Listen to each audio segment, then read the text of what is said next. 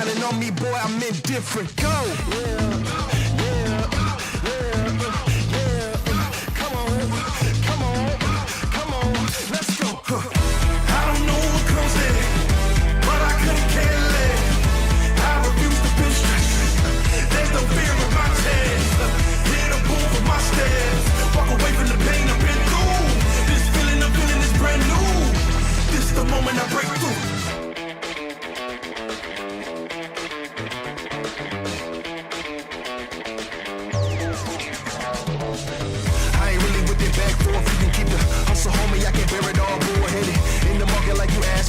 Saw you move the target like a matador.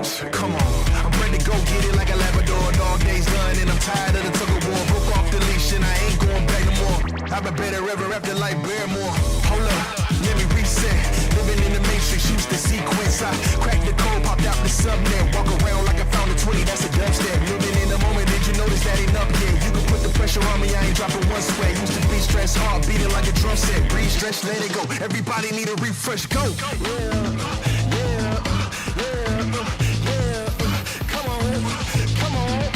Come on, let's go. I don't know what comes in, but I couldn't care less. I refuse to feel stress. There's no fear in my chest. Hear the boom of my steps. Walk away from the pain I've been through. This feeling I'm feeling is brand new. This the moment I break through. I don't know what comes in, but I couldn't care less. I refuse to feel stress. There's no fear in my chest. Hear the boom of my steps. Walk away from the pain I've been through. This feeling I'm feeling is brand new. This the moment I break through.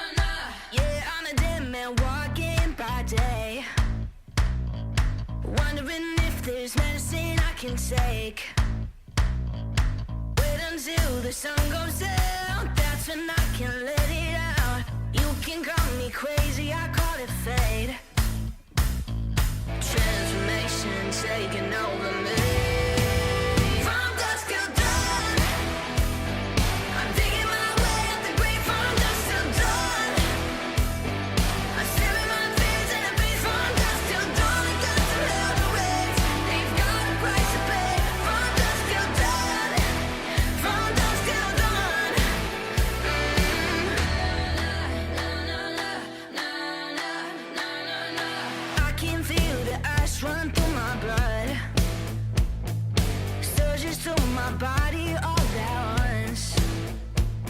My heart pumps in the dead of night. My feet run into the fire, right into the fire of my soul. Let the transformation take control. From dusk till dawn, I'm digging my way at the grave. From dusk till dawn, I'm staring my fears in the face. From dusk till dawn, they got some hell to raise. They've got a price to pay. From dusk till dawn, from dusk till dawn.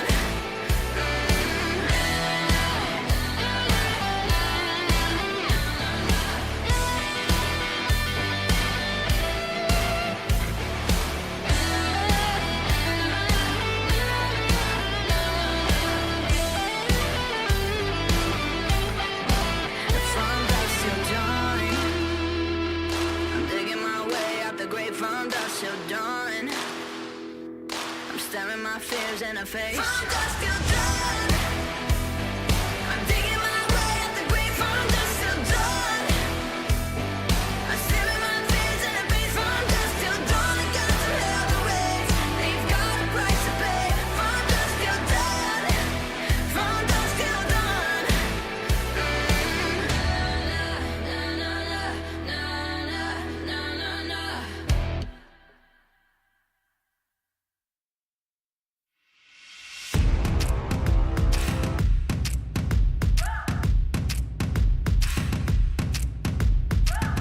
They say I'm young, they say I'm dumb, but what they don't know, it's where I've been and who I am, all the ways I've grown.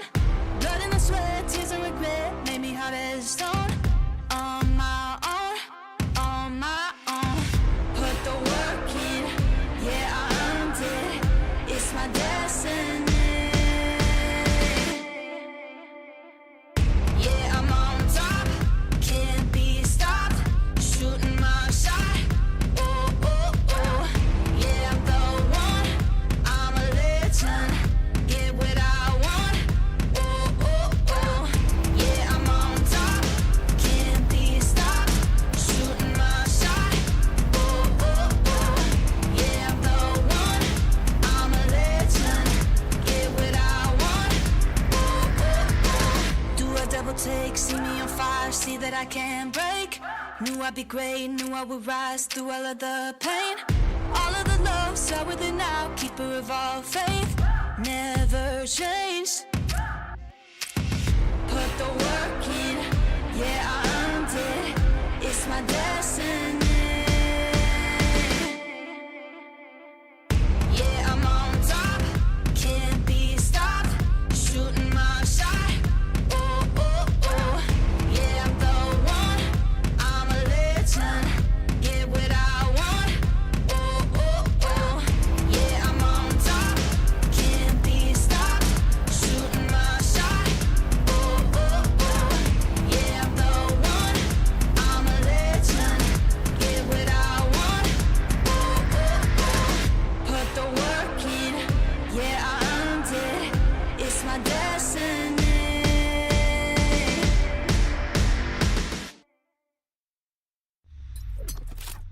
The Crucial Pro DDR5 RAM kit comes with a sleek, modern look that will complement any build. But aesthetics aside, it's the performance that really matters. So let's dive into it. The default JEDEC timings are 46, 45, 45, but it does come with 2 XMP and Expo settings for those looking for a little more performance. With XMP 3.0 Profile 1, you can push the speed up to 5600 megatransfers per second. If you prefer a slightly lower speed but tighter timings, Profile 2 offers 5200 megatransfers per second at 42, 42, 42 timings. We've run some benchmarks and stress tests to give you an idea of how it performs. In general, dropping the speed and tightening the timings with the second XMP/Expo profile yielded better results for us on our test system. Paired with a Ryzen 7800X 3D, we saw anywhere from a 1 to 5% performance bump depending on workloads. All in all, the Crucial Pro DDR5 64GB RAM kit by Micron is a fantastic choice for first-time builders and enthusiasts alike.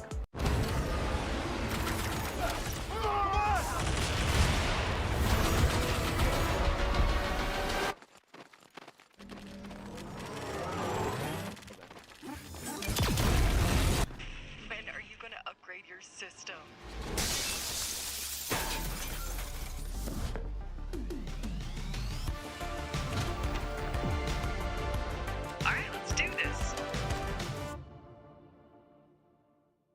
Once there was a hunter who saw what others could not. With a magic case in her backpack, she roamed with wild abandon into the great unknown. Her gaze inescapable, her reflexes lightning fast. When armies swarmed, she went through. With eyes open wide, hands steady, holding, watching, capturing everything in sight.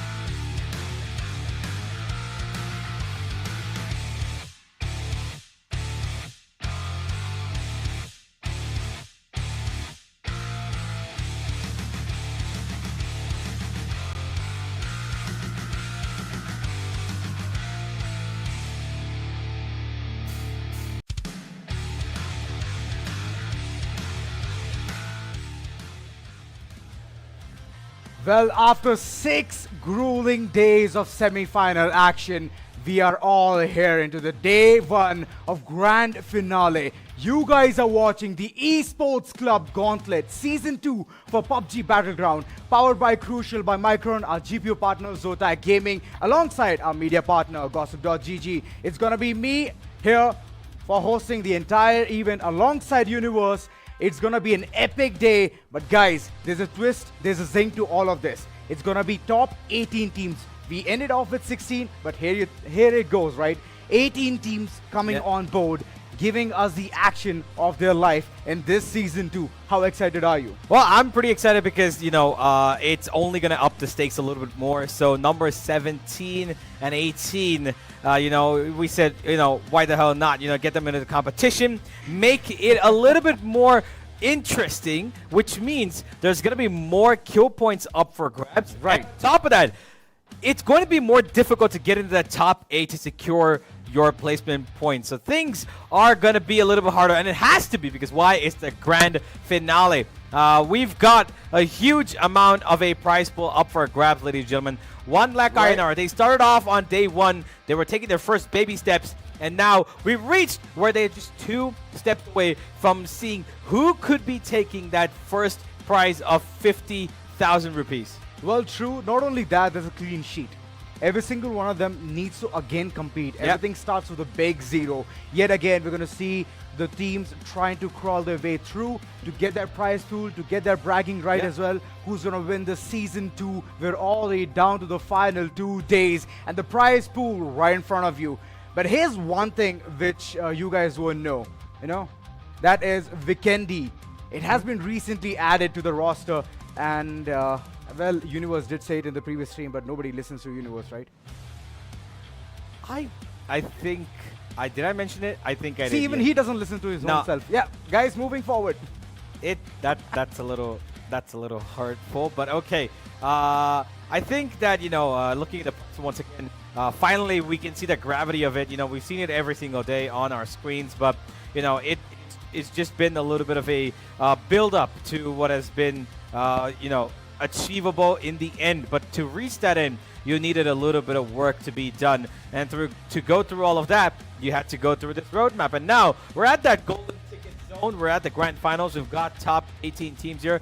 And we've got a lot of these teams taking on a extreme amount of fights, extreme amount of work that has led to them coming on to this final 2 days. Now, this point system is going to be extremely important for a lot of these teams because you've got 2 more teams to kill and 2 more teams to beat to reach that top 18. It's a key, it's a guidance system for all the teams to go ahead, get those points, 1 kill, 1 point, day in, day out. They can make that difference. As you can see, the placement as well, it bumps up the antique a bit more. From 8th place, you get, after 8th place, you get absolutely nothing. 9 to 16 is one of the places where you get a 0. That's where the only point which counts or matters is the kill. So I hope that all of these 18 teams are prepared, they're amped up, and better strategies can be cooking. Absolutely. And I feel like there is a, good amount of recoil that comes with this. When I'm talking about the teams itself, right? There's a good amount of recoil that could come through because if you've let teams like Suicide Squad into the mix, and if you've let teams like Ghost Gaming back into it, who of course had their high moments, there is no reason why they shouldn't be able to replicate it. And that's a recoil I'm talking about, because now that they've been given a second chance, because at the end of that semifinal last day, they were probably looking at the screen and thinking, oh, you know what? Yeah, it's been decent, but to lose by 1, to lose by 3 points, it's so heartbreaking. And then suddenly comes the little twist, and we're like, oh, hey, listen, guys, yeah, you're in the final. And now they're going to take that chance. Of course, why wouldn't they? With open arms. And I'm going to just say, the teams that made it through in the last second, Mean Machines, 2OP, the OGs with those, big 4 games, 2 chicken dinners as well, back-to-back. The only team to do it, by the way. I'm gonna tell the big dogs here, Ruthless, God Squad, OR, Shakti Water, all of them to look out for those 5 teams.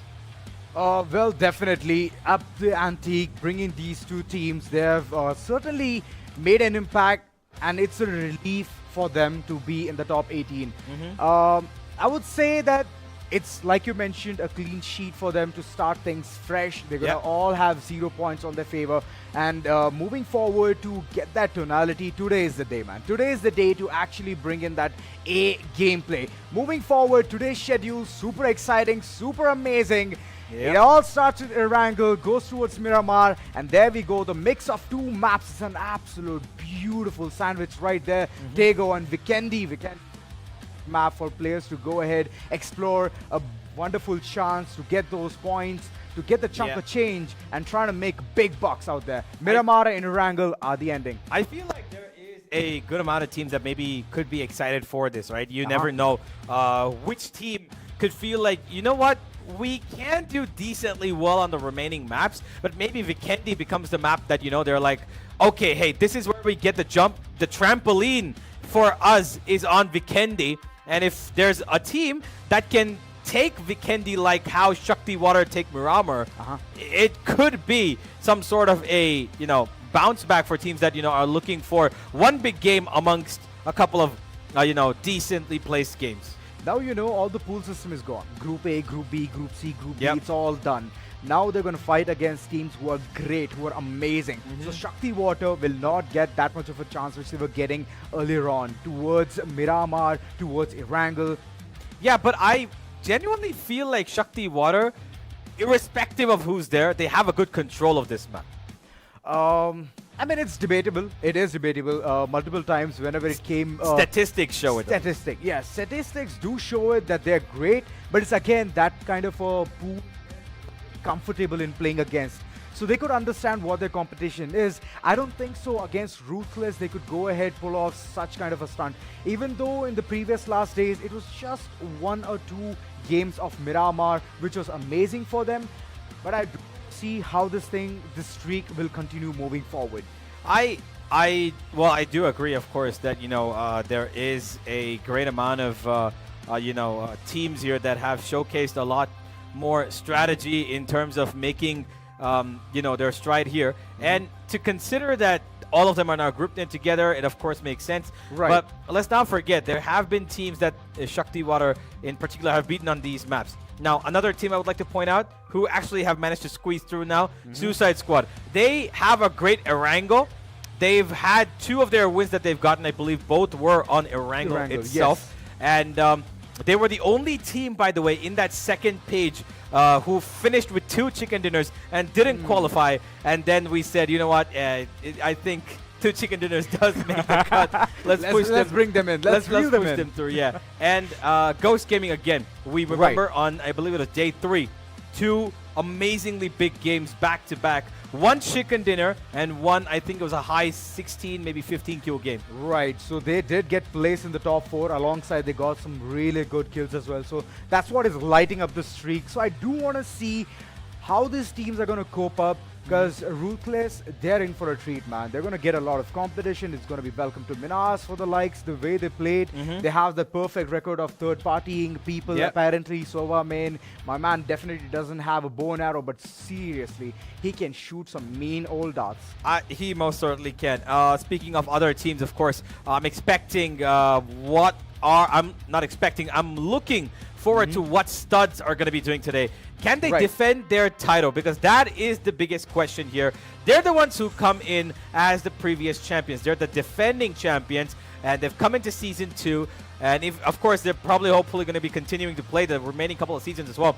But this is the start. This is where they need to show how consistently good they can be. Because they've got now, I feel like, a lot more warmed up teams.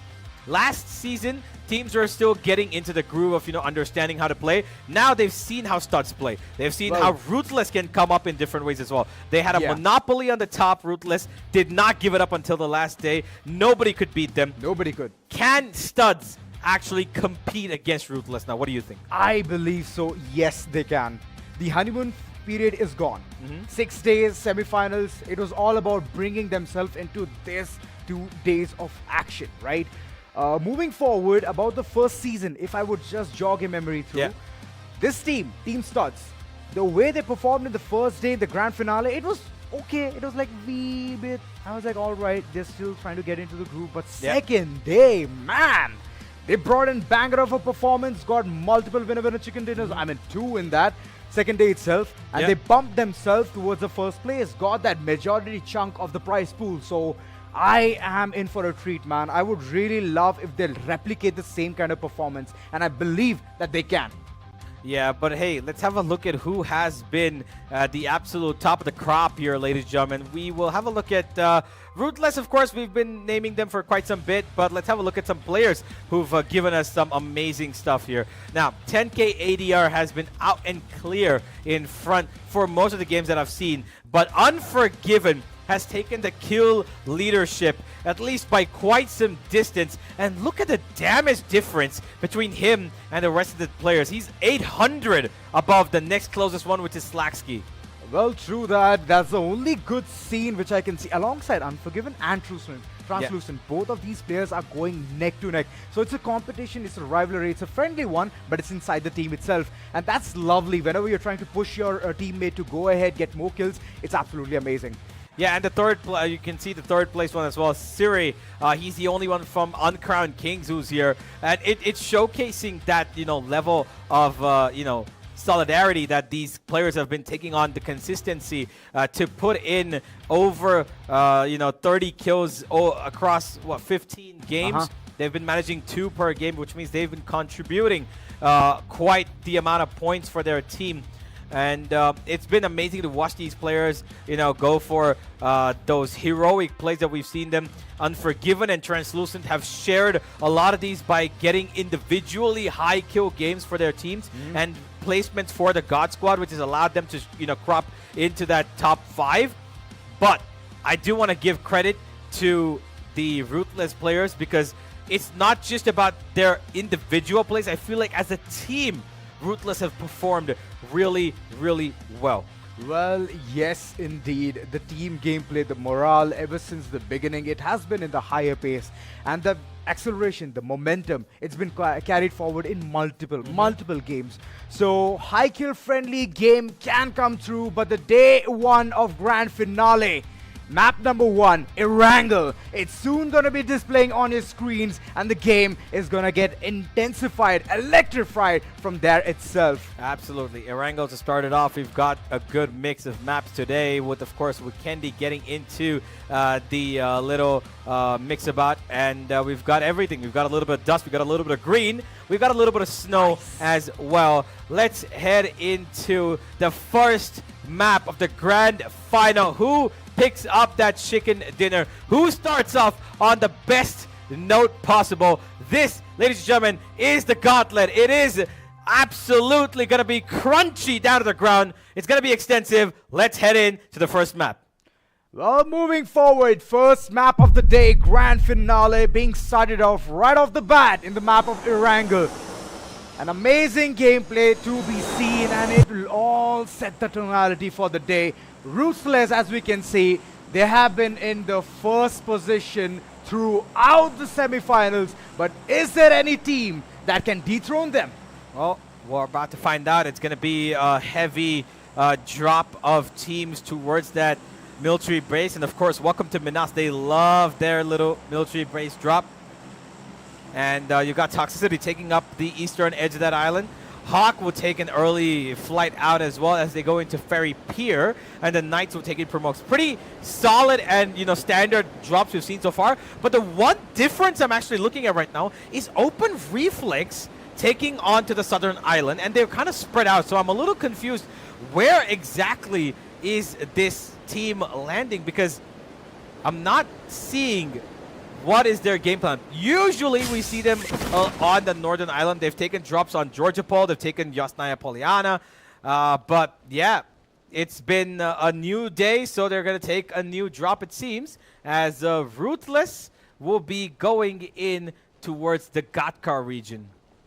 Oh a little boy. little south of it. Yeah. And as you can see, even TOXICITY, they're up for a rotational game here. They want to head towards Nova Ripnoy, get all the loot, replenish themselves. Yes, it's a good circle. It's towards the western side, and majority of the teams are inside it. I'm hoping that the action can soon be unfolded, and as you could see, the NKDR, I can already understand what he's up to. Taking a jump down, understanding that the opponents are right in front. This is a big move coming in already, and he wants to top the leaderboard. Yeah, absolutely. He wants to take over that first spot of a number of kills. He wants to dethrone Unforgiven. But I think they're going to be pretty happy right now with the early initiation of points. Opening each other's doors, going to take in Suicide Squad already in a lot of pressure. Only 2 players here, by the way. The third one is a little far away. Oh, and no. Raccoon's going to go down. Another great nade as Suicide Squad are constantly taking in a lot of early pressure. And this could be an early deficit of 50% of their team. Ooh, nades being barraged all about the Wow. corner, and one player being knocked right off of his senses.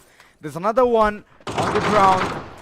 Legend, he's going to be taken off the bat as well. Ruthless, a good start for them nonetheless. But the Cavalry, it was way too far.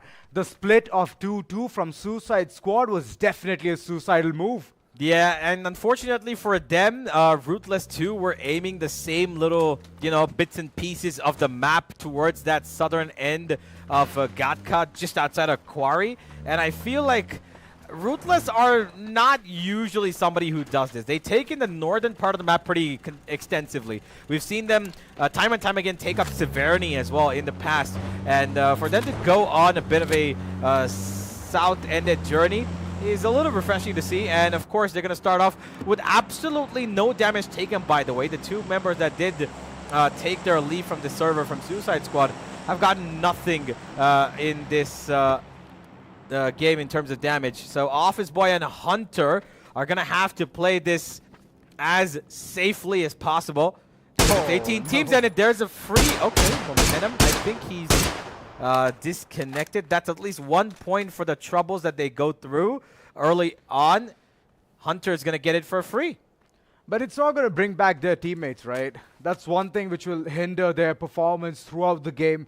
Two-man squad starting very weakly in the map of Erangel definitely will keep the morale low.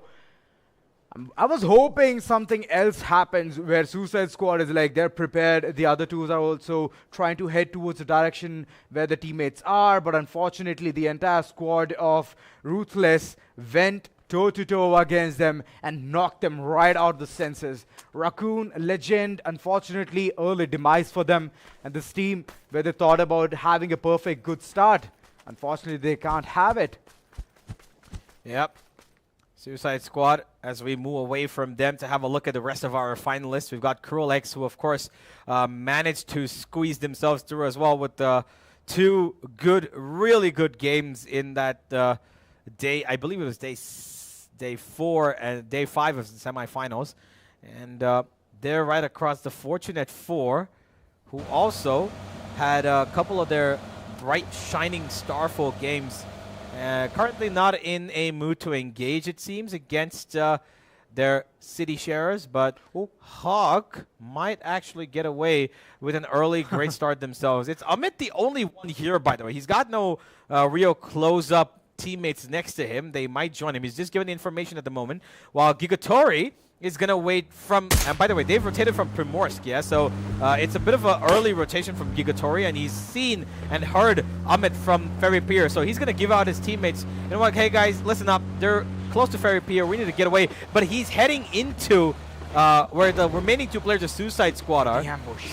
So it's a little across the map here for the Knights.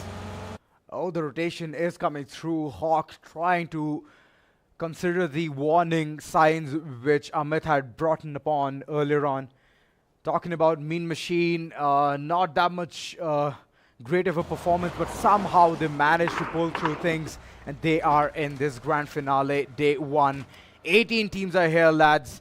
And we all can see those action with the Bolt, where all pusher, he's trying to get at least some kind of a damage here, but unfortunately, it was just warning shots, letting the enemy go. It is going to be a big decision to take, as the entire team, they're trying to settle things up. They're trying to understand how to go ahead and execute. Studs on the other corner, they are watching what's going on right in front of them. The God Squad, they have called in an early rotate, and Studs, they don't have any cars for now, so shots in the open. Yeah, and it seems like they're going to be able to get away at God Squad. There's no way that, you know, the Studs are going to be damaging them more than just a couple of points of health.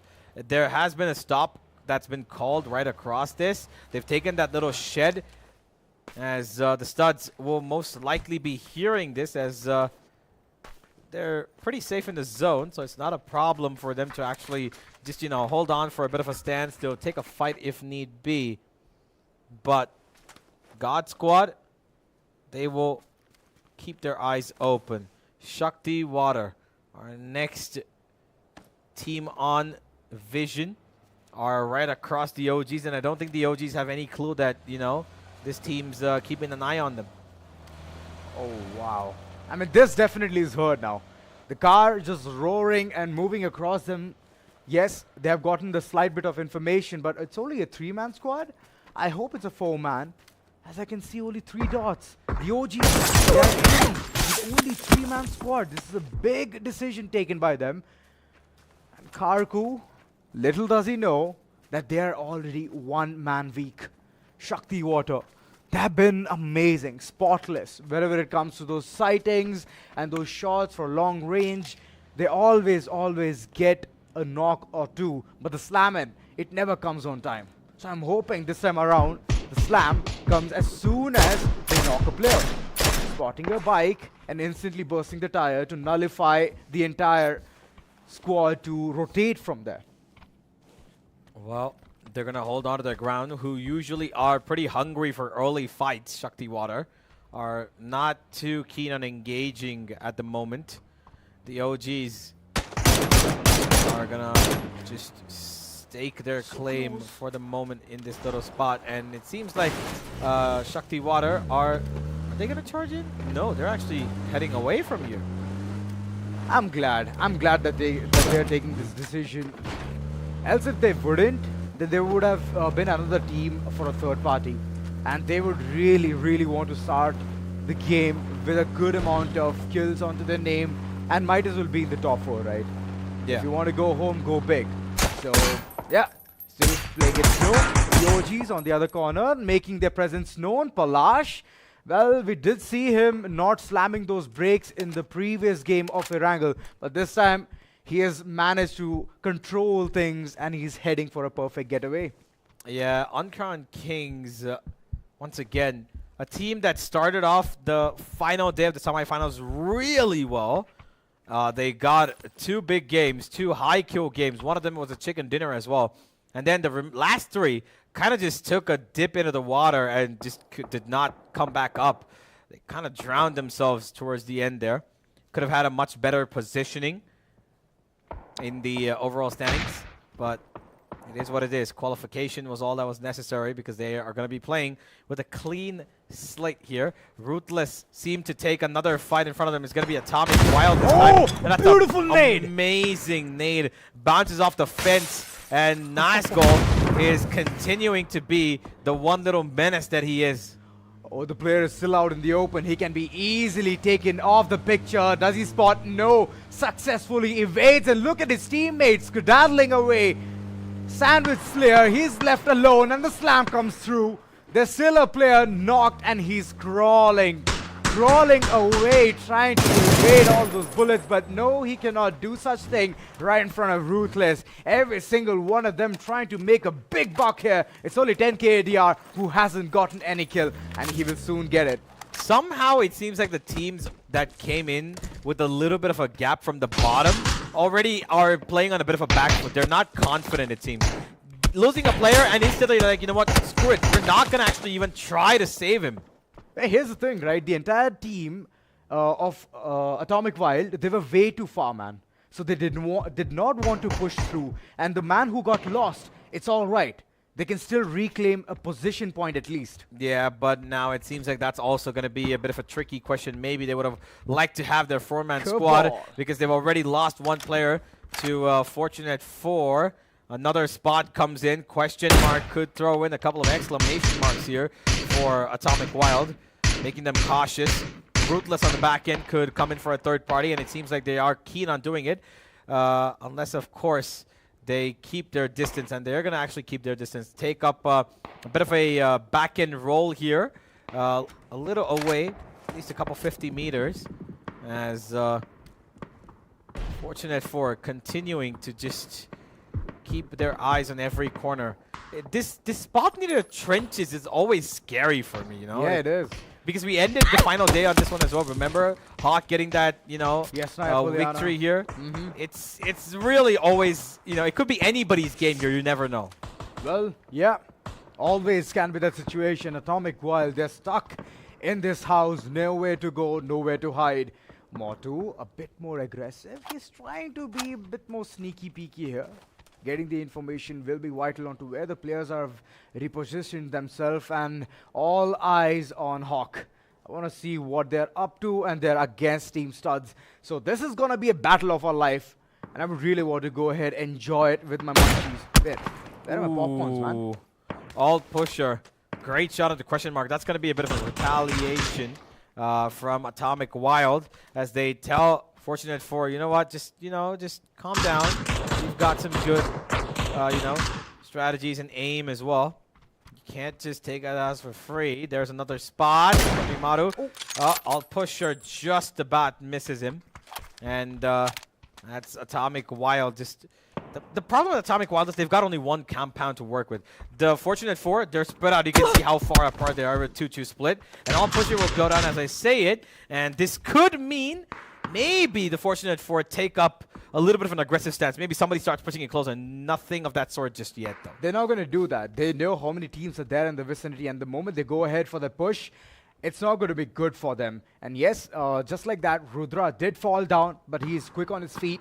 He's going to be back into the game, but it's only Atomic Wild, their likes, the trio, is currently struggling, trying to find a solid footing. Smokes outside, creating a perfect room for them to rotate.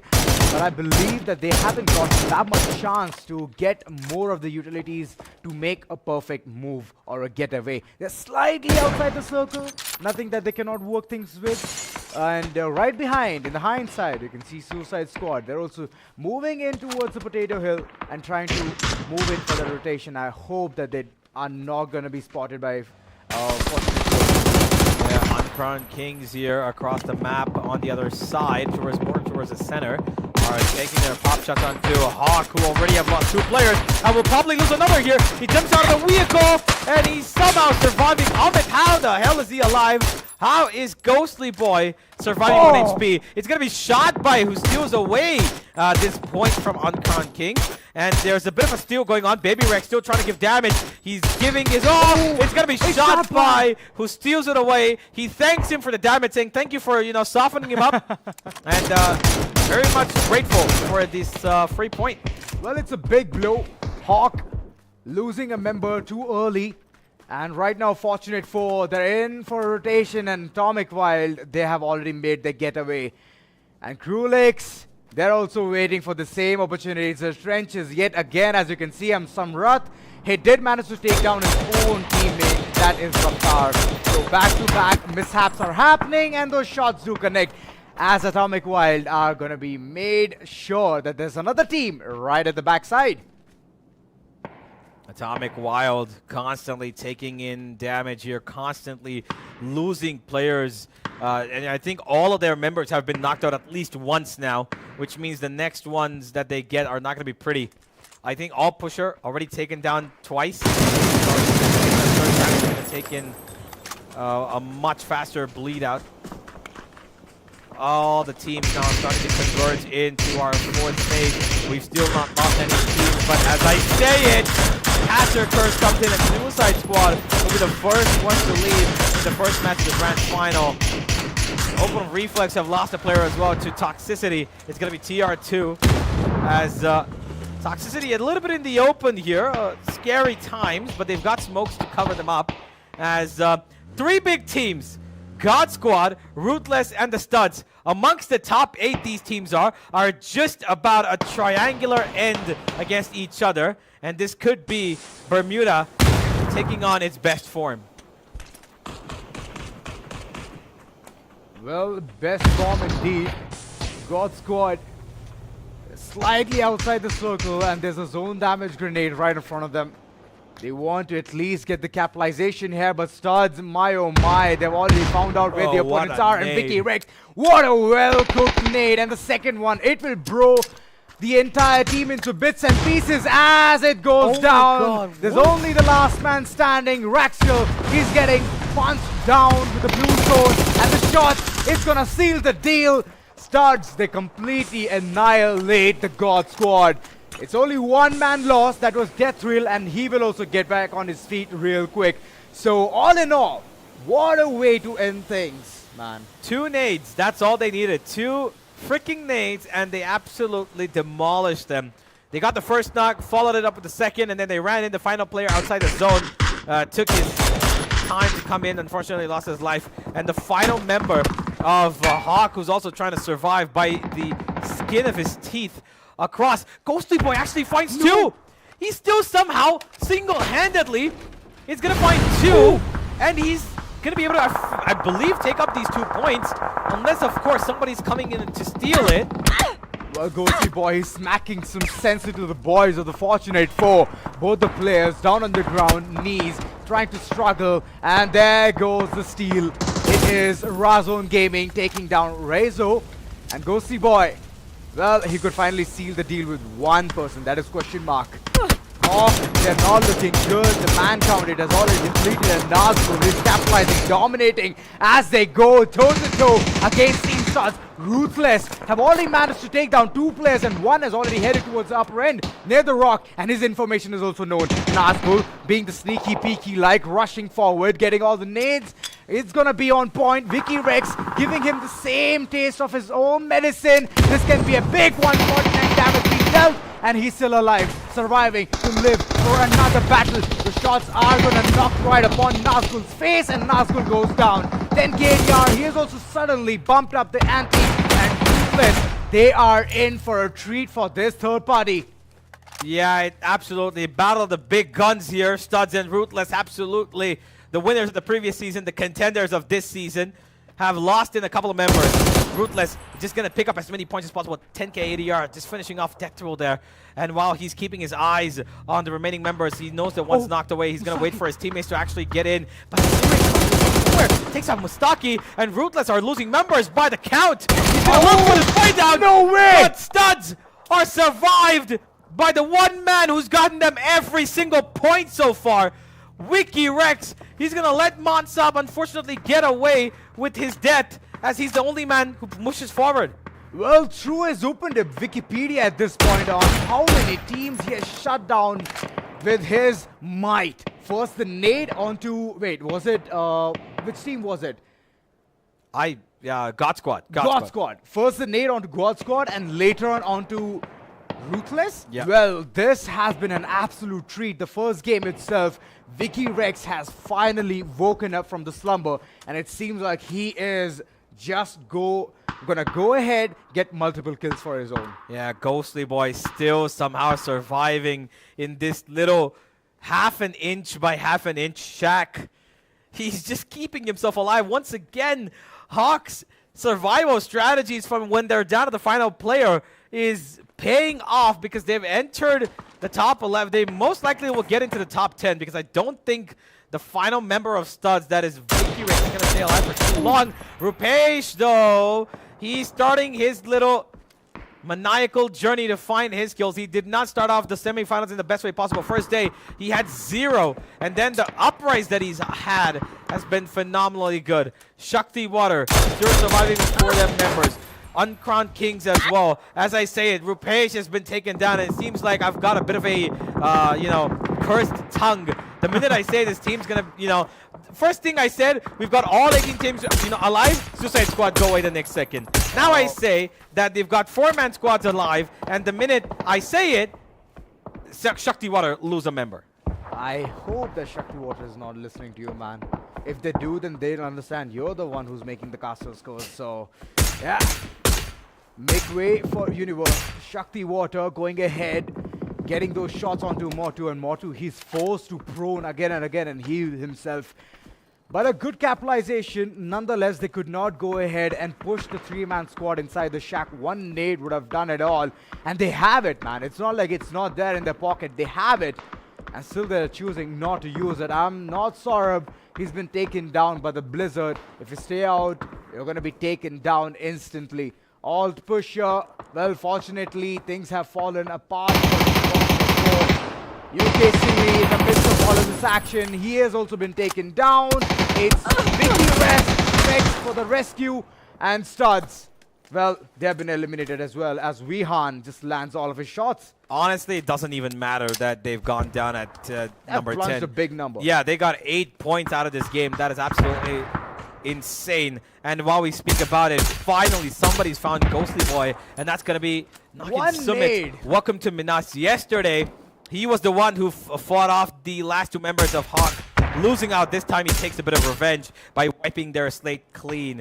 Shakti Water have lost 2 members now. They've gotten 4 kills so far, and they're really, really adamant about the fact that they want to actually pressure the Knights out of that small little place that they're holding on this mini shed almost.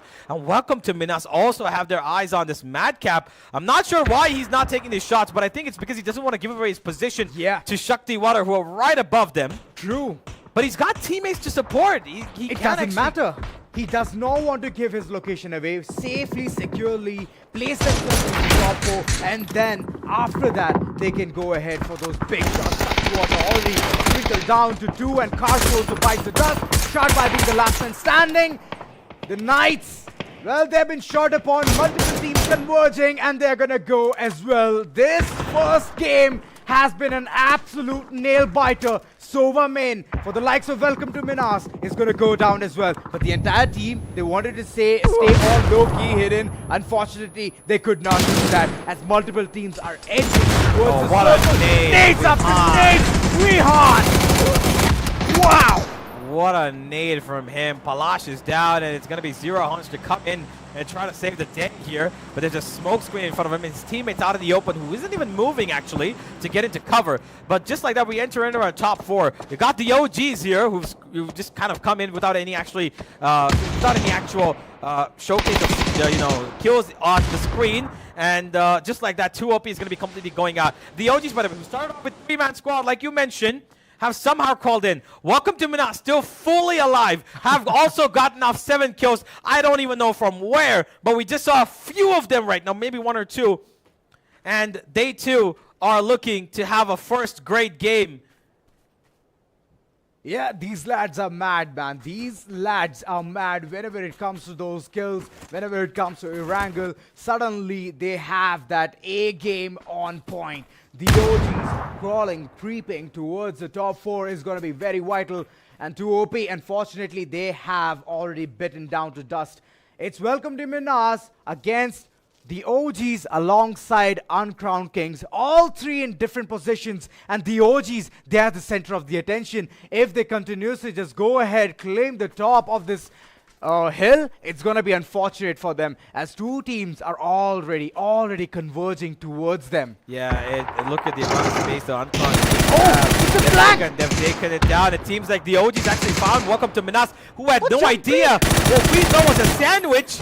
It seems like the sandwich from the filling in the middle says, no, we're going to attack you.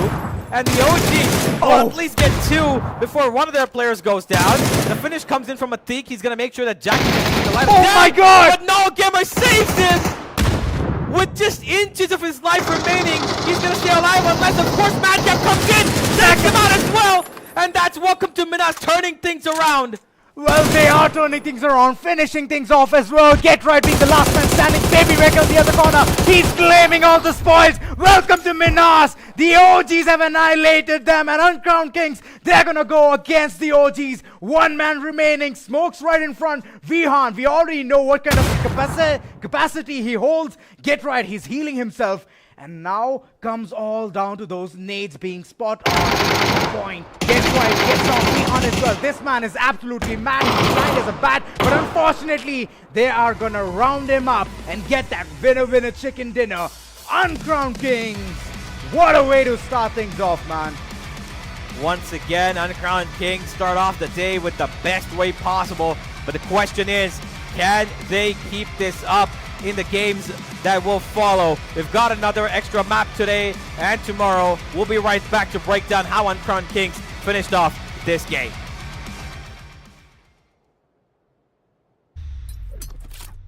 The Crucial Pro DDR5 RAM kit comes with a sleek, modern look that will complement any build. But aesthetics aside, it's the performance that really matters. So let's dive into it. The default JEDEC timings are 46, 45, 45, but it does come with 2 XMP and Expo settings for those looking for a little more performance. With XMP 3.0 Profile 1, you can push the speed up to 5600 megatransfers per second.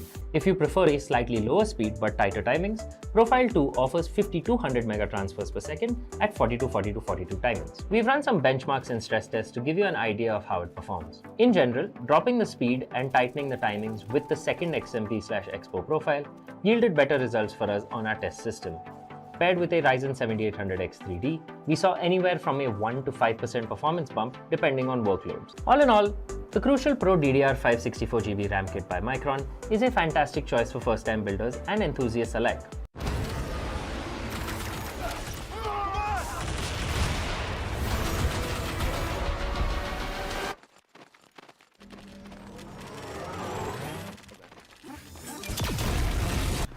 When are you gonna upgrade your system?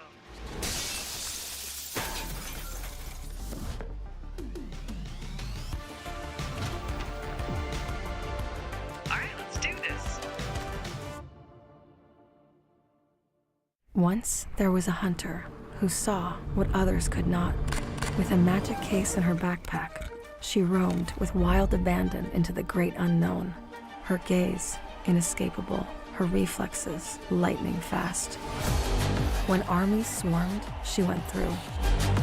With eyes open wide, hands steady, holding, watching, capturing everything in sight.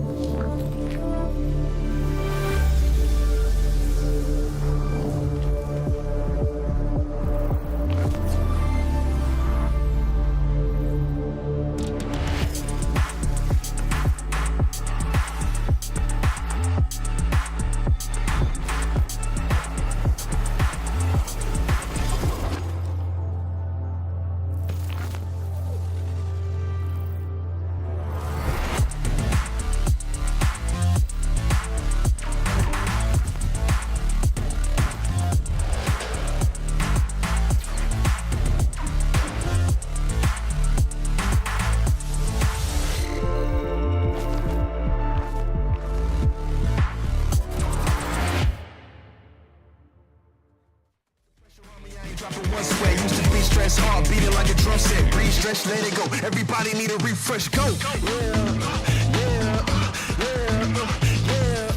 Come on. Let's go. I don't know what comes next, but I couldn't care less. I refuse to feel stressed. There's no fear in my chest. Hit a pull for my steps. Walk away from the pain I've been through. This feeling I'm feeling is brand new. This the moment I break through. I don't know what comes next, but I couldn't care less. I refuse to feel stressed. There's no fear in my chest. Hit a pull for my steps. Walk away from the pain I've been through. This feeling I'm feeling is brand new. This the moment I break through.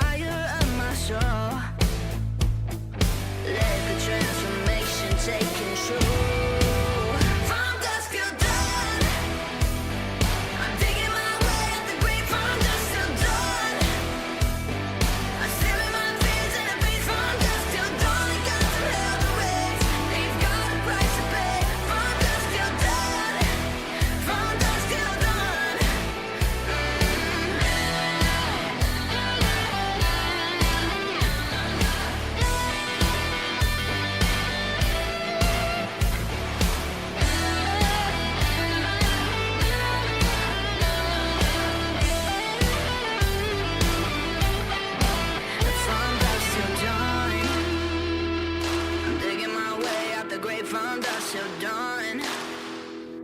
I'm staring my fears in the face. From dusk till dawn. I'm digging my way at the grave from dusk till dawn. I'm staring my fears in the face from dusk till dawn. I got to hell to wait. They've got a price to pay. From dusk till dawn. From dusk till dawn.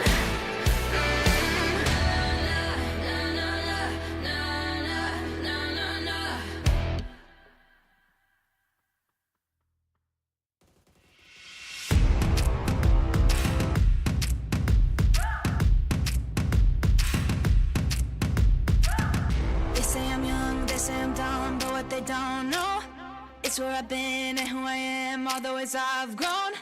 Blood and the sweat, tears and regret made me hard as stone. On my own, on my own. Put the work in, yeah, I earned it. It's my destiny.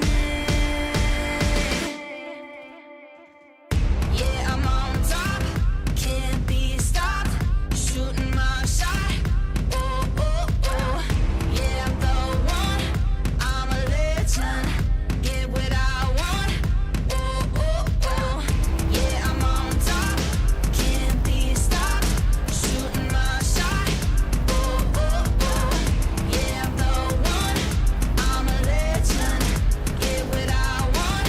Oh, oh, oh. Do a double take, see me on fire, see that I can't break. Knew I'd be great, knew I would rise through all of the pain. All of the love, start with it now, keeper of all faith. Never change. Put the work in, yeah, I earned it. It's my destiny. Yeah, I'm on top, can't be stopped.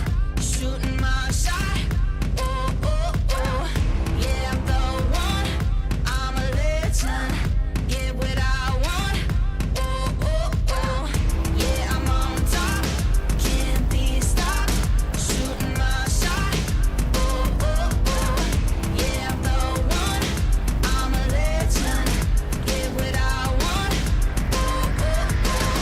Put the work in, yeah, I earned it. It's my destiny.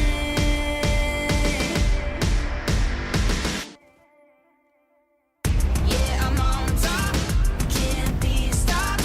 Shooting my shot. Oh, oh, oh. Yeah, I'm the one. I'm a legend. Get what I want. Oh, oh, oh. Yeah, I'm on top, can't be stopped. Shooting my shot. Oh, oh, oh. Yeah, I'm the one. I'm a legend. Get what I want. Oh, oh, oh.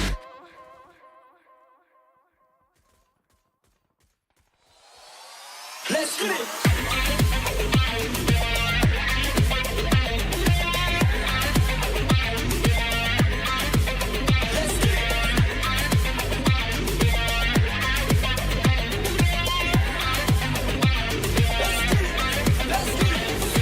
Feel like I'm in danger, I can't seem to get you out of my head. We stayed up all night talking about our differences and your little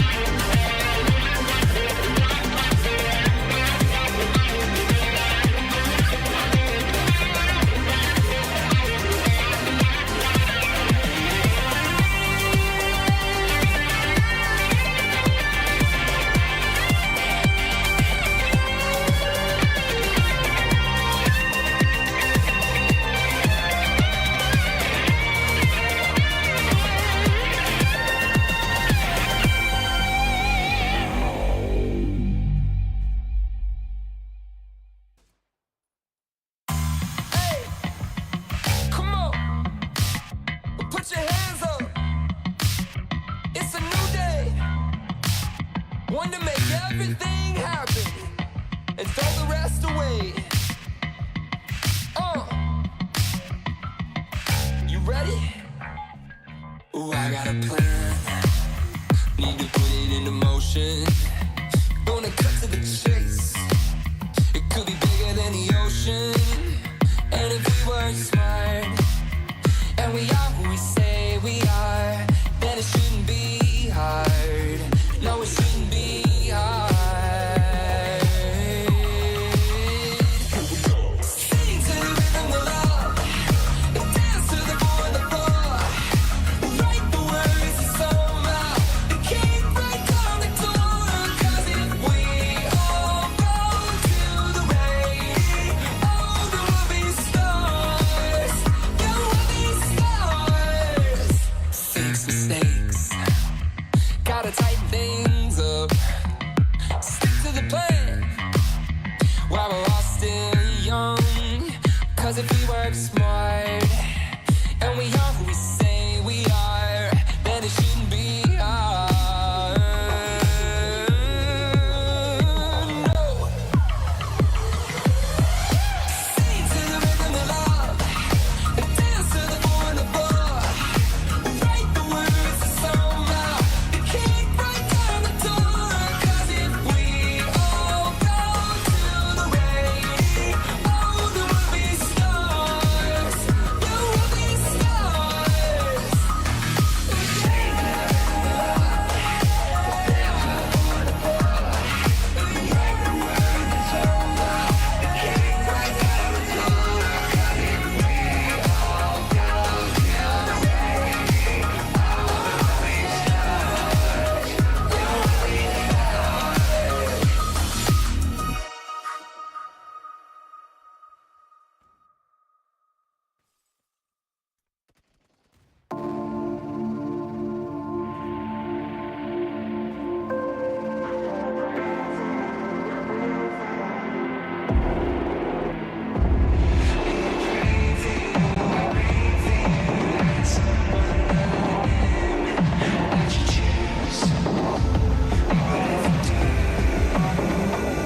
Watch out!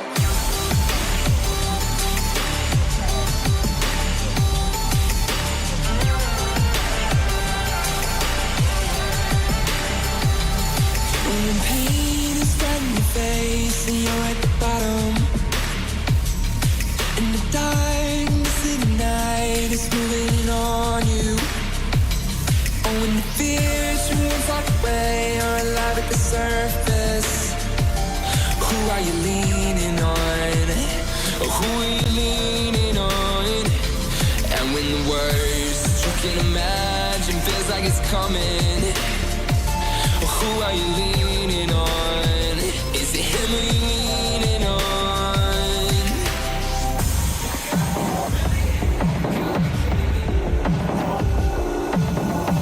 He's like the God for you.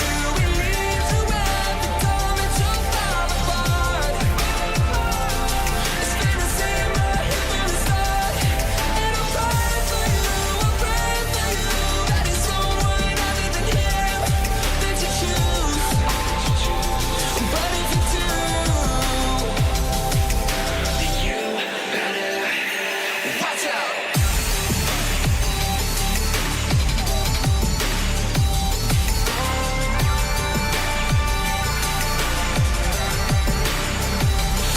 When the pain stays at your face, you're still at the bottom, and the darkness that you hate is moving all in on you. And the fears ruins walk away or alive at the surface. Who are you leaning on? Is it him or you leaning on?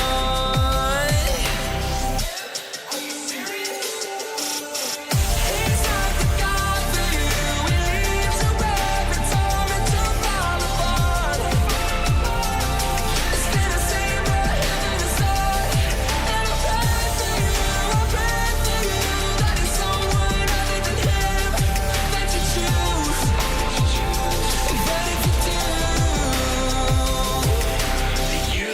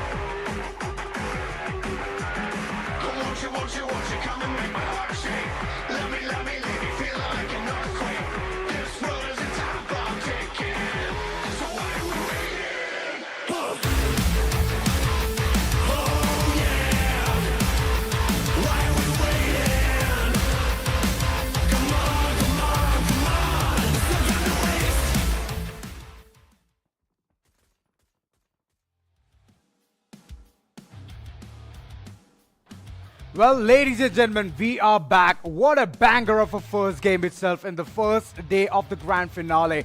Well, Uncrowned Kings have already put their crown face on, getting their winner chicken dinner. It has been absolutely amazing to see them, man.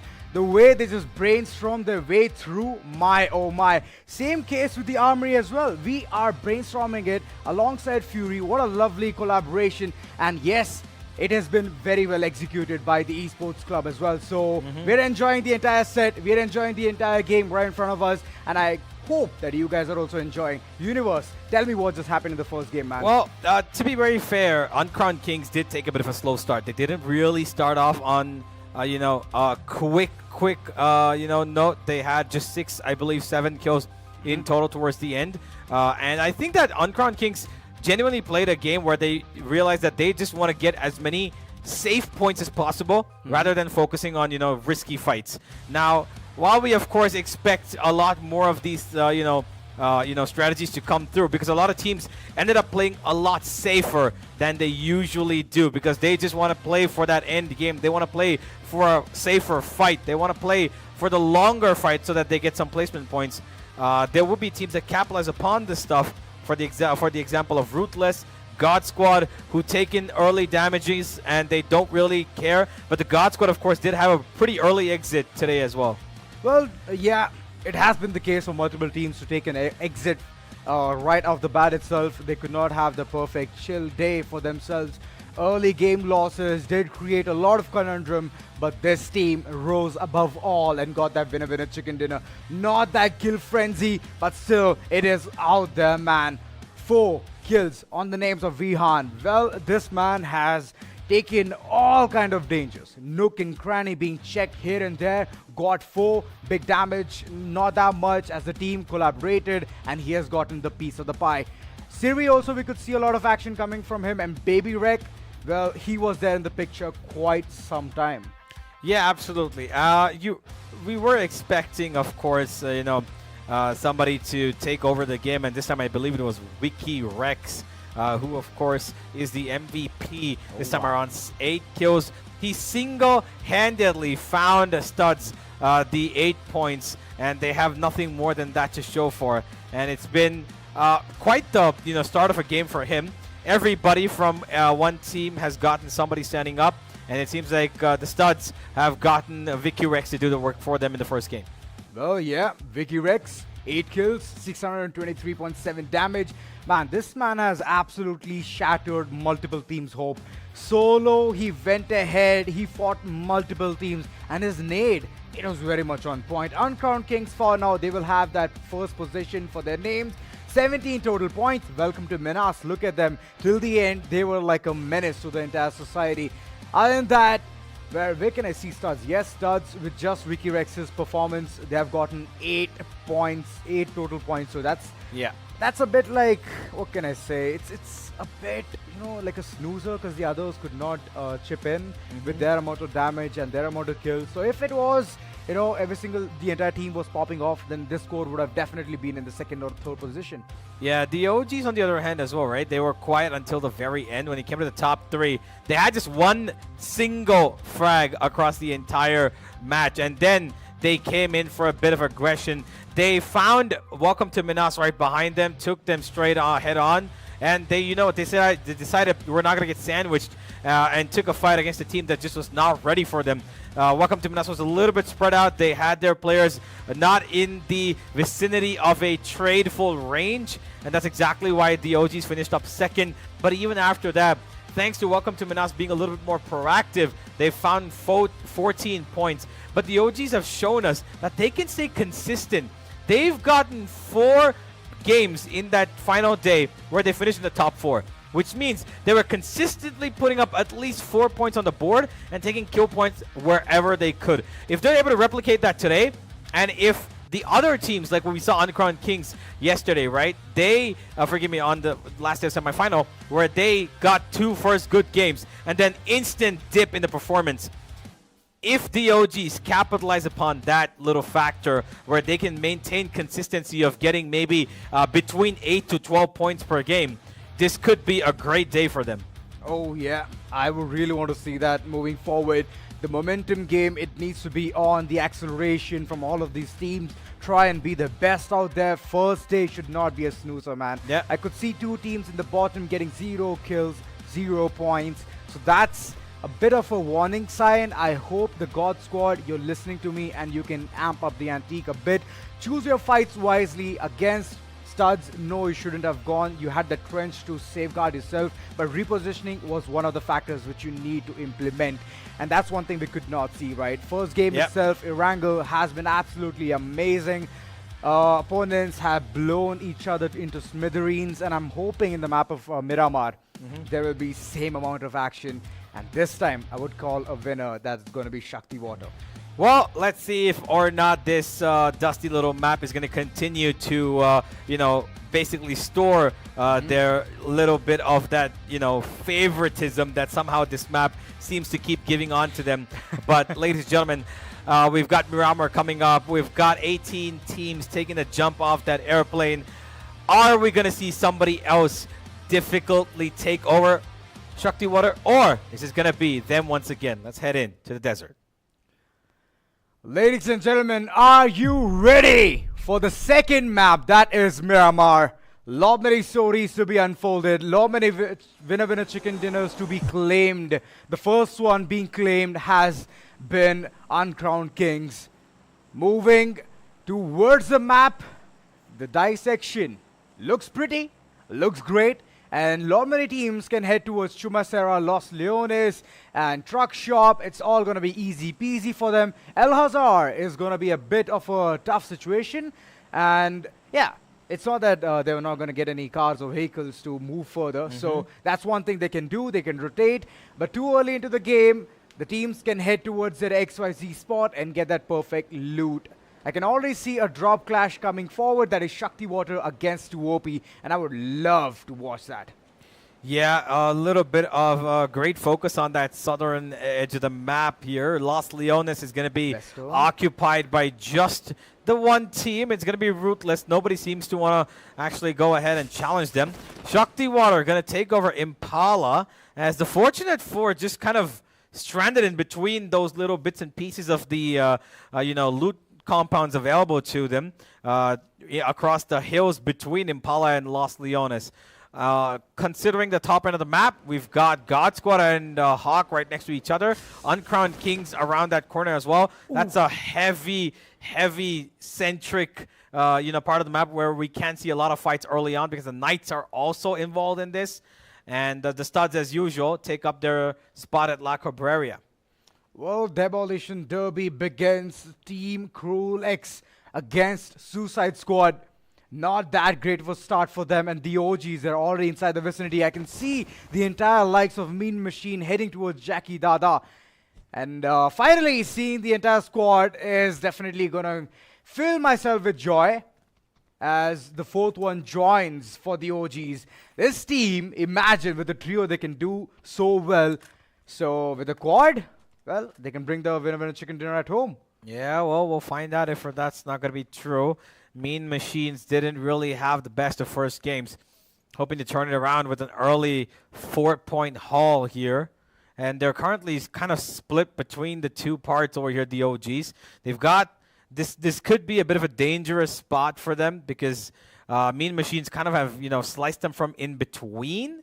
So if they push on to Get Right and his teammate across there, it's going to be difficult for Jackie and Null to actually cover them up because they are still amidst a bit of a looting scenario. And damage instantly given. There it is. But Drungs has gone down. Instead of going to that little spot of taking a fight as a team, they're going to have to, unfortunately, split up and take this one by one. Jagat Papa's going to just heal himself up as he's going to hold on to listen if or not Get Right's going to come up to heal his teammate. He's going to come walk through right through that door. Damage being dealt, and Get Right knows that he just cannot go into this room easily. Well, he's stuck in such kind of situation that he has nowhere to go. He's nodding himself, looking forward, but Nate... Oh, it's going to be an ambush. With the Pans of Frost, and Jagat Papa instantly understands the gravity of the situation, runs. Else he would have been blown into bits and pieces, shutting down the scene, and he's gonna be instantly shut down. That's what happens if you get a bit greedy alongside Einheit. Einheit, what were you thinking? Man, stay down, being humbled right there. Get right, getting all of his shots on point. The Panzerfrost moved in as well as Exper. He's not gonna get the time to breathe. Last man standing. He did manage to take down one player, and the OGs, they are left with one alongside Mean Machine. Anime versus Jackie Dada. He did bring in a flashbang. Blind is a bad Anime. He's running for his life. S12K in hand. So the shotgun action, it will be intense onto Jackie Dada. He needs to tread carefully. He needs to move in inch by inch, understand the gravity of the situation as the heal comes through for Anime. Oh, that's a nade and a half, and that's going to take him straight out. That's a three-pointer. Anime was healing himself up, expecting nothing to come his way, but somehow that one single nade straight into the top window. Top, absolutely well done there. And he had no idea that was coming. The OGs survive with just one player, but they've taken 4 points at the bare minimum before leaving this game. And if he survives to the top 8 somehow, I'll be extremely impressed. Whoa. 10KDR, what is he doing? Is he doing a barrel roll right there? Man, come on. Just stand right there. It's all right. You have taken a lot of painkillers. You are in a lot of trouble. But that's not the way you can deal things with, man. Lost Leon is being completely under the control of RUTHLESS. Kind of feels like he's dizzy, you know? He's got a bit of a headache, it seems. His teammates have already moved up. He's the only one who's stuck there. Bit of a sugar rush, if I would say. He just drank an energy drink, man. Fair enough, I guess. Maybe. Let's see if that little headache is going to go away from him. But right now, there is one that could come the way of Fortunate 4 because they've got open reflex on the other side. Both these teams not having the best of showcase in the first game as well. They try to get as deep into the top 8 as possible, but they just couldn't reach it. A few frags here and there. No. Oh boy, Rudra might just get one. He's not actually going for the fight. He's going to go down 1 HP. How the hell is he alive? I have no idea. It's the might of the rock. It has been unshakable for him. He's launching his shots. Question mark getting one player and the second one as well. Question mark single-handedly has taken down 2 of the players of open reflex. They're out in the open, no cover, no more teammates to help them out. As the Fortunate 4, they've gotten 2 big kills. Ziggin just watching on from this little compound of his, listening to his teammates probably scream in his ear that, you know, we've been taken down. We're really unlucky what happened, but we did not expect him to be on top of that hill. And now open reflex, they're being pounded upon, they're being ambushed here. Assassin and Ziggin need to hold on to their ground and probably take these fights together. One spot comes in. There goes the shots. It's not going to connect. Maru's gone down, though. Ziggin does get one, and he's going to toss in the nade to finish that off, get at least a point before anything else happens. He just wants the points at this point. But he will get a lot of pressure. Molotov thrown to his window to force him off. Well, as they've been surrounded by 3 of the opponents, one already been knocked. Fortunate 4, they're making their move. Assassin forever. He knows that he had to go for a rendezvous, and he's very well going to do that. For now, the heat is off onto open reflex. They are safe. Fortunate 4, they're inside the smoke, running for their lives. The fight would have been a bit better if no players would have been knocked, but unfortunately, it is open reflex they're going up against. So they have to be careful. Threading his needles. Also bad. The player has been changed. Rudra.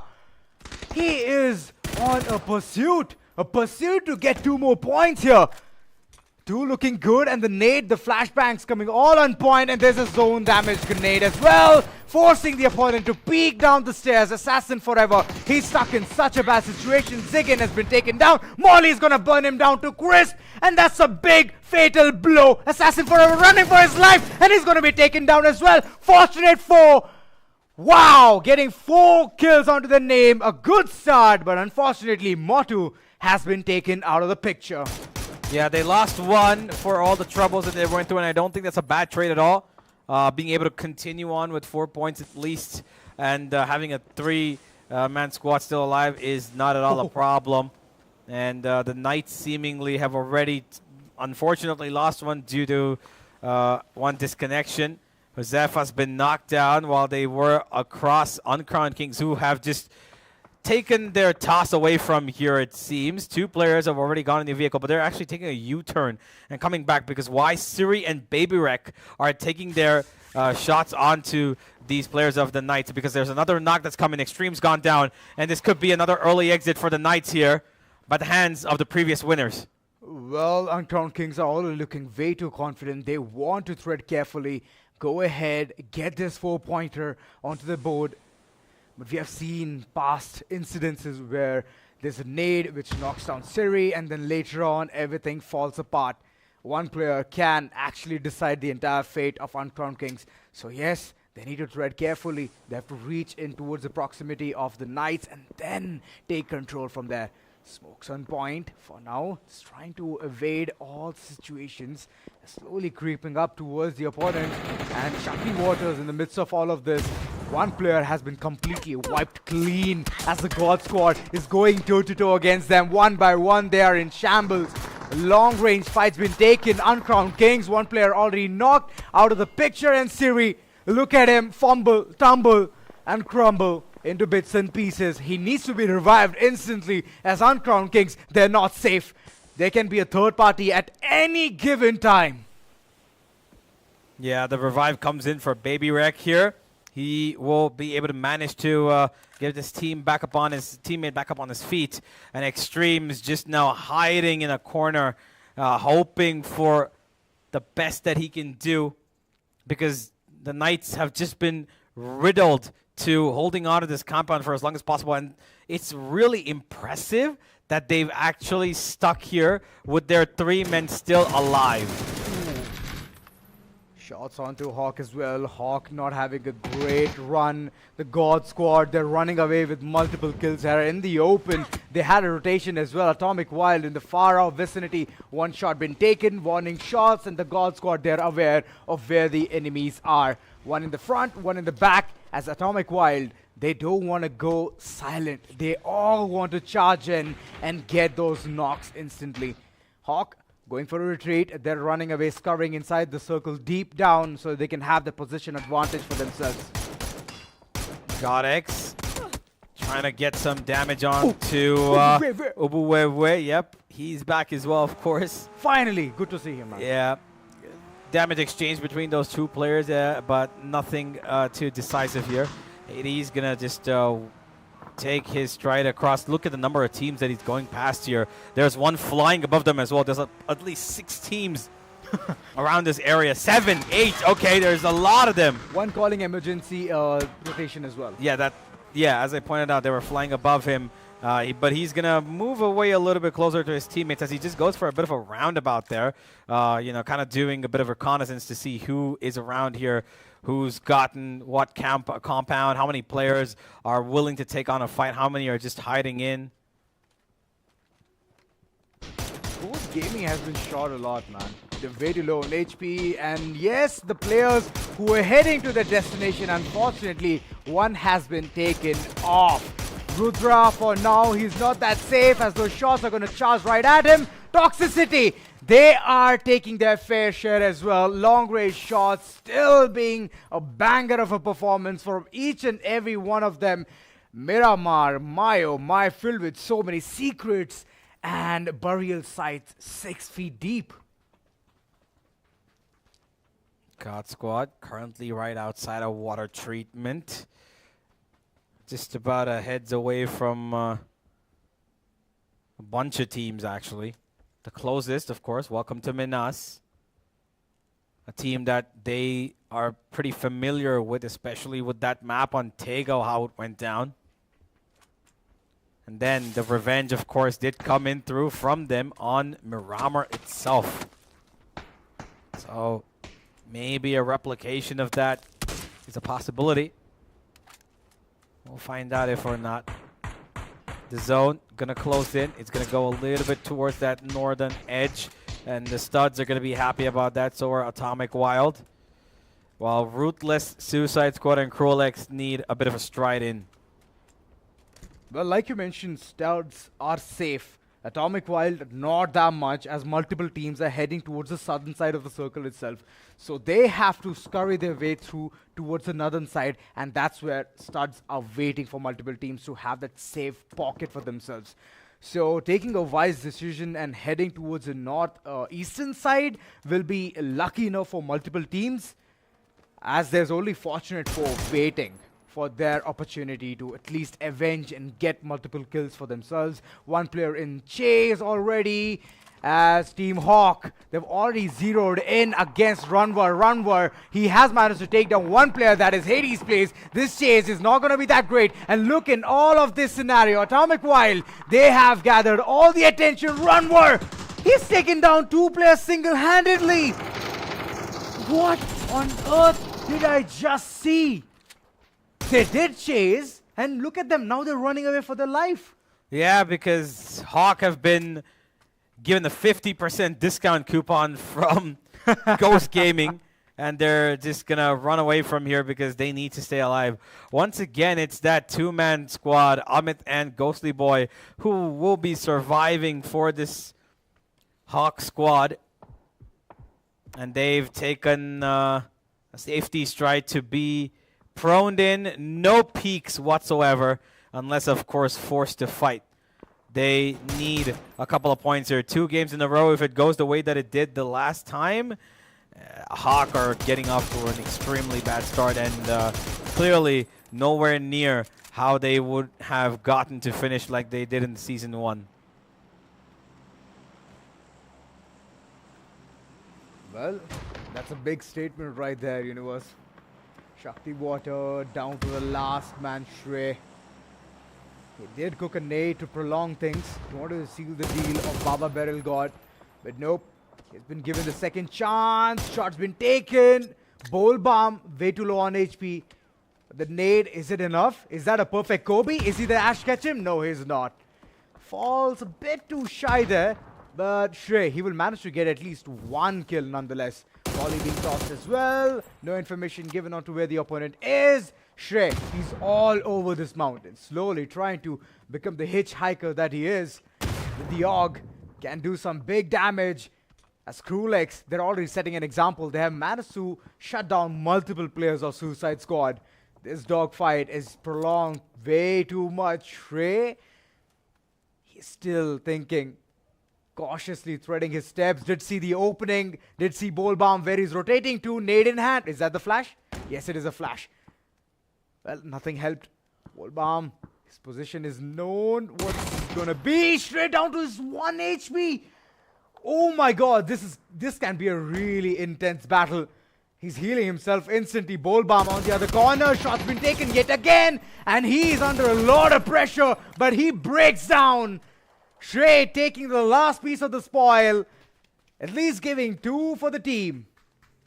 Yeah, that was an extremely difficult fight, but he's got Ruthless coming his way, and no. he's sitting in a car waiting for death, and Shakti Water have been eliminated in one of the last few positions. It hurts. On a map that is usually counted for them to be one of the winners.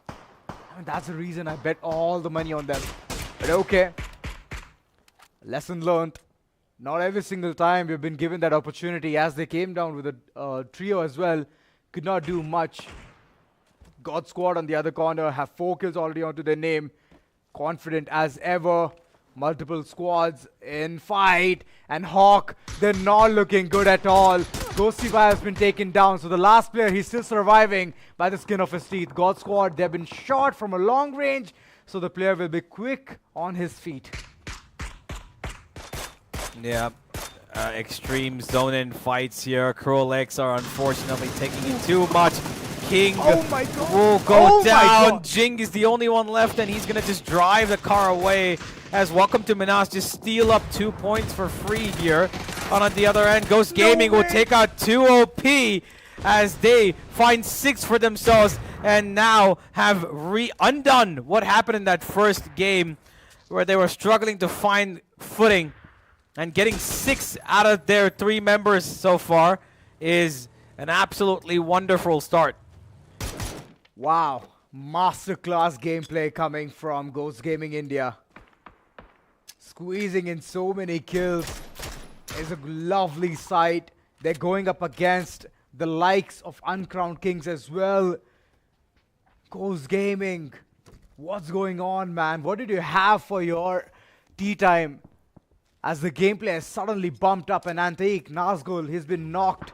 He's on the ground, and successfully the team is gonna manage to shut him down. Oh no, is he up? No, he's taken away. Oh, the question still remains. But the shots, they are landing. A man running around. He's gonna be taken into bits and pieces. The God Squad, they're joining in hand to hand in this battle, which is the Fortunate Four against Ruthless. This is a big fight. Ruthless going to be losing out their players pretty early on. 10k ADR. Wait, haven't they checked Slaksky, I believe? Slaksky's still between them. Finally, I think they're going to take the fight, and Ruthless have gone down to the trenches once again in an early outing. Oh no! Over Webway! What a sneaky peeky gameplay for him. Welcome to Minas. Still seems like they are ready to battle this one. As the team, they're slowly joining in, trying to go ahead, seal the deal. Nade in hand, what's going on? It was a Molly, good stop, and Uncrowned Kings. Wow! Atomic Wild, as long as they're alive, man, they can do a lot of damage. Yeah, a lot of teams here have left us. Ruthless have gone out. Uncrowned Kings got wiped out as well just a couple of seconds ago. Unfortunately, couldn't see what exactly happened to them, but we still have some of the teams that have showcased they've got great potential. One of them, of course, at the very top, God Squad, who have 7 already, equally distributed, except for Geek God. And now he's heading up for a little bit more. He wants to match up to his teammates, and he's got the Fortunate Four, and he spotted one of their heads, I feel. Oh, no. He's heard Atomic Wild as well. He knows that that compound's pretty much occupied at the moment, but he's a little out in the open. I'm not too comfortable with where he's currently sitting, and I feel like he should be slightly looking for a little cover. Oh, for sure, cover will never hurt you. Hawk, they're still alive. Last man standing. Ghostly Boy, he's outside in the open, in the wilderness. Does spot one player. Shot's been taken, and Jing, he knows the location of Ghostly Boy. But the smoke is one thing which will help him survive for a longer battle. There's a rock as well. Can take a cover there. But it's still outside the zone. He needs to creep close inside it.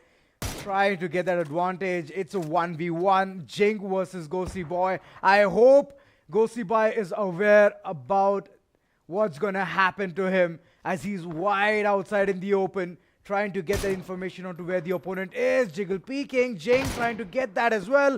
It's a duel, it's a standoff, and you all can see it in the map of Miramar. Shots been taken. It is a God Squad from the backside. Raxiel trying to seal the deal, and Ghostly Boy steals the show, steals the thunder, and gets that 4th on board for Hawk.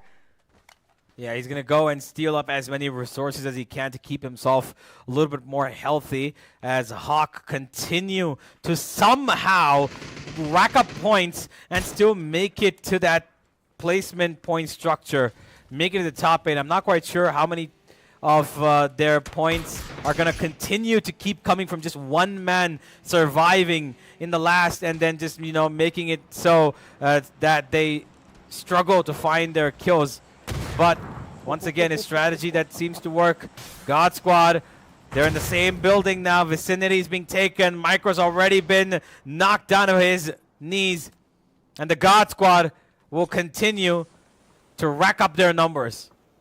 They are racking it up. Atomic Wild, they're stuck inside this vicinity. The house is completely under their control. But I believe the situation is not. From all 4 directions, they have already been surrounded. And they need a miracle. They need it as soon as possible. Micro needs to be revived. He is the lone person that they can rely upon. They can go ahead, bait a player or two, but multiple than that, the entire team will crumble. Vicky Rex, they have the height advantage. They're still inside the circle. They're still playing it out there. God Squad, what are they up to? One player just slamming onto the gas pedals and trying to go for a rotation. Ghosty Boy is still in the game, but out of the picture instantly as Codex GG shuts him down. Hawk being eliminated at 7th position. Slowly, steadily, every single one of them who made the biggest mistake of rotating with the car, well, they have already paid for their sins. Atomic Wild, the 3-man squad, they were happily living ever after, and they're still there at the same spot. The one little problem was they tried to rotate outside the zone, right? They didn't know that Ghostly Boy was there. He single-handedly cut down 50% of their team. How? Because he took out one, and then came the third party from Atomic Wild who stole away a knock as well, which could have been revived in my opinion. And we've entered the top 5, ladies and gentlemen. Atomic Wild are here. God Squad's remaining 2 members have gone behind a pretty high hill there, and they've separated themselves from the rest of the lobby at the moment. But instead, they're going to head into another team, which is Ghost Gaming. One of their players is already down. Godex, he's got 3 kills, but he needs a lot more. He's going to revive himself back to full health. Takes the first fight, crouches down, and will be sent straight down to the ground. Don't crouch, he says. Just lie down, buddy. See you in the next game. Top 4, here we go. Top 4. I'm not Saurabh. He has been taking some shots upon Atomic Wild. We're trying to make a move. A good flank being created. Multiple opportunities. Saurabh being the last man standing. GG. What are they up to? Can they go ahead, finish this 1v3 of a situation? Saurabh, all eyes on him. Wow. But he falters. Ghost Gaming, they depart in the 4th position. They have taken a majority chunk. They did do a lot of damage, and the points, it's going to help them. The studs are still here also, by the way, who have had a pretty much quieter game. Only 3 kills so far. But it seems like he had it. What? Wait, absolutely crazy. Gets another. Oh, never mind. He's actually been knocked. Forgive me. I thought he got another. It's going to be Alt Pusher, his teammate, who gets one. And my God. the Fortunate 4 come in and steal the little bit of sweets here. As 1 by 1, it's going to be coming down to the last 2 members. The revive could be stuck here. Monsub can come back on, but both are going to be extremely low. Third party, they're still waiting. Fortunate 4, they're way too far as the revival comes through. Retired Bolter alongside Mansab. They have to heal themselves instantly. Look at Fortunate 4, just running with no arms in hand. They just want to pace things through, but they're already way too late to this party. I hope they were at the lower edges. They're just trying to cut off as much map control as possible because they know they're outside the zone. So they're going to push them and keep them at that zone, and then they take the fight. And that's actually smart because that's why they had to run in so much closer. Unfortunately for them, the studs are taking a different route to get into the zone. And Ruthless actually reading it. Big shot! But he takes a straight bullet to the head, and now it's going to be Rezo alone. Big shot, a deadly blow. Retired Bolter alongside Mansab. They need to make a plan here. Flash is on point, but the revive, it has been stuck down to the throat, and the player gets back on his feet. Fortunate 4, still surviving by the skin of their teeth, trying to play this one perfectly. Rudra, what's he up to? Needs to be a perfect situation. Rudra needs to heal instantly. Look at the way the shots are coming through. Retired Bolter getting both of these players, and studs. They're gonna get the winner chicken dinner in the map of Miramar. Well, at least they finish off on a great note on the second game, albeit a little slow, albeit a little less action from them. They came into the top 4 with just 3 points in terms of kills, but they have taken the full maximum value when it came to the climax. Ladies and gentlemen, starts to find a second game as Miramar, for the first time today, closes out as their map. We'll be right back to break this and more down and see which team has gotten the value out of this game. We'll be right back.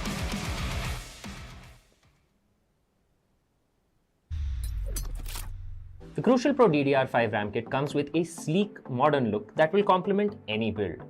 But aesthetics aside, it's the performance that really matters. So let's dive into it.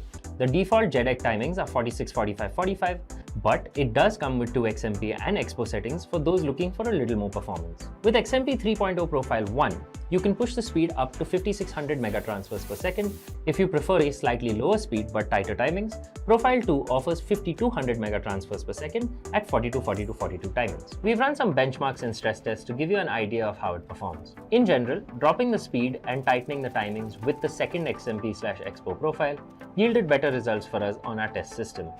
paired with a Ryzen 7800X 3D, we saw anywhere from a 1 to 5% performance bump depending on workloads. All in all, the Crucial Pro DDR5 64GB RAM kit by Micron is a fantastic choice for first-time builders and enthusiasts alike.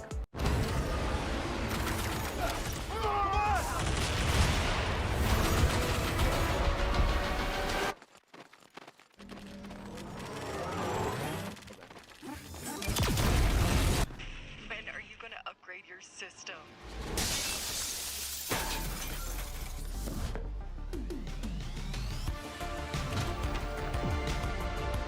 Alright, let's do this. Once there was a hunter who saw what others could not. With a magic case in her backpack, she roamed with wild abandon into the great unknown. Her gaze inescapable, her reflexes lightning fast. When armies swarmed, she went through. With eyes open wide, hands steady, holding, watching, capturing everything in sight.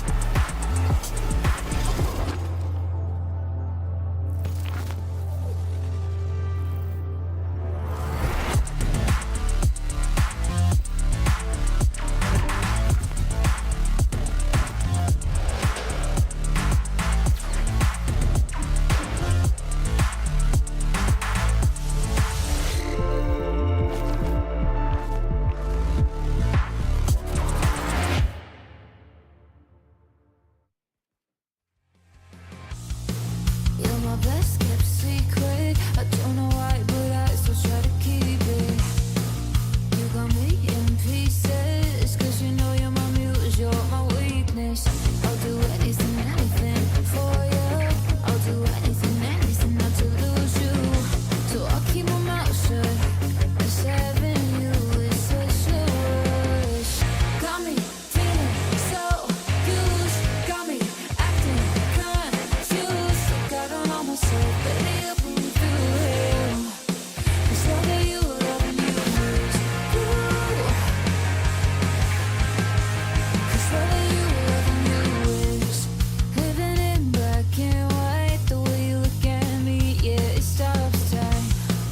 Baby, you're my lifeline. So close, oh, we're so intertwined. I'll do anything, anything for you. I'll do anything, anything not to lose you. So I'll keep my mouth shut. 'Cause having you is such a rush. Got me feeling so used. Got me acting confused. Got on all myself, baby, you pull me through hell. 'Cause loving you is you.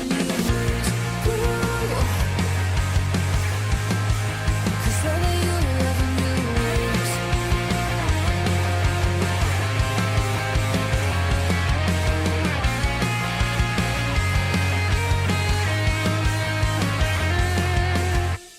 got me feeling so used. Got me acting confused. Got on all myself, baby, you pull me through hell. 'Cause loving you is you. 'Cause loving you is 'Cause loving you is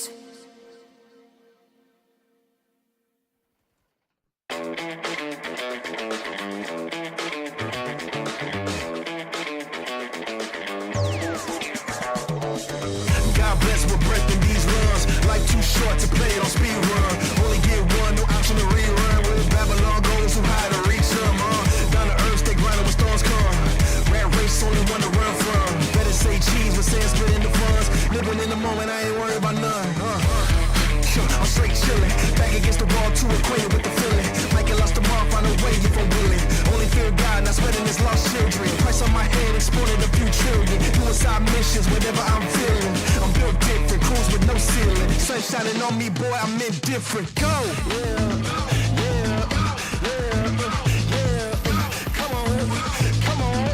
Come on, let's go. I don't know what comes next, but I couldn't care less. I refuse to feel stress. There's no fear in my chest. Hit a boom for my steps. Walk away from the pain I've been through. This feeling I'm feeling is brand new. This the moment I break through.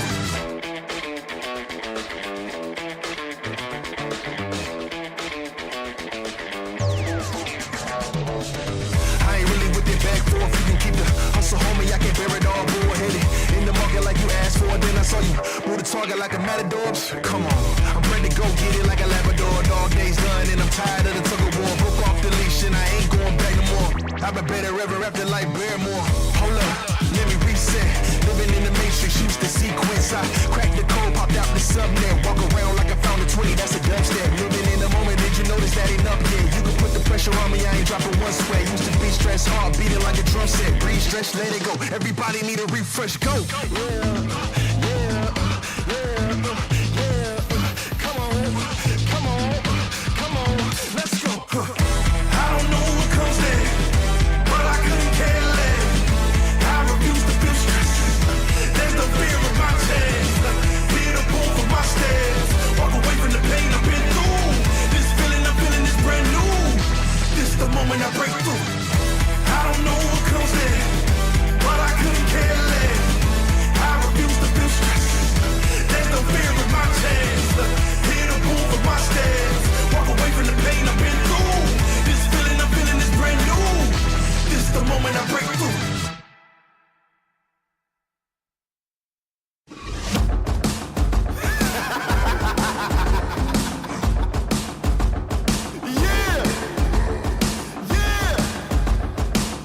I'm ready to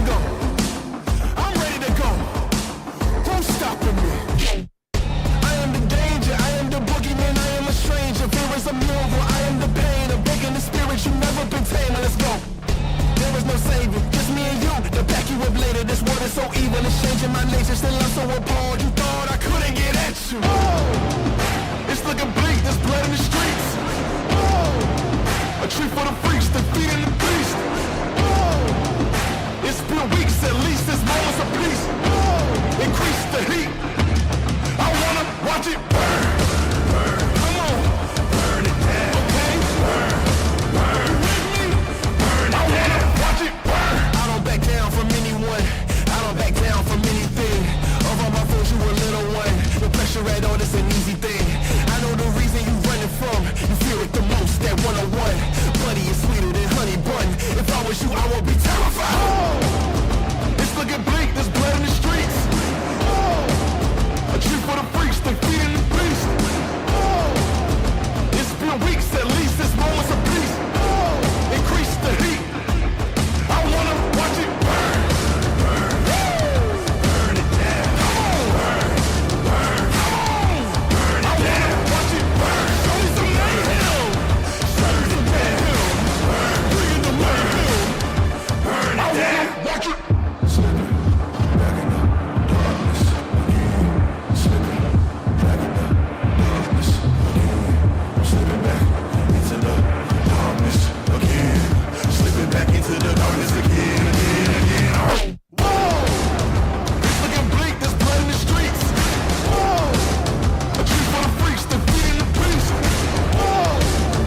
It's been weeks, at least there's moments of peace. Whoa! Increase the heat.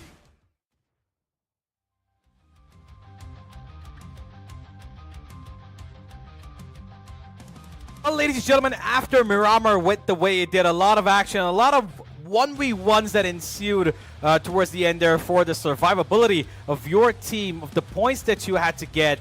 We have now finished up, of course, with Studs taking the victory, as they were, of course, the winners of the previous season. And now, to showcase why they were that, they've come up with the winner. But it wasn't as great of a game as we were expecting it to be. They had a bit of a slow one, kind of similar to what Uncrowned Kings had in the previous game. And we're seeing a bit of a trend here now, because it's not a high extreme octane number of the winners who are getting that many kills. Right. In fact, it's teams that end up a little lower on the table who end up getting more number of frags than the winners. See, as the old saying goes, right? Slow and steady wins the race. They already got a perfect hill for themselves, and from there on, they were all marking the opponents. They were just allowing them to go ahead, take their individual fights, and later on, they were chiming in, getting all of the remaining spoils. So yeah, a banger of a start from them as well. First, it was Uncrowned Kings. Now it is Team Studs. They're already walking towards that trophy, you know. Bragging right, and the prize pool majority chunk. It's like a jackpot for them. So yes, they're fighting for it. Well, it is going to be a little bit more difficult because this is just first 2 games. We've got 4 more today, and we've got then 6 more of the final games tomorrow. Right. So consistency is going to be an extreme amount of a factor to decide who's going to be the winner. But let's have a look at what just went through on Miramar as we have our stats of the match right now. But I feel like we will see a lot of these players continue to be more careful because they just somehow feel like the grand final equals to playing more safer. Twice in a row now, we've seen HAVK lose players very, I would say, unintentionally. It was not even like a direct fight. Twice they've lost them just because they ran into some other team without expecting them. And they've survived by one man, Ghostly Boy, who this time around again brought out a couple of points for them. But how many maps is it going to keep going like this? 2 in a row is bad already. They need a jump back. It feels like their focus is elsewhere, man. They're still focused upon some other thing. But as you all can see, total kills being one of those magical numbers, 69. And the damage as well. Well, it's pretty decent in the map of Miramar. And like you mentioned, there's a huge cluster of teams. 18 teams in total. Yep. Inside that circle. It has absolutely been chaotic since the beginning itself. But getting those points has not been a hassle for multiple teams now. 2 teams already have gotten the winner chicken dinner, and they're just thriving with that. They're trying to make their gameplay absolutely amazing. And Studs, all the stats are out there. Vicky Rex could not go in for that big kill, big damage, whatever. But no, this man has supported the entire team, man. He has supported till the end. So Yep. Retired Bolter on the other corner alongside Mansab. These 2 players were the ones till the end of the circle. Yeah, and of course they've gotten 8, right? Which means they finished off with 18. Uncrowned Kings, last game, they got 17. So there is a similarity between both the games here. Because the team that finished second as well had, I think, a pretty similar stance. But let's have a look at who is the MVP of this game. I'm not sure. Is it somebody from this squad itself? No, it's going to be Ghostly Boy from Team HAVK, who survived in the end there, took a free kill from the Knights in the end against Jing, who was extremely damaged by the God Squad over there. And with 775 damage, he's going to take up at least the MVP. 4 points, no, 4 plus 2, I believe. 6 points maybe from this game. I mean, the God Squad was doing good deeds for Ghostly Boy, right? Still, Ghostly Boy went around and he bit the God Squad. As you can remember, Ghostly Boy was the last man standing, and he caught the entire platoon who was going outside the circle and rotating and getting that perfect position. So yes, Ghostly Boy did manage to squeeze a lot of things, and match 2 standings are out here, folks. Studs getting 18 points. Once again, that story of it being a pretty similar game is, in fact, right in front of our faces. Studs got 18. The second team in the last game also were at, I believe they were at 15 or maybe 11. 14 or 11, forgive me. And it's a similar story here. There's just a 3-2 point difference between 2, 3, and 4th place, or 2 points difference, actually, between the 2nd to 5th place over here. And that shows that how close it is turning out to be amongst our top squads. 6 points, like I said, HAVK have taken away from this game. Uncrowned Kings this time around had a decent start. They had 2 frags that they picked up, but they unfortunately lost out early on. Oh yeah, big mistakes, big fumbles. Teams could not get those skills through as well. Ruthless, as you can see, they're sitting at, what, 9th position? Yep. Well, this is alarming, man. This is alarming. Unless they have like an ace up their sleeve and the last day they want to perform. it might be too late. Multiple teams are trying their level best in the first day itself of this grand finale. So might as well put your boots on and buckle up for the entire bumpy ride. Toxicity on the other corner, Suicide Squad, Open Reflex, mine.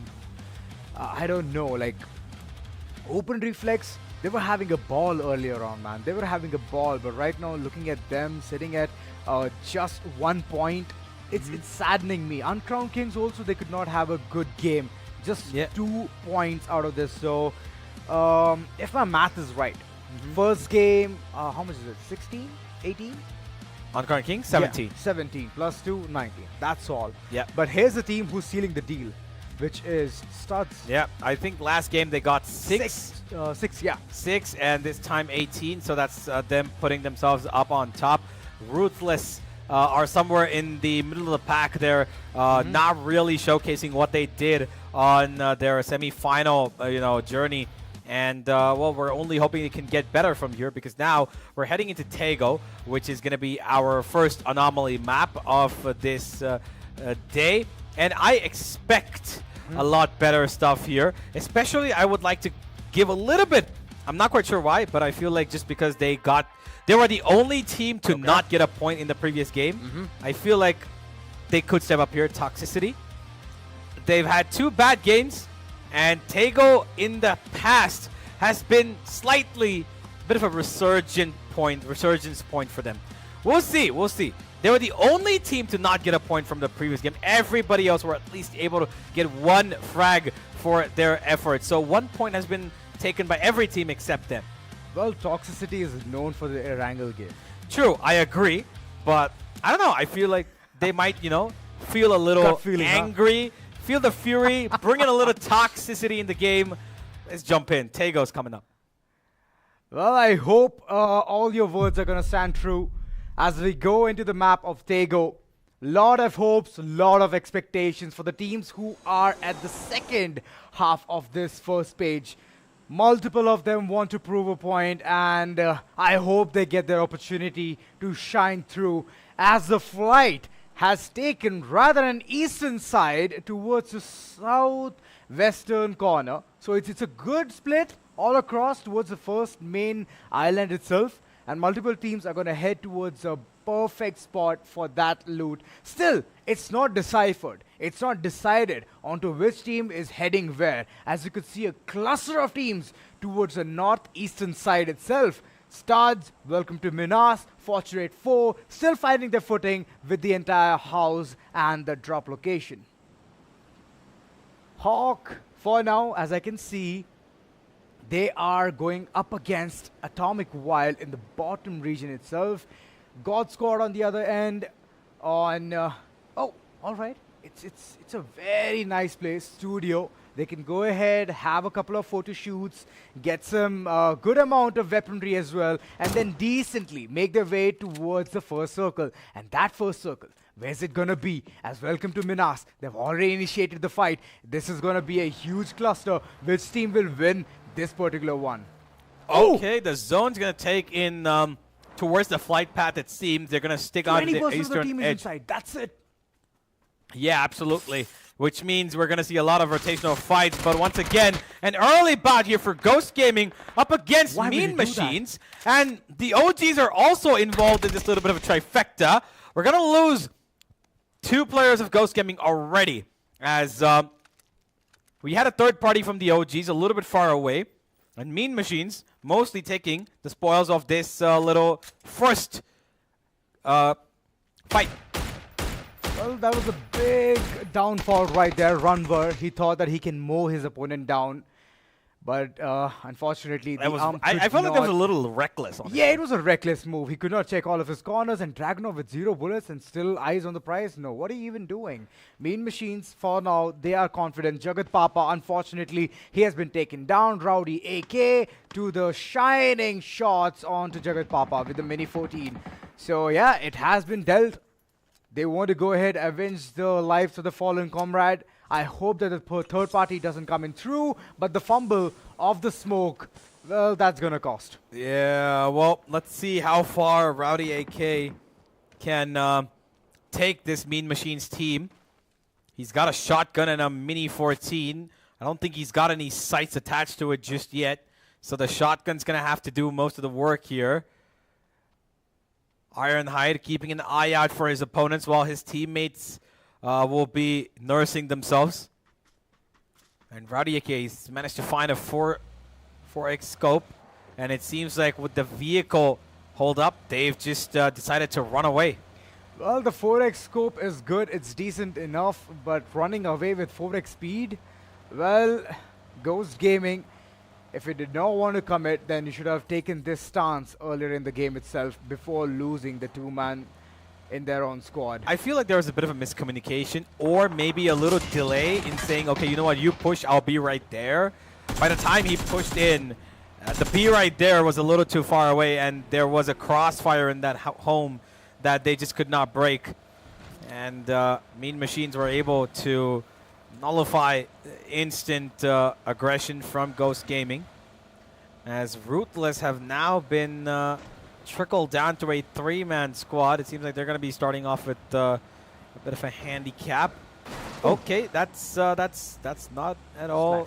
Okay, just they take a little bit of damage because of that, but they're just gonna move on like nothing ever happened. Oh, Slacksky, man.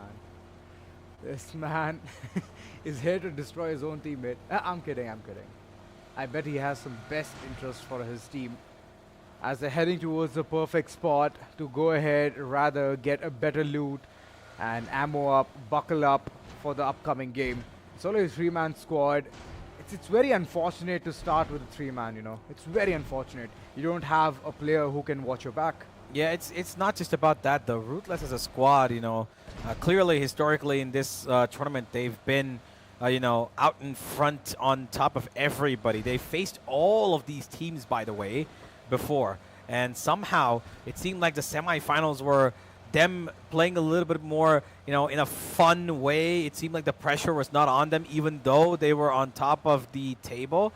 And now, as soon as they've come to the grand final, it's already given them, I feel like, a bit of nervousness that set in that, you know, they're not comfortable with. And it's going to throw them 2 games in a row to get just single-digit points. Nothing too crazy out of them just yet. And another team that's actually following suit is HAVK itself, who 2 games in a row, again, they've lost players extremely in weird positions. And Ghostly Boy is the only one who's been able to fetch them any kind of value. Well, Ghost Gaming this time around as well, they are heading in with a rotate with the card itself. And look at HAVK. They did not pursue them. They did not pursue them this time. Last time, you all know what happened in the map of Miramar. There was one player, Hades plays, who went with the car, slammed in against I am not Saurabh, and unfortunately, he was Saurabh. Yeah, he definitely was. SHAKTI Water are going to be losing their first player. They already lost one due to disconnection, but OG's seemingly continuing to be a decent threat. They're one of the underdogs here, pretty clearly, who want to consistently make it to the top 4, maybe top 6, with at least a bunch of kills, if at all possible. Safety first is clearly their motto, as even though they've taken on early fights, it's been pretty successful as a team. Karku will be watching his teammate go down as the SHAKTI Water squad will be reduced to 2 members. And we head into another part of the map where Cruel-X could be making an early exit. Ooh, the fortunate foe. They've already knocked one player, that is King. And Kohli is way too low on HP. Did spot the opponents where they are. K2 in hand. Moto, he is just going ahead. Gonna toss that nade. It is perfect. But Kohli, he delivers the final blow before he could go ahead, get knocked right over. Motu, he needs to be instantly healed, and yes, the team has the time to do that and pull off a stunt as well. 2 players already bitten down to dust. Not looking good for the likes of Cruel-X. Yeah. The day once again has been pretty much Jing's showcase. He's the only one who survived for a long amount of time. And it's not been the greatest of starts for them. He's been their hero even in the semifinals multiple times where he has, you know, scoured points out of their opponent's pockets. And here, welcome to MINAS seemingly want to do that against the God Squad. A lot of early fights. It's just been 7 minutes, but we've seen so much blood being drawn across every part of the map here. As welcome to MINAS looking to take on the Giants of God Squad. Oh, God Squad, they're not looking good. Unforgiven. He needs an instant heal. Welcome to MINAS is still threading their steps carefully. They know that the rotation has also been called in. It is GG. Ghost Gaming trying to go inside the compound, but unfortunately there's already a player waiting out there. Geek God, for the likes of the God Squad, is definitely going to shut them. And the nade, it is good, but instantly it gets bounced right over. Silvermane still gets one kill here. And it's a good start already. God Squad, they are scurrying away, but no cars, nothing around. As Madcap, he's slowly inching his way towards the enemy. And the God Squad, just with a blink of an eye, they have been annihilated. Removed out of the picture of Thego. 2 games now out of 3 where they've gone down in the final 2 positions. Erangel, they were wiped out on number 17. And now, as the first squad to leave the game, just seconds before Ghost Gaming. And it's really, really unfortunate. On the other hand, we've got RUTHLESS taking on a bit of a damaging couple of bullets from the Studs, our winner from the previous game, who already have got 2 men knocked down, by the way. Vicky Rex, he's safeguarding his teammate. 10k ADR, he's going to find a better angle. Mansab, he's on the ground. He is begging for mercy. The Tad Bolter alongside. There's another knock coming through. Vicky Rex, unfortunately, he is also going to go down. Death Thrill being the last man standing. And RUTHLESS, they're picking Team Studs one by one. And look at the way they're doing it. 3-man squad, still untethered, still unbroken. It's a big W for RUTHLESS. They've already spotted the last player. 58 damage being dealt. Death Thrill, he's running away. He needs to find comfort in some compound. Yeah, he does have it. He's going to heal himself back up, but by the time his health bar could even hit 50 from 44, what? 10k ADR will suffice this fight, as he will single-handedly make sure that the winners of the previous game did not see the light of day more than the 16th position. And that is a really unfortunate spot to be in. Studs, how in the world have they managed to end up a game like this after getting a great win in the previous one?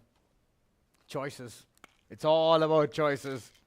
Vicky Rex, he's stuck there, but he did not see the flank coming from the back. That was a big mistake. Hawk on the other corner. Eyes on sight, Mean Machine being shot upon, but they're going to successfully run away, evade all of their shots. Hawk has been very quiet, man. It already seems like their mind is elsewhere, and they have to focus down. Yeah. The opportunity, whenever it comes at your doorstep, right, you need to seize it. You need to make it count. But it seems like Hawk is already trying to figure things out. Yeah, they've got still a couple of Mean Machine players here roaming around them who are trying to rotate in. And they're going to take their shots, but Hawk are pretty safe in the zone, so it's not too much of a trouble. Nobody's going to be able to actually, force them out of position because there's nothing to be done. Uncrowned Kings also watch Mean Machines go by them. Everybody's got a little bit of, safety cover to play with. Welcome to MINAS also have their own, just a little bit away from Mean Machines, who, by the way, are right now like a bunch of nomads roaming around to find a safety spot. Where do they even go? Because every single little, threshold of an area has been occupied by some of the other team. That's what happens if you call in a late round rotation. With Papa being shot upon Baby Wreck. But those shots, it's not going to count. It's not that valuable. Just an empty magazine at the end of the day. SHAKTI Water, they have been taken right off the picture. Man, oh man. Big mistakes coming through. SHAKTI Water did not get a single game in which they can showcase some kind of a gameplay. Samrat did manage to take down Anime, and this battle is still on, man. Couple of players and the nades bouncing right upon Jagat Papa. He's still surviving the mortar fire which is going on. there was so much pressure from so many different, clusters of compounds onto Mean Machines that they had to go into a bit of a farmland to get cover in between the shrubs and plants. They were forced to play out in the open, and what they didn't expect is that even that little space of where there's, just a couple of tents, a couple of haystacks, even that has been occupied by a team. And they just were like, oh my god, we cannot catch a break. Oh, and there's another team who cannot catch a break. Atomic Wild. They just went ahead for a sandwich situation, but the sandwich has already been served. Atomic, one player loss, and they're way too far away, trying to round up the situation. They want to create an opening shot onto open reflex, but that has already been taken care of. Mean Machines just getting basically trickled down to nothingness at this point.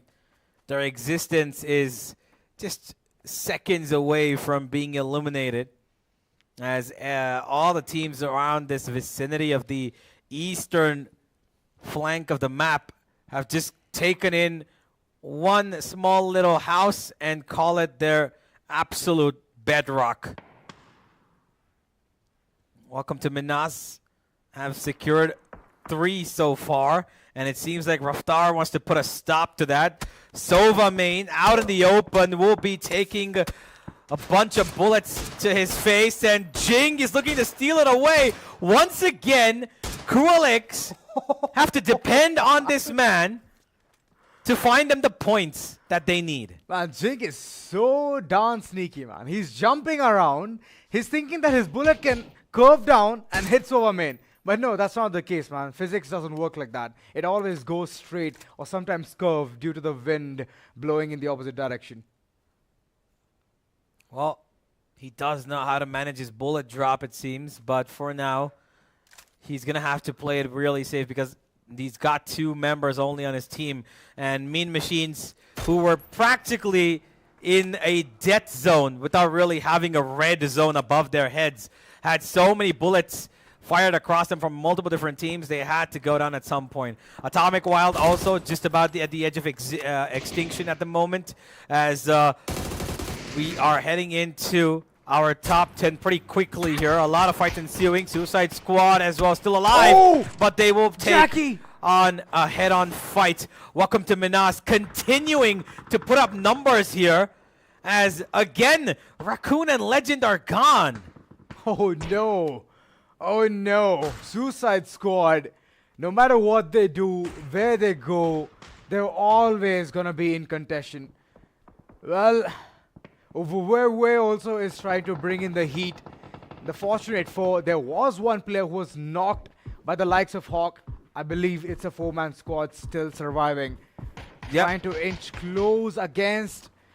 Oh, Kulex is going to be found. Jarnell being shot upon, and there's a shot coming from back as well. Samrat, he's going to capitalize. Rudra, way too low on HP, getting again and again those damage. It's a fatal blow, man.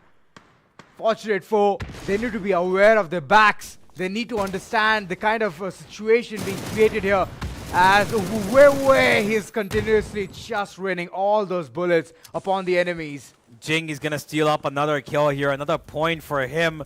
He takes down a member of the Fortunate 4, and he's going to need Jarnell to do something here. He really, really needs it.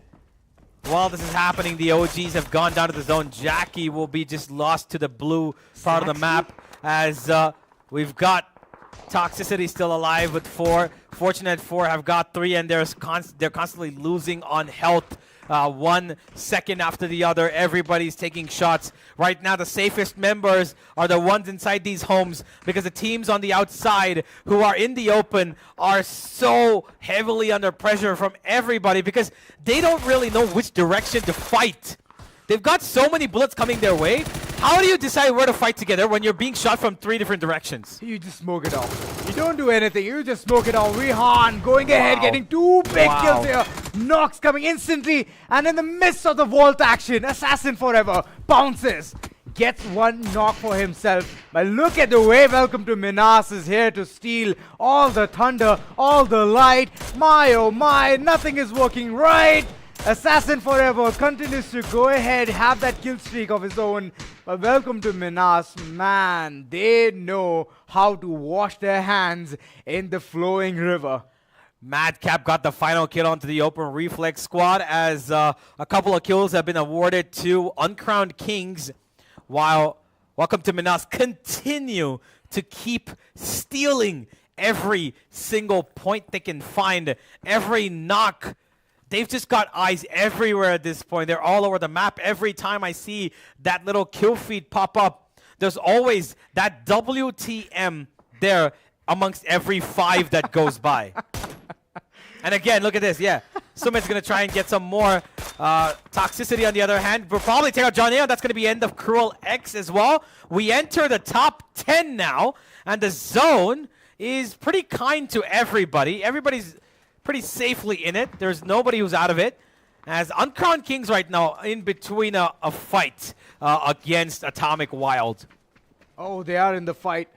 But to capitalize, oh, they won't be that great. Amit on the other corner, trying to get the better of the entire situation. Uncrowned Kings, what?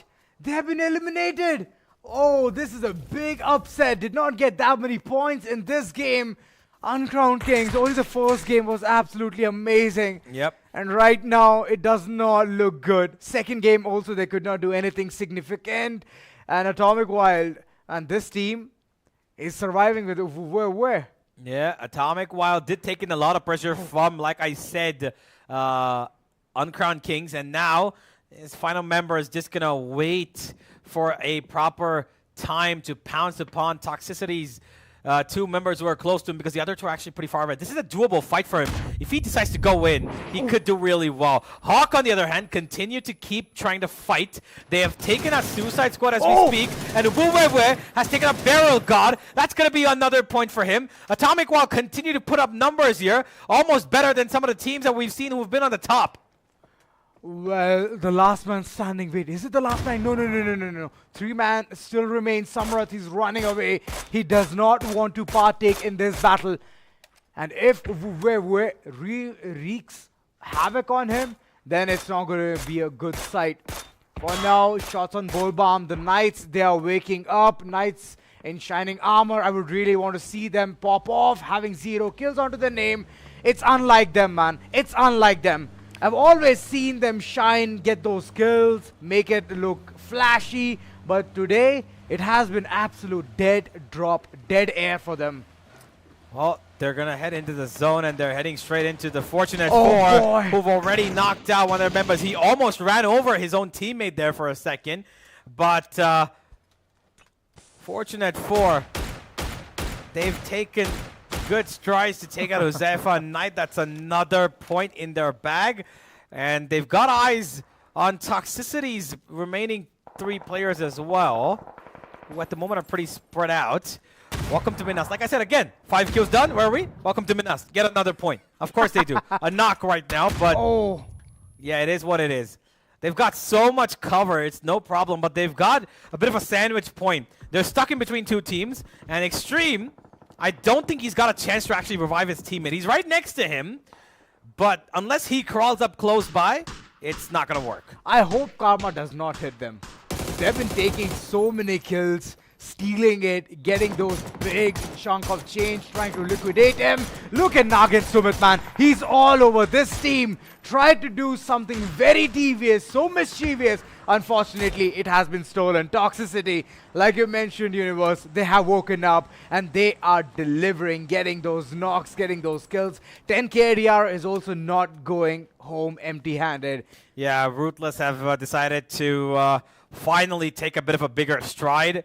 Their 3-man squad continues to deliver as we head into our top 4 in just a few minutes. The Knights have brought back their numbers to 2, so it's going to be a lot easier to fight now. Raftar, great shots. Going to throw in a nade. It might not go that far in my opinion, but just before the bus stop wall there, as he's going to survive just by a little bit. Goes out in the smoke. Silva, man, that's a risky move, but bold enough to get you a little bit more space to play with.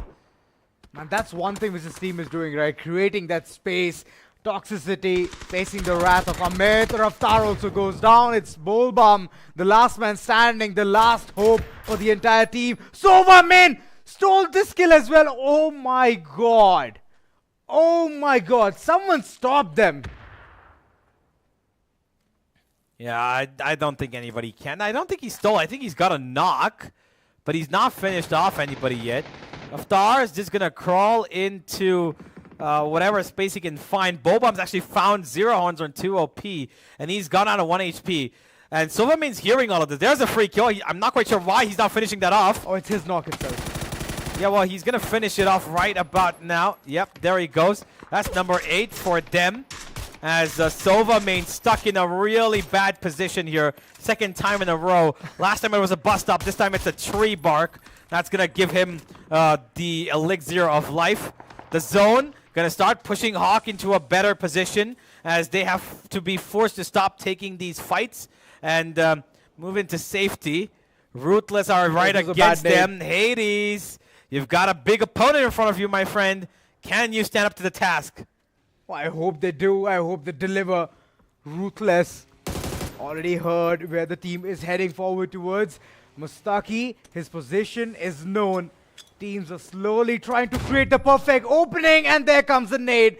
Mustaki too early to go down, and the kill point also being secured. It was Mustaki going ahead, creating an opportunity, right? He wanted to push back the players of HAVK, but unfortunately he got pushed instantly. SHAKTI far off, his position being revealed. Hades plays takes a shot, but unfortunately he is shot upon. So, not looking that good. HAVK, they managed to squeeze 4 kills for themselves. Over main continuously just delivers, man. This guy knows where the opponents are, and afterwards he's just raining Hail Mary on them. Yep, Toxicity will bow out on 7. As like I kind of mentioned, I didn't say they will win, but I said that they will wake up. I'm going to give them a little bit of credit for that, as they have put up a decent amount of points in this game. We'll take some. I think they take about 7 to maybe 8 points. We'll see later on. Oh, look where we're back again. Remember this? We were here just 2 days ago, and it was against the God Squad, who were basically made complete and utter martyrs of in this greenhouse zone. They had taken out Welcome to Minas here, by the way. They were the ones who were taken out, extracted from this. But Rizvi says this time it's not going to happen. 2 OP continuing to stay alive as Welcome to Minas will be survived by Athik and Nagin Summit and Madcap, as Sovamane will finally be put a stop to. Ooh, shot's been taken. Madcap. It's big damage. He still continues to barrage all of those bullets. It's accurate, but nonetheless, the teammate, the opponent survives. Dragunov sometimes, I know, I do get it. Big damage weapon. It's a DMR, and you can continuously keep shooting, but you need to have that sight on it, on where the opponents are heading towards. But the bushes and the shrubs and the map of Tego always will give you that misleading information where you keep shooting. Yeah, they are pretty thick, so you know, you're not able to exactly see through it unless you've got a pretty, you know, highly magnified scope, or you've got a closer vision or X-ray vision. I mean, that's not allowed, but sure, I guess. Now I see where Azora's mind is at. Huh? What? Excuse me? Slaksky, we'll move on. Slaksky's got an arm in his hand, it seems, and he's gonna work that machine with okay, that's a lot of zone I saw there, and Slaksky's just been gone. He took 1 kill, and there comes a retaliation almost instantly from another team. HAVK pretty much safe from all of this at the moment. They're heading into the farmer side. A 10k ADR. He's spotting out the players. He's playing this a little bit safely. He's going to get a look onto Hades as well, but he's not going to engage because he needs to play for the better fight. He needs points right now, not straight up brawls. Yeah, he needs points. He's slowly proning his way through as the fight between the Knights and HAVK is taking place. Nade's been exchanged and Extreme alongside Danny. They're running away for their life. It's like to and fro. It's like the pendulum swinging. It's still the team is deciding whether to go ahead, fight this head on, or just wait it out, wait for the third party and then do something about it. The space has already been occupied. It's a shack for the Knights, and this is a big one. Getting the space control. Ruthless is still reaching forward. Hades plays under radar, 10 KDR, having the AUG. He's still not choosing to fire. needs to fire Where is right the now. audio? Where is the sound cue? Hades plays. Look at your back. Watch your back. No, I Then don't think he's got time. KDR. He doesn't have time. He doesn't have He's time. That is so indecisively bad. I would have expected him to shoot, take him out right there, finish off, get at least one more point. Oh, It hurts. he kind of worked. He played against himself. The indecision of should I shoot, should I not, should I shoot, should I not, throws him into the abyss of that blue zone, and he ticks away in seconds. That first aid kit also was a little too late. HAVK have gotten 2 players still alive here. Third one is on his knees, and as I say it, they've What? already lost Ghostly Boy sooner than they could have lost Amit. And suddenly, that 4-man squad has now trickled down to 2. Oh, they're in shambles, man. Amit also being spotted. Extreme is going to take his shots, and it delivers the final blow. This man single-handedly has brought in 4 points on board. Another team, it needs to go. Fortunate 4, they're still in the mix of all of this, surviving with 1 player, and he's still outside. Slowly, he needs to enter in, and Extreme, he definitely will have the upper edge as he shoots the opponent. And the position has been revealed finally. Killua sealing the deal, delivering the final blow. And it's all down to welcome to Minas, trying to be a menace in the society. Atik being the last man standing, he's proning his way through. He needs to heal instantly. Every single one of them is alive for these 4 teams. It's a 1v1v1v1. Well, here we go. Unless, of course, 2OP or Sada Welcome to Minas are able to actually get a revive back. It doesn't seem like the case. Atik is going to be able to take a 1. He gets the other as well. Atik will take out 2OP in a 1v2 all by himself. And he's going to be able to revive his teammate. And that is going to mean they're the only 2-man squad here. Nagin Summit surviving by literally a strand of a health. Oh, Killua! As he gets back, and Killua with the P90 secures top 2. Fortunate 4's final member, question mark, will leave with an exclamation. He's a healthy one out there. He has a level 3 helmet, the West. He can deal a lot of damage with the P90. As the spray comes down, Nagin Sumit alongside his teammate, both of their vests have been cracked to bits and pieces. Killua, for now, just playing near this tin area and is still safe. I hope he continues to play the same. Information needs to be the key. He does manage to get onto 1, and there comes the flank angle. Atik is slowly creeping towards the shrubs, has already spotted the opponent very fast. And Killua, his reflex, insane, gets 1 guy instantly in the molly to work things around with.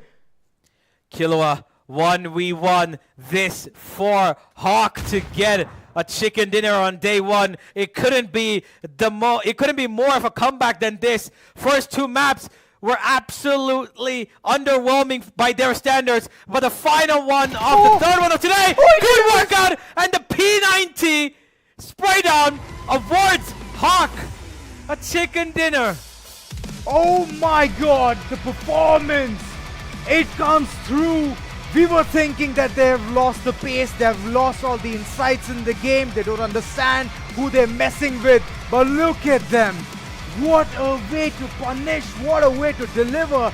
And all of the breakdown, guys, it's gonna be after this short little break. So we'll be right back, don't go anywhere.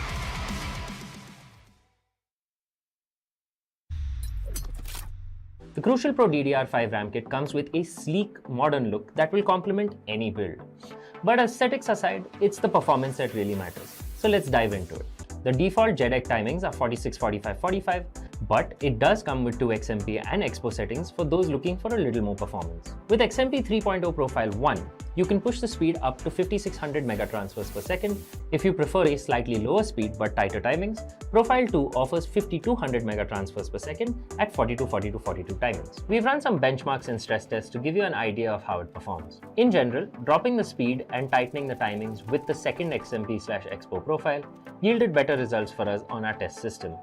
paired with a Ryzen 7800X 3D, we saw anywhere from a 1 to 5% performance bump depending on workloads. All in all, the Crucial Pro DDR5 64GB RAM kit by Micron is a fantastic choice for first-time builders and enthusiasts alike.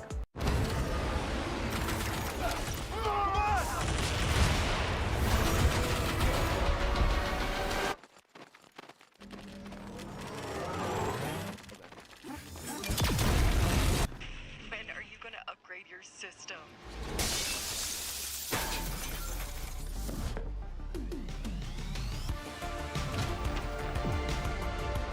Alright, let's do this.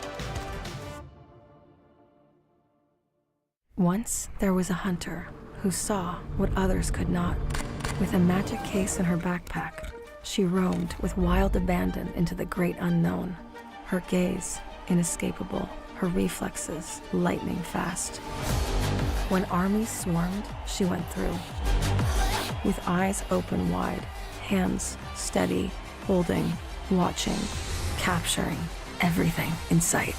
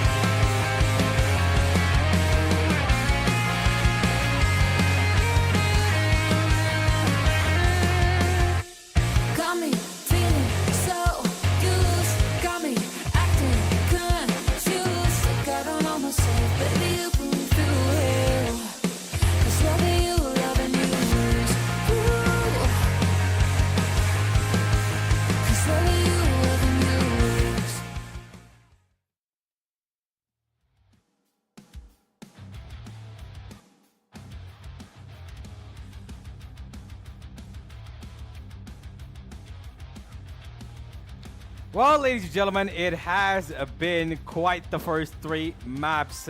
After 2 maps of a bit of an underwhelming performance by their standard, having been taken down in unnatural situations where they weren't in the fight, HAVK have come in with an absolute masterful of a clutch by Killua to get them the chicken dinner. Now, we are coming back to the 4th map of the day. Vikendi's on next. But before that, I feel like this win is quite a bit of a breath of relief for HAVK. What do you think? And all of their fans as well. I'm not even thinking anything. Every single one of them just chimed in till the end. My oh my, Killua. Yep. When once he started his shenanigans with the car and running people over, once that phase got over and he chose guns over it, it has been an absolute banger of a day. And that's how you do. Changes, adapt, and then after that execute things.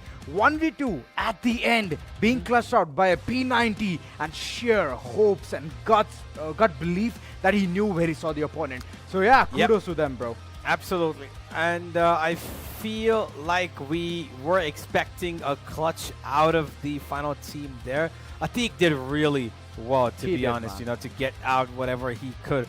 But him and his teammate just kind of spread apart there, and they just couldn't get that little bit of a flank plan because they got spotted. Let's have a look at the stats as I continue to mention this, because once that little person in the shrub gets spotted and you don't shoot before your opponent does, you're practically dead.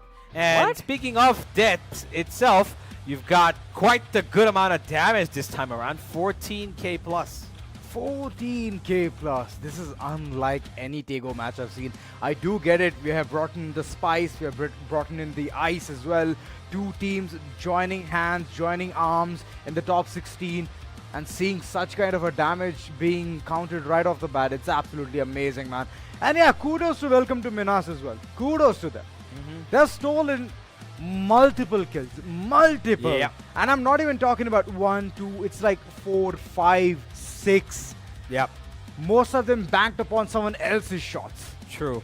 And I think right now with the consistency that they've put up across 2 of the 4 games that we've seen, I think in one of the other 2 as well, they were able to get up a lot of kills. But let's have a look at what HAVK have done this game, as Killua will be, of course, their MVP for this team, at least. Have 4 kills, and he has been supported quite some distance by Ghostly Boy, who's got 557 damage. He's been quite the cannon for them today, hasn't he? He has been Mr. Consistent, delivering it since the beginning. I mean, even in the map of Erangel, the day it was not that great of a start, but then later on just trying to build up the pace and then get those points for the team. I believe after Miramar, the entire team has gotten that mental reset that they needed, and Killua, man, he has stepped up big time. Yeah, he most certainly has. They're going to be pretty happy with this performance. Everybody's contributed. Hades did a lot of damage himself. Unfortunately, he didn't get any kills, but he got the damage done.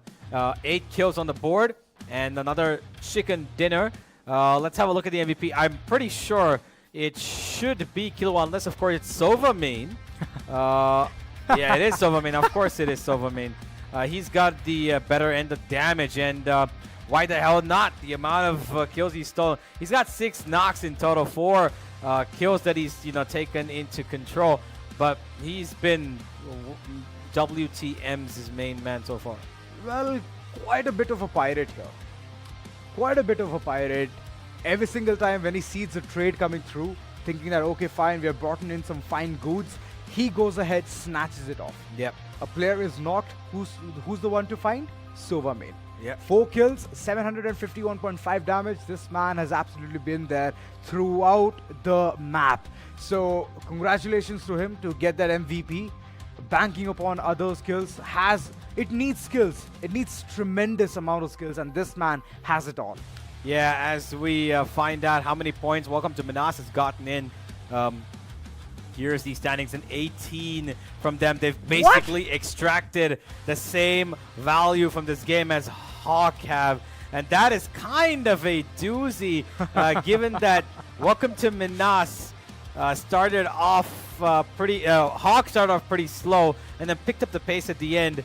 But even after that chicken dinner, they can't really tell that they've won this game because Welcome to Minas honestly seemed to have done better. Yes, that 1v2 was Hawks to take, but it doesn't really give as much credit as you would think. But the dinner will definitely give them the protein that they need to fight for the next game, as it's going to be blizzarding cold.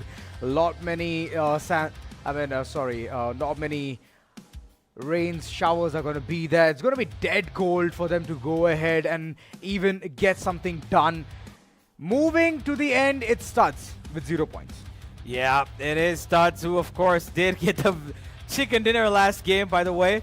To get 0 out of this is a little bit disappointing. But ladies and gentlemen, let's have a look at where exactly everybody stands. Yeah, we've got, I think, pretty much Welcome to Minas on top, I believe. Yep, there they are. 2, 3. Two really good games. A third one that was actually kind of half-ended on that. And they are going to be securing top position right now. 11 placement points. So they're consistently coming in that top 5, top 6 maybe. And have gotten 22 kills as of right now. A total of 33 points. As Studs, even with that 0-pointer of a game, have managed to stick themselves on second, which is extremely, honestly, extremely good for them, I think, because if they would have gotten a bunch of kills there in the previous game. Yeah, if they would have a better situation. It's neck to neck against Hawk. And look at the difference between 3rd, 4th, and 5th. It's not that much of a difference. It's just 4 points between 2 to 7. Yep. And that's one thing which teams can easily top if Studs have such a bad gameplay, right? If they continuously keep getting pincered by multiple teams, being picked off right off the bat, then it's going to be absolutely, it's a bad sight for them. So Yeah. consistency is the key, and I'm hoping that they don't go for the next map with a 0. If they do, then multiple teams will have that upper edge, upper advantage to go Yeah. ahead, push them down to at least, as I could say, 6th position. The only thing I'm looking at here, right, in that first 8 is that there's a squad that has gotten pretty much similar kills to the rest of them, but are not able to pump through the placement points like they did in the semifinals. That is, of course, Ruthless, right? Because they've got 16 kill points so far, only 2 placement points. And that also, I believe, was from the one time they finished 7th in one of the games. And post that, they've not been able to, get into that top 8 at all. Right. They get the kills. They find the points on the back of the kills, but they're not able to secure themselves the higher positionings that they were early on. I don't think they even need a chicken dinner right now. If it comes, of course, nobody's going to say, not at all, don't give it to us. But Right. I think right now what they need is to play for that top 4, get up a couple of placement points on the back of, because you get the kills. You know you secure the kills. You know your fights are good. But can you secure the placement points is the big question for them, because they dominated the entire time. And now they've got a snowy map coming up, which might make or break their game. Who knows? Can they come up? I hope they do, man. There needs to be a bounce back moving forward in the map of Vikendi. What a beautiful map, man. And I'm hoping that multiple teams are going to have a ball in the snow. They're going to throw some snowballs at each other. And I hope that it's not going to be that much of a damage moving forward. Killua, well, this team getting the winner chicken dinner in the previous one did signify one thing clearly out there, that they are here to win. And they definitely want to have that big chunk of the prize pool. Most certainly. Our extreme eastern ended flight path here. And of course this map as well. Not as big as you would think of it to be. Sometimes these drops, because the concentration of places is so less here, in between these places, the amount of space that you get to actually loot is a lot lesser than maps like Erangel or Miramar. And you need to take in those, drop clashes in these big cities that you've got. You got Decamesto that nobody's actually gone in towards. Crulex have taken in the southern part. And Studs, once again, seem to love their northern-ended, trajectory. They've got God Squad and Ruthless, Toxicity amongst them. 3 really big squads right next to Observation. And nobody really going towards Cosmodrome, which is, pretty open. So and as I say it, of course, the zone was right there. Forces them to go towards Cosmodrome. It's a good spot to loot. It's an amazing place. But teams are still trying to decipher it, as for the first time, you guys are seeing Vikendi on your screen. And where is it possible, man? Where is it possible? It is always going to be possible at the Esports Club Gauntlet. Yep. Open Reflex seem to have taken things a little bit more seriously. They had a bunch of, decent, mid-single-digit kill games, but no solid performances. They've taken 2 points already. Pacho's taken out Ziggin to try and, maybe make things even. Ziggin will be revived. That's not a problem. But the issue right now is that they need to find Pacho. He is once again going to watch his team, this time while living, become a two-man squad. How many times? I think every game so far, Suicide Squad, after the first 10 minutes or within the first 10 minutes, have been reduced to a two-man squad. And then from there, it kind of just, until the point of extinction, it just goes for them to get maybe 1, 2, maybe 3 points. The gameplay has been absolutely doozy, man. Domi been taken down. He wants to retaliate instantly, but Expacho, it's all about those shots. He needs to connect them. It's still a four-man squad, no matter what you do. You have the perfect team coordination, open reflex. Even though they're sitting at the second half of the page, I feel that they can somehow try and get that early fights right. And the moment they do it, they're going to be confident as ever. DBS in hand with a 2x. Wait, a 6x? King? Excuse me? What are you planning to do, man? Well, Jing wants to... It's a 6x scope on a DBS. This man is sniping people with a shotgun. Well, I mean, if he feels it, why not, right? If he feels it. I think you and I both know it's impossible. I think he's just trying to get information. The DBS gets one, second one as well. And Vikendi's white snow slowly turning to red here across places, as the entirety of Mean Machines have just been thrown into the bits of the grinder. Man, that is the DBS. I go into the game, I'm definitely going to use that DBS with a 6x scope, because it will give you so many kills, and of course, I'm going to try it out. It's okay, let me put it this way, yeah? If you've got 2 scopes, and one of them is on a DBS, you can use that for information. Like, if let's say you're one of you're a close range kind of player. You keep the DBS, you put the 6x scope, you see how far. It's only used for, it's like a binocular, basically. The shots are never going to go that far, but you can at least see. Even if you don't have a, even if you don't have a DMR or a sniper. Man, you're such a troll, Universe. No, it's not a troll. It's a strategy. No, it's not. It you and I is. both know it's not a strategy. It really, really is. I'm being very truthful right now.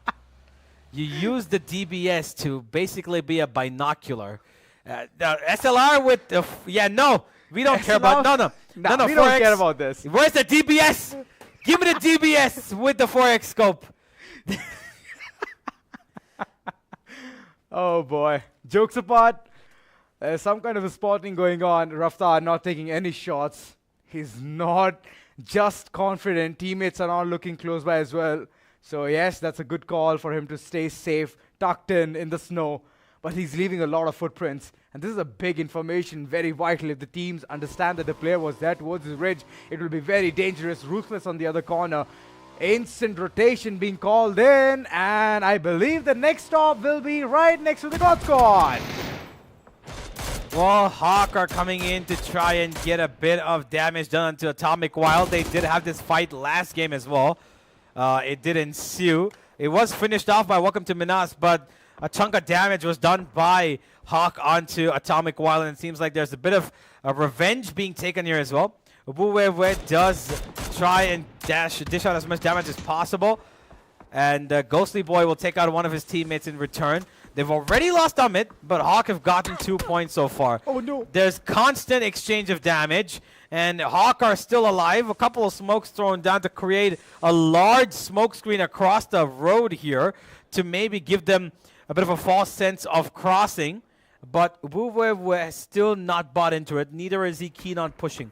Yeah. He's got his teammate Micro firing from the other side of the area here, but unfortunately for them, HAVK have just decided to play this safe. Wu never bites, you know. No matter what happens, he never bites. He knows that a bait is right in front of him. He takes his own sweet time, understands the entire situation, the depth of it, the gravity of it, and then later on just plans, you know, it's all right.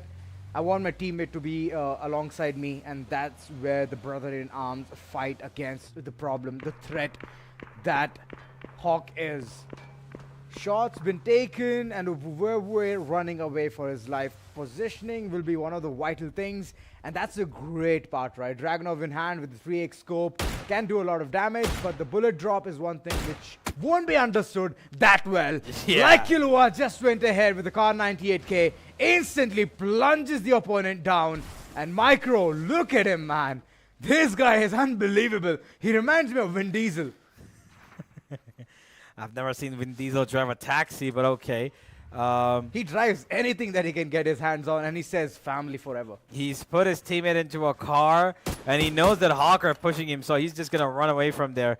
Good decision there made by Micro to come back instantly, take his teammate, run the hell away from Dodge. As we will be running into Ruthless on another part of the map, and they're far north up from where currently this team of HAVK is. Ooh, Ruthless, the relentless force that they are. They've taken quite some beating here. Musaki, he was down to pulp, but Josefa Knight, he's having a complete different fight. Players are right about the corner.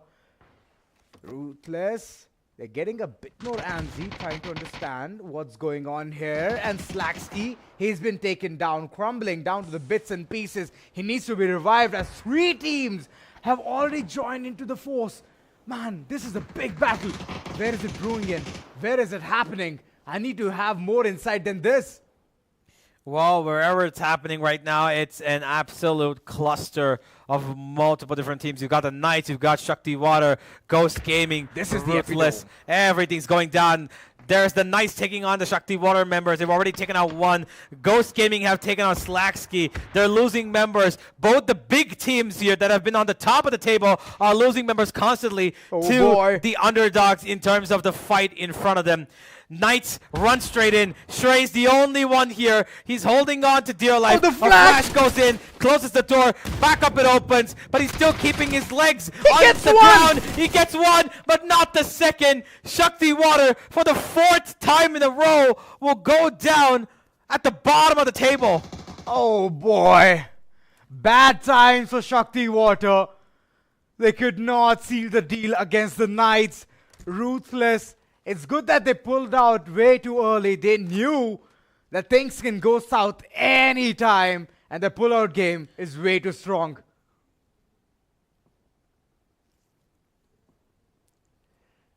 Ruthless seem to have kind of dissociated from this fight here. They've left Nazgul on that one little terrace, and the other two have actually gone away from This is here. a bad decision.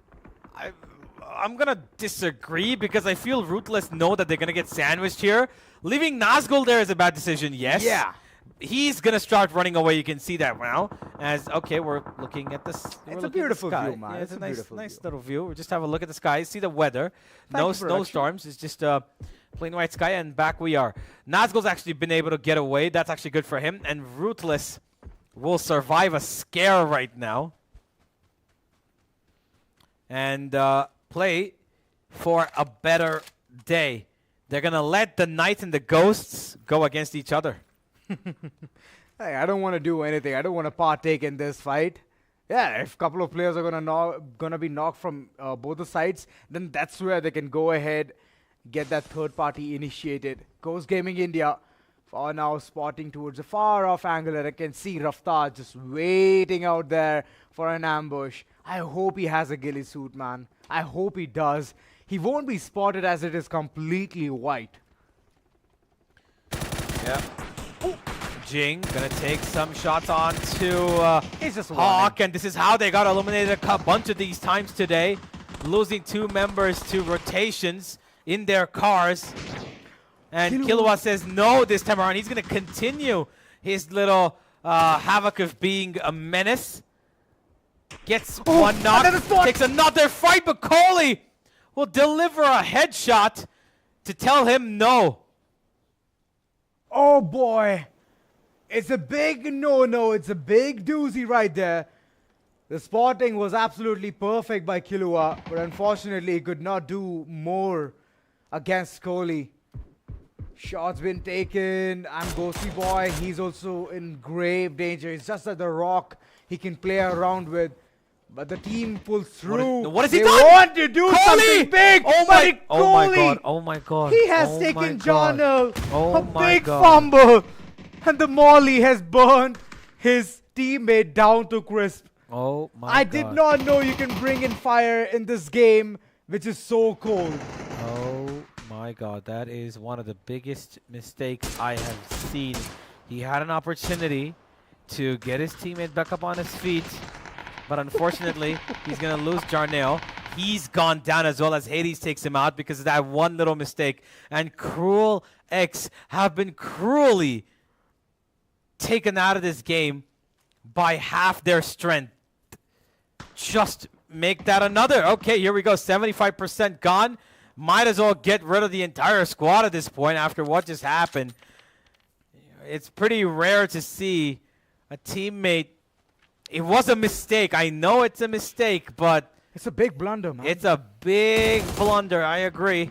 Because now you've got, once again, Jing trying to be the hero, and he's got no space to be one. He's going to run around on the back of that hill. He's going to watch King be taken out here, unless he can say the little difference.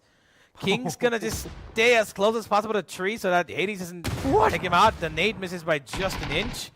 And King will go down as Killua comes in with Ghostly Boy, and this should be the end of Cruel X. Oh, Jing, he is blind as a bat and he will be taken He down. accepted his fate. Yeah, he has already accepted his fate. Did not move either. It was like, it's alright, give me a painless death. And that's what Hawk did. My oh my, a big blunder by Kohli, and afterwards, everything went downhill. Every single thing. Yeah.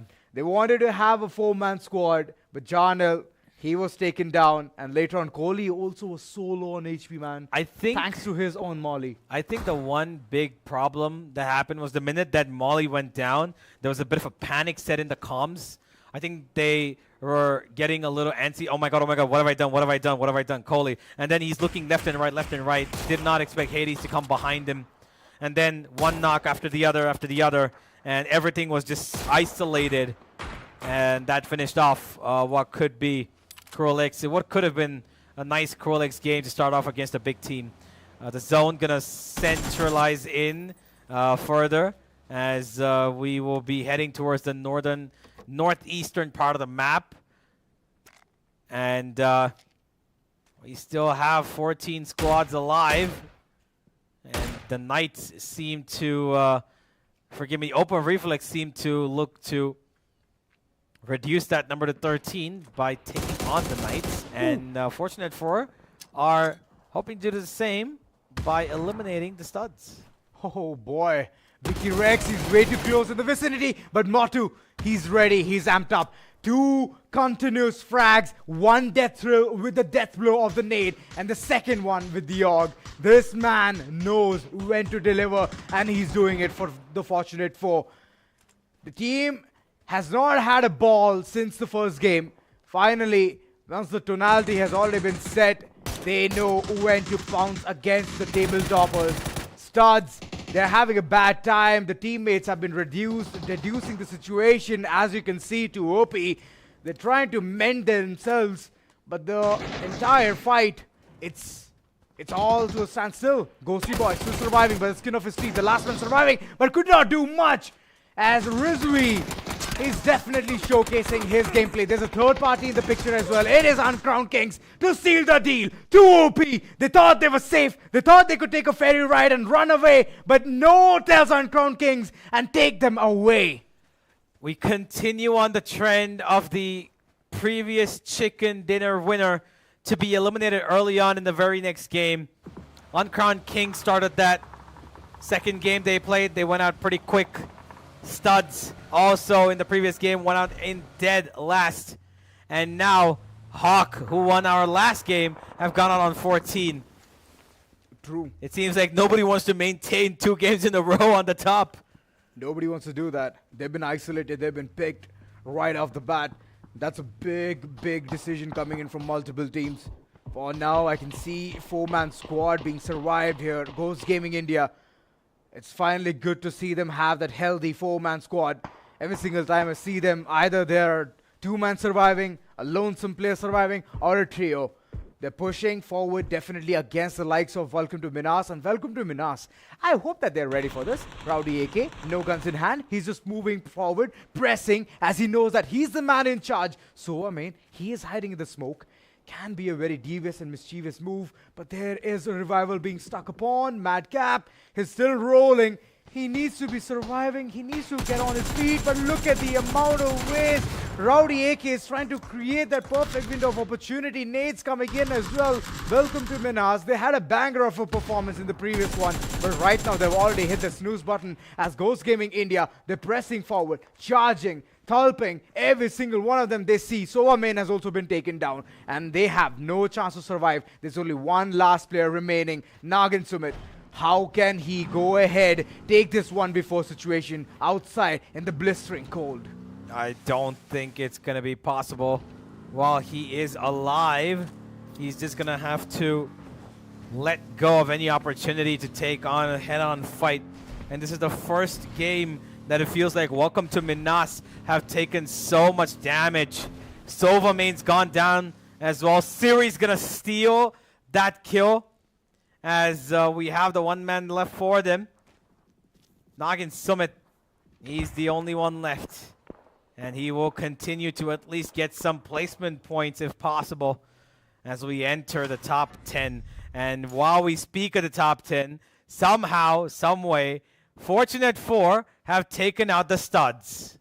Oh boy, Fortunate 4. I've never seen such a gameplay coming from their corner. Atik, he's still surviving. And he needs to go up against Ghost Gaming India. Outside in the open, trying to go for a move here.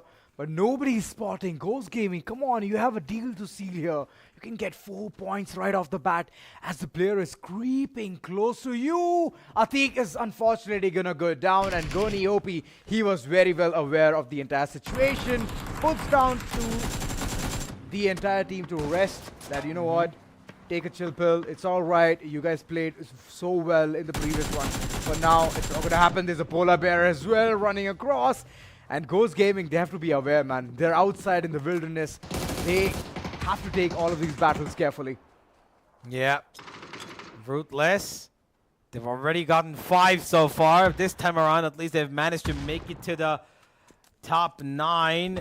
And they might go further, which means some placement points, at least for the bare minimum, will come their way. Toxicity are taking on the Fortunate 4 right now, and they're succeeding. That's a big nade.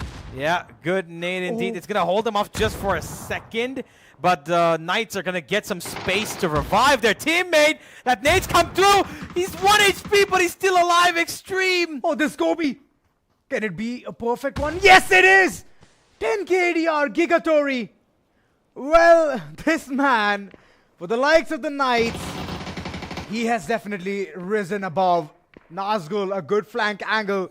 Little does Gigatory know that Ruthless was planning something much better. Siri, he washed his hands, and Nazgul has been an art stop. He wanted to go ahead, get some big kills, man, but unfortunately he couldn't do it. Ruthless once again, this time getting only 1 placement point, finishing off on 8. The only one that starts off by giving you some awards for surviving this long. They bow out with a number of total 6 points this game. And that's going to be it. God Squad still alive, by the way. Been a quiet game for them. They've got 3 so far. Looking for a couple more numbers against the Knights, and they're going to hear the car come in. And that car is going to be spammed upon pretty pretty mercilessly, and they take 2 out. Giga and Godex will finish off this squad, it seems, as one by one they take him out. As the final member, Gigatori, who was just a bullet away. But on the other side, Uncrowned Kings have started their little terrain of terror. Siri's already gotten 5 kills by himself, by the way, so he's looking to start climbing up the kill board. Oh boy, Make that a Siri, 6. that's 6 on board. Man, his Dragono shots definitely are landing onto the target. Baby Rek, they have a really good hill onto their name, Uncrowned Kings. And they're capitalizing it so well, getting information onto which team is heading where, and that's how the Knights team was in shambles, in shackles, and only 2 players are surviving this blistering cold. Again, Palash having the information, a perfect read onto the opponent, shot's been taken, but it's Gigatori still surviving. This man has always been in the trenches, saving himself, safeguarding, but running up to the hill and being called the King of the North will be very tough. Danny heading forward. I hope he has some flame left in his weapon. Oh, they're going to run straight up the hill, it seems, as they take on the straight fight against the Uncrowned Kings. No. That's a great knock from Gigatori, but Siri will manage to get at least one before he goes down to his knees. The snow is going to make it difficult for them to get out of this spot. There's no real cover, no real hiding spots here. Baby Rek comes in to help him. Nade goes straight down. It goes past him. Gigatori is going to survive this. It's a Molly as well. Molly is going to give him a chunk of damage. He's going to run away from there. Oh, no, and the Knights will be finding it really difficult to survive this. Somehow he's still alive. He's still playing across that little edge and ridge, and he's keeping himself in contention to fight this as he loses out his final teammate. All he needs to do is fight against one player. That's his Baby Rek. But look at God Squad. They're waiting for this opportunity. Gigatori inside. Godex GG. He's just keeping the trigger discipline. Else if he does shoot a couple of bullets, then his location will be revealed. There you go. Gigatori aware of what's going on. And he wants to be safe near the car. But soon there's going to be a push coming in from Uncrowned Kings as well. Top 4 has already been decided, ladies and gentlemen, in the map of Vikendi. The God Squad with 4 man, they are going to reign supreme or not. We will soon see that. They have a healthy condition to survive this blistering cold. Gigatori making the run, but Baby Rek instantly shuts him down. God Squad now going to be fighting up against one of the top teams once again, one who's already taken out a chicken dinner. And with the amount of 1 billion drops right in front of them, they're going to try and replenish their utilities and their weapons and armor as well, if at all possible. Uncrowned Kings taking their shots on to the other squad left. Toxicity. They're going out of the zone. That's going to be a huge disadvantage. They already lose one. Siri's going to take a 1, 2, and he's going for the hat trick here. Oh my God, Siri! Siri finishes off Toxicity by himself, goes up to 9, and could be the first person in this Season 2 of Gauntlet to single-handedly go past 10 kills in a single game by a single person. Oh my God, Siri. Big plays coming from Uncrowned Kings. But now they have to worry against a 4-man squad, the God Squad. They have been consistent all the way, placing themselves towards the top 4. Couple of games, it was not that great. Unforgiven, he's checking all the hindsight angles. He's going for a perfect wrap as 3 players. They're going to try and divide all the attention towards themselves. Uncrowned Kings, they know the entire situation. They're outside the circle and they have to head towards it. They're actually closer to Unforgiven than they are to the other 3 members here, which could be problematic for Unforgiven. The zone's going to shrink in, and they realize it, and they're actually going to zone, and Unforgiven now has been given a chance to flank at the right angle. He's got a P90, and this is what got a clutch in the last game. Can it secure one in this one? Baby Rek already going down. He needs an instant revival. Palash is there nearby in the proximity, but Siri, he's been shot upon as well. Multiple angles, multiple targets, and the nade to make things worse as well. Flash is coming through, but Gigot, he's being shot upon. Palash, yes, he's definitely getting all those angles right. Siri does manage to get the 10th kill, and he has made history for himself in the map of Vikendi.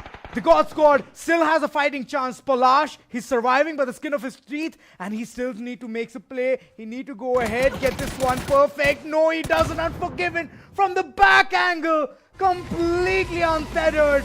In shambles, Uncrowned Kings. But they have made history today.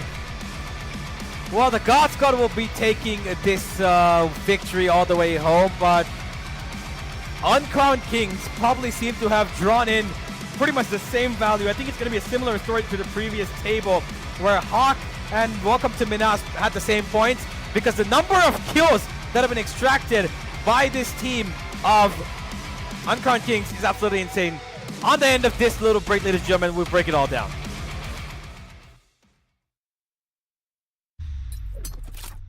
The Crucial Pro DDR5 RAM kit comes with a sleek, modern look that will complement any build. But aesthetics aside, it's the performance that really matters. So let's dive into it. The default JEDEC timings are 46, 45, 45, but it does come with 2 XMP and Expo settings for those looking for a little more performance. With XMP 3.0 Profile 1, you can push the speed up to 5600 mega transfers per second.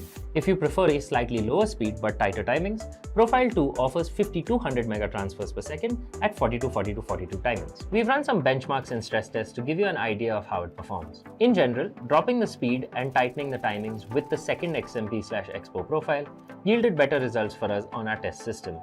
Paired with a Ryzen 7800X 3D, we saw anywhere from a 1 to 5% performance bump depending on workloads. All in all, the Crucial Pro DDR5 64GB RAM kit by Micron is a fantastic choice for first-time builders and enthusiasts alike.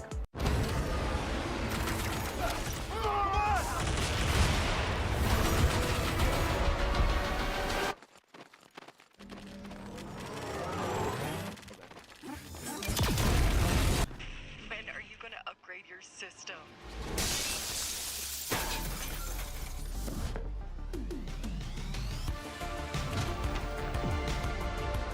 Alright, let's do this.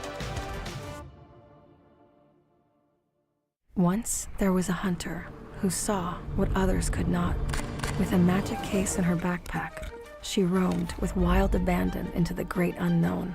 Her gaze inescapable, her reflexes lightning fast. When armies swarmed, she went through.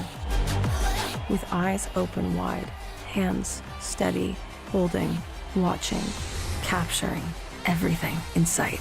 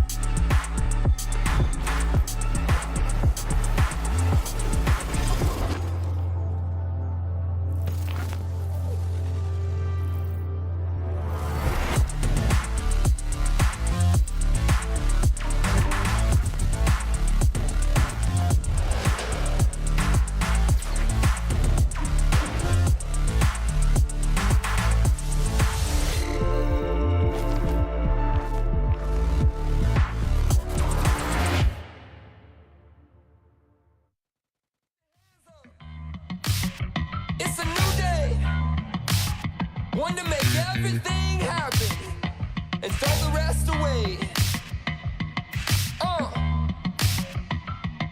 You ready? Ooh, I got a plan. Need to put it into motion. Gonna cut to the chase. It could be bigger than the ocean. And if we work smart, and we are who we say we are, then it shouldn't be hard. No, it shouldn't be hard. Sing to the rhythm we love, and dance to the boy on the floor. Write the words to somehow, the king right down the door. 'Cause if we all go to the rain, oh, there will be stars. There will be stars. Fix mistakes, gotta tighten things up. Stick to the plan while we're all still young. 'Cause if we work smart and we are who we say we are,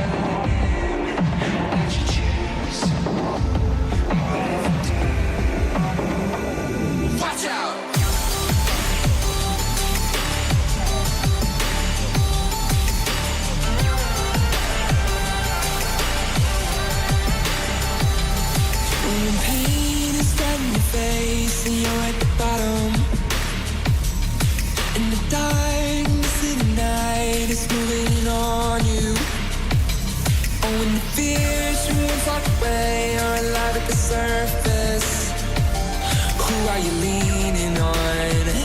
Who are you leaning on? And when the worst you can imagine feels like it's coming, who are you leaning on? Is it him or you leaning on?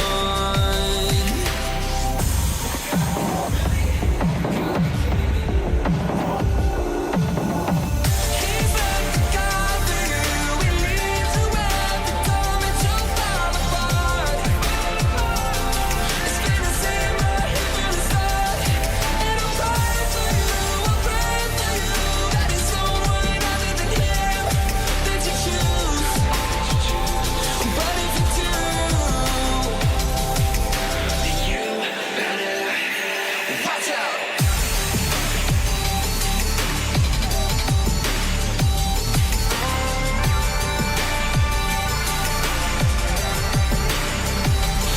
When the pain stays at your face, you're still at the bottom.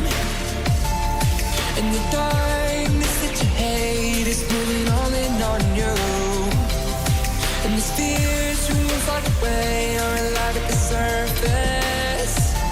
Who are you leaning on? Is it him or you leaning on?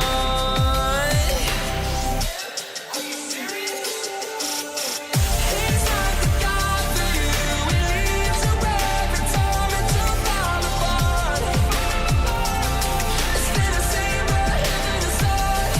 And I'll pray for you, I'll pray for you, that it's someone other than him that you choose. But if you do, then you better watch out.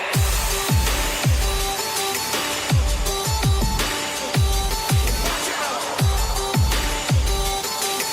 Then you better watch out.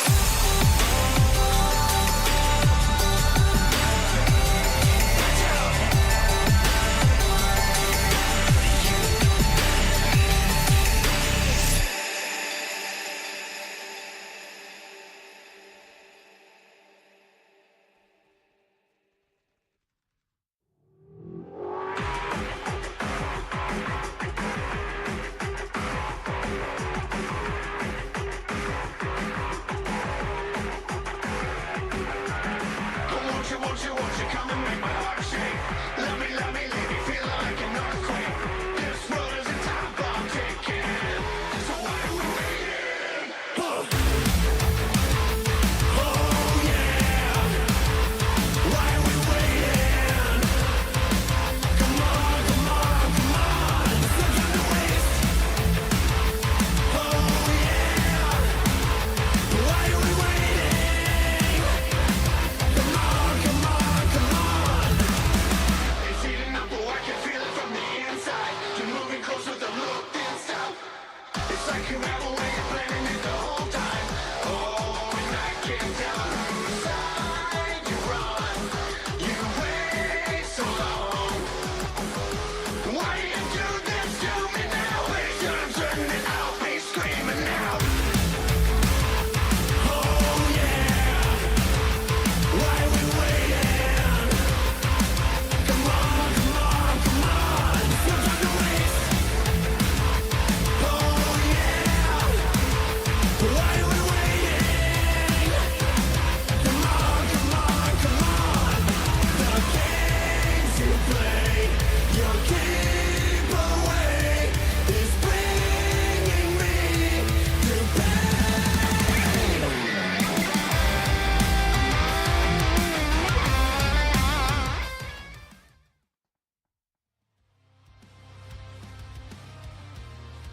Well, the snow was kind of all around the place, but where it ended off, it kind of melted away with the amount of heat that was generated by Uncrowned Kings and the God Squad. We're back with the map of Miramar coming up next, but ladies and gentlemen, what just went down there was an absolute massacre because Uncrowned Kings took over that game, and finally we've seen some team basically say, we are the kings here, and it had to be Uncrowned Kings itself. And what are your thoughts? Well, I would definitely crown them King of the North. First things first. Second thing, they gave a fight, man. They gave the fight of their life. With just 3-man squad, Yep. they were going toe-to-toe against a quad. But yeah, Unforgiven, yes, I get it. A great play, P90 from the backside. A good backstab being initiated. Yep. And there goes the winner chicken dinner in their pocket. But history went down in the map of Vikendi.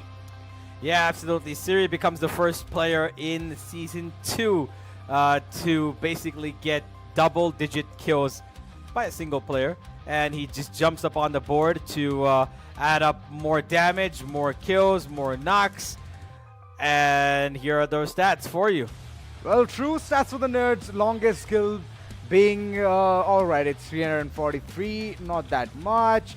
But yeah, overall the gameplay, I'm so satisfied, man. I'm so satisfied. Damage also has been decent enough to chunk things forward, to churn and get those headshots in the snowy, completely snowy map.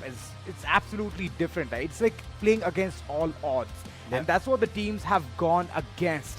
First, it was blistering cold. Second, in that cold, people were trying to get that perfect position, the advantage, in which I believe 2OP was there at the hilly end. Yeah. They were there, but not for quite some long time.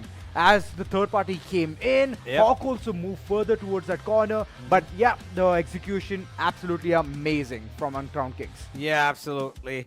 Uncrowned Kings were really good at what they were doing, and Siri, of course, took the magic into his own hands. Now I'm pretty sure he's out and clear in front when it comes to the kill leader of this tournament. Let's have a look at their stats, though, as we will probably wait for the chicken dinner winners to showcase how many points they've extracted.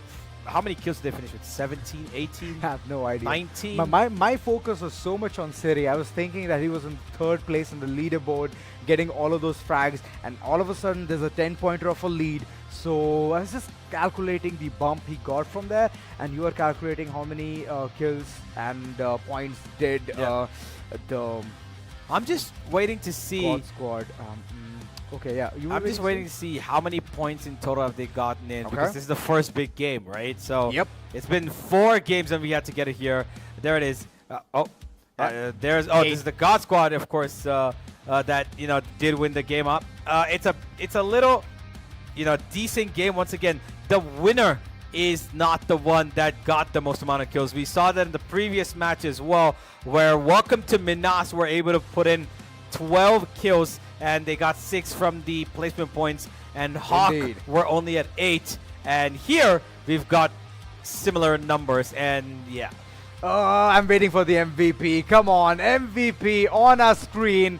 Who's it gonna be? Yes, of course, UK Siri from the likes of Uncrowned Kings. 10 kills with a damage of 586.7. Okay. This is anticlimactic, man. I'm trying to see the 7 also be added and the point to be elsewhere. 5,806. That also doesn't justify, man. I'm just creating numbers out there. It's 586.7. Well, it doesn't matter. It's 10 kills. He's stolen a lot of knocks, it seems. And that's a good thing. Bit of a Sova main cosplay here. So, man, But- who? So I mean, who exactly? We'll find out. Let's go to the match standings. I think they've gone past the win. Yeah, of course. Of course. 19 points. By the way, Series put up 10 out of 13 for his team. Oh, The boy. second time in a row that the winner of the game has gotten lesser value than the second placed team. Oh, it feels Welcome to absolutely Minas. bad. They got the same value out of it this time around. It's more, so that chicken dinner doesn't really mean as much, unless, of course, it's a tiebreaker. Stud's gone with the 0, Shakti Water with the 0, welcome to Minas, Mean Machine, same story, yada yada. Well, when will this thing change? Shakti Water, man, the fights they're picking right off the bat, what's going on with them? Impulsive decision making, what do you say? I feel like they're dropping into places where they're not comfortable with the loot, and I think every time they've dropped, they've got a drop clash, or they've also gotten killed by rotation sometimes, where they're just about to leave a space and gather up another, but by then some other team comes in, and also I feel like they've played 2 games without 4 members, and that also is kind of throwing it. But hey, to not discredit them, they started the first day of the semifinals also with kind of a similar story. They were not having the best day, but the only problem is the semifinals had them playing 3 days at least. This time, they're only going to be playing for 2. So the wake-up call has to come in a lot sooner. Whilst all of this is happening, we saw the HAVK got 7 kills, and they had 0 placement points, but they were able to put up a good number this time as well.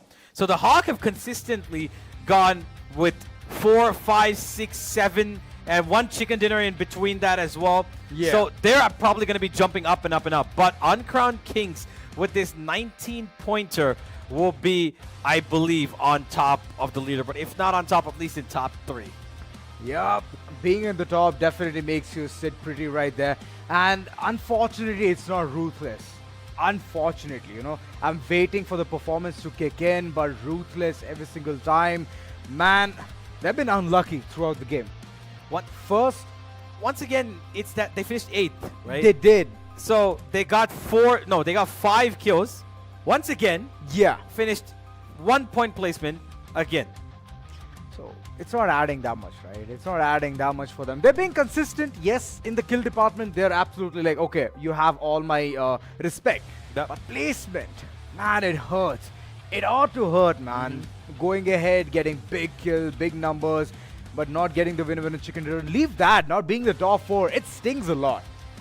I agree. I feel like they need to try and focus a little bit on survivability now because they've been managing to get kills no matter what. And I feel that they will start slipping out of contention if they don't focus on getting a little bit of placement. I'm not saying it's a bad idea to go for the kills, but it's not even like you're able to break that 10 kill threshold, right? Where you can equalize the number of points you get from the chicken dinner to the number of kills you get. That's not happening either. So I think they need one big game so that they up their standards, and it could come on Miramar. I'm hoping that the map of Miramar is going to be amazing for all the teams. Let Go, who's sitting at the bottom. At least they can topple the players who are sitting on the top. That'll be absolutely amazing. So yeah, gut-wrenching performance is what I'm expecting in the map of Miramar. I hope till now they've understood what they're going against. It's not going to be A, B, C, D, anything. It's a mixture of 18 teams together in the map of Miramar. I know it is chaotic. I know it is gut-wrenching. But at the end, you need to find your forte. Yep, you most certainly do. We head into the map of Miramar for the final time today as we take a nice divide of the map here. It's gone pretty much through the center of it. There's not much to say, you know, about how the direction could be skewed off in a secured, in a obscure tangent. Welcome to MINAS. We'll be leaving the plane alongside, I believe that's the Knights. Ghost Gaming, Ruthless, of course, who love their Los Leones when it's available to them, will be heading in that direction. And once again, nobody to contest them there. Uncrowned Kings will be going to San Martin, as they always do, almost. And Studs, once again, one of the final ones to leave the plane, and they will be going to Valle del Mar. And the rest of them are spread out in between these teams across Chimacera. One team's going to Monte Nuevo. That's Toxicity. El Pozo. And Open Reflex are just basically in the middle of nowhere right now. I'm chanting El Pozo's name because I want the circle to be towards the northwestern side. It'll be fun. All right. All right. Exact opposite of what you said. That's boy. That's almost too perfect to be true. You say northwestern, and the zone said, "Well, I'm gonna take a south." Hi there. Yeah, sorry, I don't like both the words you just said, north and west. I'm going extremely opposite-ended. Southeast sounds nice, huh? It sounds good. It sounds decent enough. But yeah, let's see how the teams are going to head towards the circle, because for now I can only see 20% of the entire teams to be inside the circle. So the rotation game needs to be strong. 17 teams. Where's the 18th? One not loading. All right, it's okay. But the action, it should not stop. Yeah, it started off pretty quickly, and this time it started off for Cruel X King is already taken out one of the members of 2OP, and Jinx keeping a keenful eye across to secure his teammate. The MP5 in these ranges, you know, it's almost comical man. how small that weapon looks, but it is deadly, of It course. is deadly. It is Yeah. deadly. He's thrown it away though, and that makes me a little sad. Picked up the Panzerfaust. Okay, the minute he does that, he gets an AK and a Mini 14. And King is looking to get his team a base to play upon because Cruel X had a really unfortunate game last time. Momentum, he's right in the middle of nowhere. Two players already sandwiching, zeroing into the location. King did manage to get one medkit here. Momentum, he knows where the opponents are, but is he aware of his back? The back needs to be absolutely clear. The teammates, they're slowly creeping up. They're trying to create the window of opportunity, but Dragunov, it's staring down. Zero Horn shot being connected. And look at those shots. It's big ones. Jing managed to take down, but a good retaliation. King also falters. Kohli way too low on HP. Is healing instantly as Momentum, he has gained all of it. Well, King's been knocked down, and Momentum, I'm pretty sure, is not going to be able to go and finish off that kill. The rest of Cruel X will slowly start edging in to help out their teammate. We've got another fight ensuing, pretty similar, two similar teams as well. It's the Fortunate Four against Suicide Squad, who've had probably the most underwhelming day. Suicide Squad not able to crack the threshold. They were a team that was included in the last second, by the way. We decided from 16 to 18, and it doesn't seem likely that they, you know, have got the fire to fight for that top spot now. They've come into the top 18, but I'm not convinced of the way that they've been playing in the first day that it's going to go the way it seems. Wait 1 second. What the hell just happened to Ghost Gaming? What? Wait. Wipe clean from this planet of Miramar. Team Fortunate 4, they are taking a fight and it is paying off. Motu did manage to take one player out of the picture. And again, Suicide Squad, they're not looking good at all. Oh, here's the thing. Suicide Squad got a knock. And who's the one to take the entire spoil? It's the God Squad. Yeah, of course it is. God Squad, professional thieves in this game, alongside Welcome to Minas and Intuition on Uncrowned point. Kings. Motu's intuition is on point, you know. He knew if he goes further, he's going to be shot down. Yep. And he'll be very pulpy, very squishy. Instantly goes down to the hill and he's like, I'm safe for now. Yeah.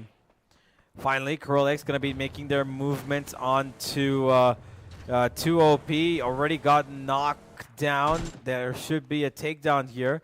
King, unfortunately, has bled out to death, while the rest of his teammates will look to finish off the remaining two members of 2OP. There's a leg spotted. Jarnail's seen it. Does give out a bunch of shots to try and bait him out of position. And he does, actually. And there he goes across the building. He knows exactly where he is. And Razon's going to try a new angle, but Jarnail gets away from that. He knew it. He read it perfectly, but not going to happen.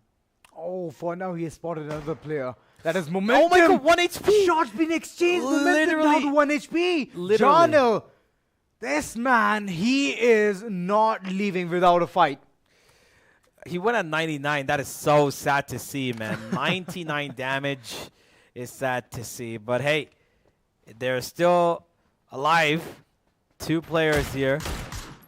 As 2OP will continue to fight out that fight of their lives almost at this point. Because they need that victory. They need those points. It's not been best of days. They've had mediums and lows so far. No real highs. Seems like a very off situation. Ruthless taking some shots The on tire's gone, the tire's the gone. player. Madcap, the tire is all burst. It's in shambles, but still the player is getting away. Nazgul, we should have focused on one player. It would have been an absolute demolishing, gut-wrenching kill or a knock. But okay, welcome to Minas. They're living to see another day. One player is still outside in the wilderness, Wait, and Kohli what? is punched down. Momentum down to Oh my pulp. god. This is a big battle, and Cruel X, they have won it with flying colors.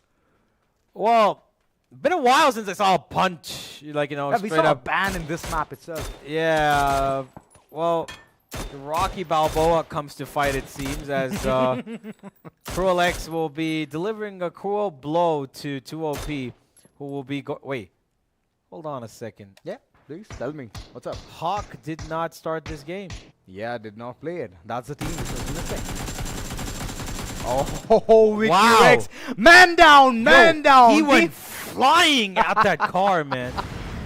Oh boy, I'm glad that Holy the car hell. did not burst right in front of him or beside him. Vicky Rex, he's still surviving, but he's gonna go down real soon. Try to YT, finally Open Reflex has opened their hands against who? Team Studs.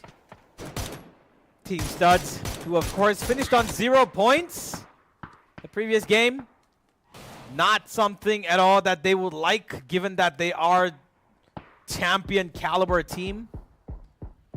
Ooh, instant completion. Try to YT, also taken down. Shakti Water. They've understood. You know, this map of Miramar, it needs to be ours. Yeah. It needs to be. This is where we start. This is where we can gain momentum. And moving forward in the map of Erangel, get the second winner chicken dinner. For now, it's a great start. I would really not like to jinx it. So let us just keep it low-key. Oh, Shakti Water, they've gotten 2 early points against Open Reflex, and nobody else from that team is here. I wish just gotta have a look as to where those remaining 2 players from Open Reflex are and how far of a split that is. But while that's being torn down, oh, there they are. They're on the other edge of where Shakti Water just took a fight. Almost near Los Leones. Studs, who already lost a player, taking an extreme southern route. They're going to take a scenic route to the zone, as they might as well just enter into Puerto Paraiso to get a couple of buildings sorted for themselves as a safety haven. Ruthless are not right now surrounded. They're on our screens on the bottom left. Suddenly shifts to Shakti Water, who are taking pop shots on Toxicity, as we will be entering our Phase 2 zone right now. Ooh, it has taken quite some Oh, time. wow. Oh, it's a lovely circle, man. I enjoy it personally. Wow, I that's have a no lot of water. beef, no vendetta against any of these teams, but Suicide Squad, man, they're in the dead center. But if the circle takes a turn, shifts towards the water side, I would absolutely love the entire game. I think it would certainly make things interesting because we've never seen it yet. A water circle. Honestly, I think the next zone itself should just go like, 90% water.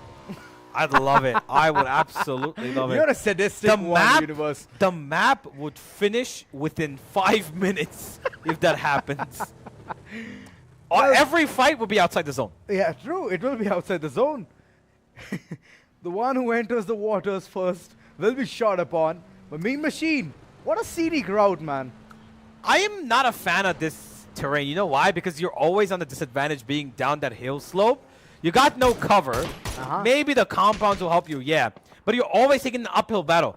So the angles are not going to be the best for you. It's always going to be opponents who are going to be taking up the advantage. And speaking of advantage, it seems like it's going to be welcome to MINAS, who find 1 and a second. And who guess who it is? Of course, Sobermain. the Archer. And the arch nemesis being gunned down instantly. Sobermain needs to run.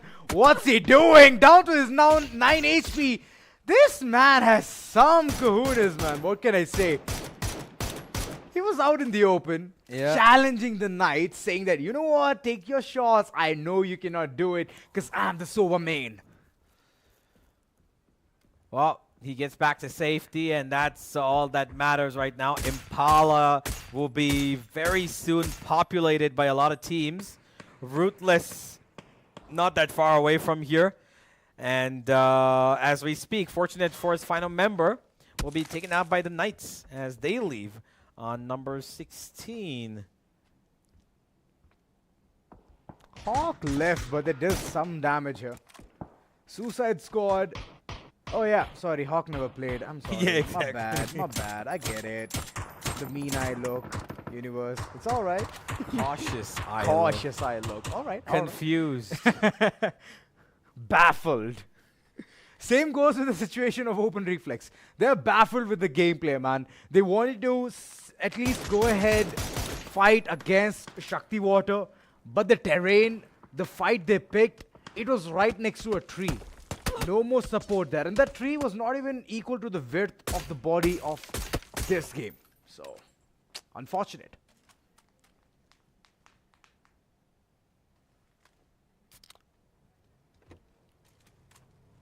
Oh, Tori takes a spot.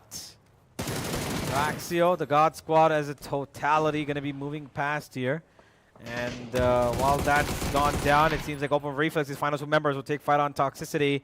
2 members in front of him still. A good nade. Finishes off the kill. Is he going to get the point? No way. He's looking for the point. Yeah, he's going to get the point. Raftar's going to go down. It doesn't matter. Toxicity already lost a player. There's What another are bunch you of damage. doing? Domi. He's What looking is for going so on? much, but the refrain comes in. Oh, Assassin forever. Just was not ready for that fight. He went in a little too late. And look who decided to join the party. Speaking of late, it's Uncrowned Kings. Are they going to the island? Because I would love to go to the island, please. Come on, please. Go to the island. Yes, head towards the island. Just go to the island, please. Just take a Got swim this. later on. Just go to the island, please. can we just go back to Uncrowned Kings, please, please? I just want to see where they're landing. Never mind, we have a fight in front of us. We It's have a gotta be fight the- right in front of us. Better God, he's pincered in the corner. Nate's on point, and the entire team, they're not able to survive this one. There's another one being cooked, and it's all looking good for Toxicity. Nate's bouncing, and Shardbai capitalizing this one. Oh no, unfortunately it's not the island which Uncrowned Kings are choosing, but they're definitely taking the height advantage. Yeah, but they've got such a great compound take here, which nobody somehow found, which is surprising to me because the zone keeps going towards the eastern end. We'll find out where it's going to head out in just a couple of seconds. The map, hopefully we can see after these couple of fights. As right now, welcome to So Minas, going to take in a couple of... He's just... What Okay. on earth? How many Molotovs does he have? Nades, Molotovs. The studs once again seemingly down to 1 player right now who is... 2 players, forgive me, who are on their feet. I thought both of them were not. Oh, no. So, man, my oh my. Barrage of utilities, and finally it got some worth in. The flank angle on point, and there goes Death Thrill. This is a bad situation. All tough luck for them as the entire team joins forces, joins hands. Madcap, unfortunately, he has been taken down. But Superman, he's still surviving. He's still there in the wilderness, out in the open, prone, reloading. Where is the call out? Where is the information? Retired bolter, he did prone for his life, but I don't think so he can last for long. The dense smoke, it is giving him the cover, but the team, they've already rounded things off, and there comes the nade, knocking my Silvermane, God. but finishing the entire team of studs. How... Wait, did Slacksky just die from fall damage? I have no clue what's going on, man. It's chaotic. I mean, the number of... They actually wiped out the entire team of studs with just nades and Molotovs. One was the only one that Silvermane shot down. Yeah. Everything else. How many nades would you need to wipe out studs? He was like There the was Dora, your man. answer. He took out his bag. He's like, all right, let me go ahead, showcase what and all I have. Everything, Couple yeah. of mollies, 3 nades, all cooked and thrown at the direction of Team Studs. Absolutely. Studs once again leaving on a position that does not award them any points, and I don't think they got any frags either, maybe 1 or 2. But look, Oh. now I see how Slacksky lost his life. I spy with my little eye the entire team on the rock. Okay, Slacksky, you sleepy little boy, you've fallen off the hill, it seems, by quite some distance. And, well, I can't blame you. It is tempting, you know, to look down and be like, whoa, I'm not gonna lie, guys. It looks extremely nice to, you know, just take a flight. But I thought maybe he had a parachute. It malfunctioned. Somebody cut it off. Yeah, they did. God Squad. Well, games have been absolutely amazing for him. And Oh, Logi, look at what All is right. this guy up to? he's up to some botation, Yo, man. you know what? I think what he should do. Oh wait, go to Dallas. he's going all the other way. Okay, he's gonna take a extreme north end and play as safe as possible. That's actually nice by Legend. I hope we can see them. Yeah, exactly. I was just gonna say, let's see the map. Thank you, production. Water! No! Well, at least we got SHAKTI water in the game, so that's kind of a compensation, I feel like. We head into Impala, which could be the final standing of this Battle of Miramar, as OG Legend, who did take a bit of a boat ride, is gonna go in across. Okay, we had a fall damage. Now we've got a car. No. Somebody who's taken out himself from the car, and oh my God! There's no way I'm watching this He's happen. unletting all of them. No, I'm walking out. Sorry. Shrey! He's been shredded into pieces. I'm walking out. God Squad Almighty. And they're just taking down every single problem one by one, piece by piece. Where's the smoke when you need them the most? Now I can see there's a blue, or sorry, a purple, a violet line, but it's all down into the drain. First, Yeah. I said SHAKTI water is here instead of the water that we see. And then Second. Karku knocks himself out with the car. And then we see Unforgiven steal that self-knock. They get another kill who's running out in the open. Now GODX is taking out Danny. And I know you were waiting for Danny to actually perform well. I was waiting for it since day one, man. Danny is not going Dracarys, then what's the point? Well, the God Squad honestly, I think all three that they found have been genuinely gifts that they've been given. Genuine gifts, man. Genuine. And they're lucky, you know. They're very lucky to have all of that. Again, getting the compound as well to their favor. There's like multiple teams converging. They can be the center of attention, but they know how to deviate all of that. They know how to deviate it. Legend. Well, this Legend is surviving. But the OGs, finally I can see them in action, man. It has been such quiet times for them that I haven't heard or seen their name even pop out on the kill feed. Yeah, and it seems like they're looking to add up some couple of numbers by being quiet so far. It's not helping them. They need to be at the top. And this Impala region has turned out to be a graveyard. So many teams, so many homes to occupy. And Uncrowned Kings have got one for themselves. But so far, I think this is the first time that we've entered the top 10 and Uncrowned Kings don't have a single kill. It's not usual that you see that. Oh, true. God Squad have eyes on all the rotation being made. The OGs, they've been shot upon constantly. And no, it does not look good. Null Gamer down to his bits of HP and he's going to be taken down. Instant revival needs to be called in. The entire team was heading inside that small of a house with the car. So the kahunas on this team is insane. Jackie Dada healing himself, 200 HP. It's one fight which needs to be absolutely perfect. That is against Atomic Wild. Uncrowned Kings. What is that rotation, man? So late into the round? Look at the amount of Molotovs they've thrown in. Such a small building. They've got such a big one right next to them where Jackie's sitting. Right? But they want 3 in the same building, which is a little confusing to me. I know they came in for the cover, but I'm not quite sure how that went down. Uncrowned Kings would lose 2 as we... Okay, they lose all the teams. They lose all of them. Okay then, okay, let's go Atomic Wild Esports as they pick up a resurgence in this game, 6 to their name, as Ubuwewe will basically take down a majority of the Uncrowned Kings team. Ooh, finally we can see Ubuwewe pop up on the kill feed, and it's so good to have him, you know, so good. I'm waiting for his star play as well. You can go ahead, make some really good tongue twisters. God Squad on the other corner. They're twisting things for their own fate. Trying to engage multiple teams with multiple fights, but welcome to Minas. One single nade. Nazgul all the way. And the team has gotten 5 total kills. They have always been consistent in the kill feed, but the positioning, come on boys. I know you have got this map of Miramar.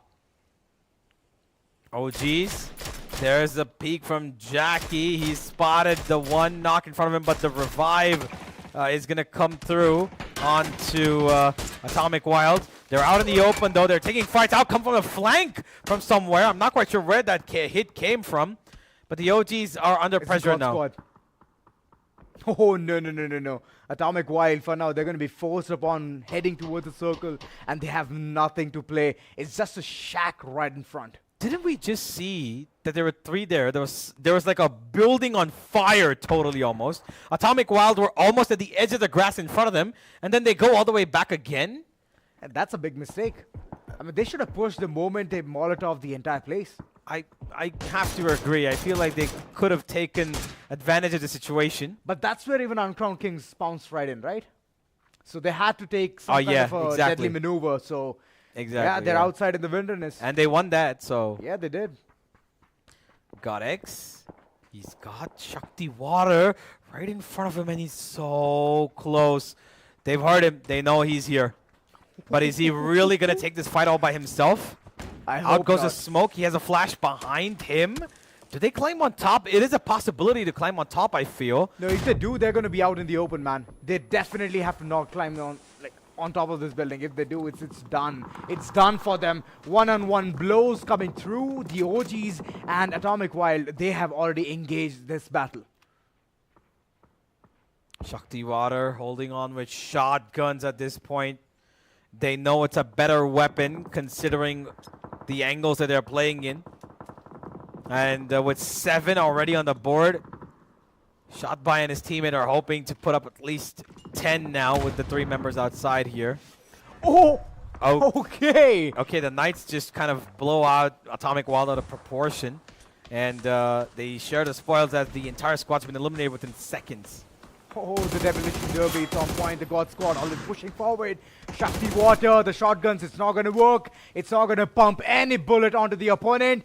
Raxiel way too close. Does he know that the opponent is right around? No, the smoke's covering him. Yeah, the smoke screen. It is helping. The last man remaining, that is shot by for the likes of Shakti Water, shot off in his hand, and he's still playing for his dear life. Couple of pumps, all it needs to go ahead, seal the deal. The nade, it was being cooked, but there you go. The flash comes through. Out goes the body, and Shakti Water, they have been annihilated successfully. The lone man surviving, Legend. Man, he's washing his hands now. Oh, he gets two! Oh! He's knocked out another! He finishes off that person as well. There's no way he clutches it. No way! No way! A clutch of his life, Legend! He has written his name with golden letters that he is the legend that lives to see another circle. My God! The conundrum, the chaos, the God Squad have been completely eradicated. By the way, this exact same scenario happened to God Squad in a previous game, if you remember, a couple of days ago. They've been known to not give away, but more like falter in 1v3s like these. But Legend, absolutely legendary plays from him. 4 points from him alone, as Suicide Squad need to basically make a shrine for this guy. They enter the top 4, and they will at least go away with 8 points from this game. 8 points indeed.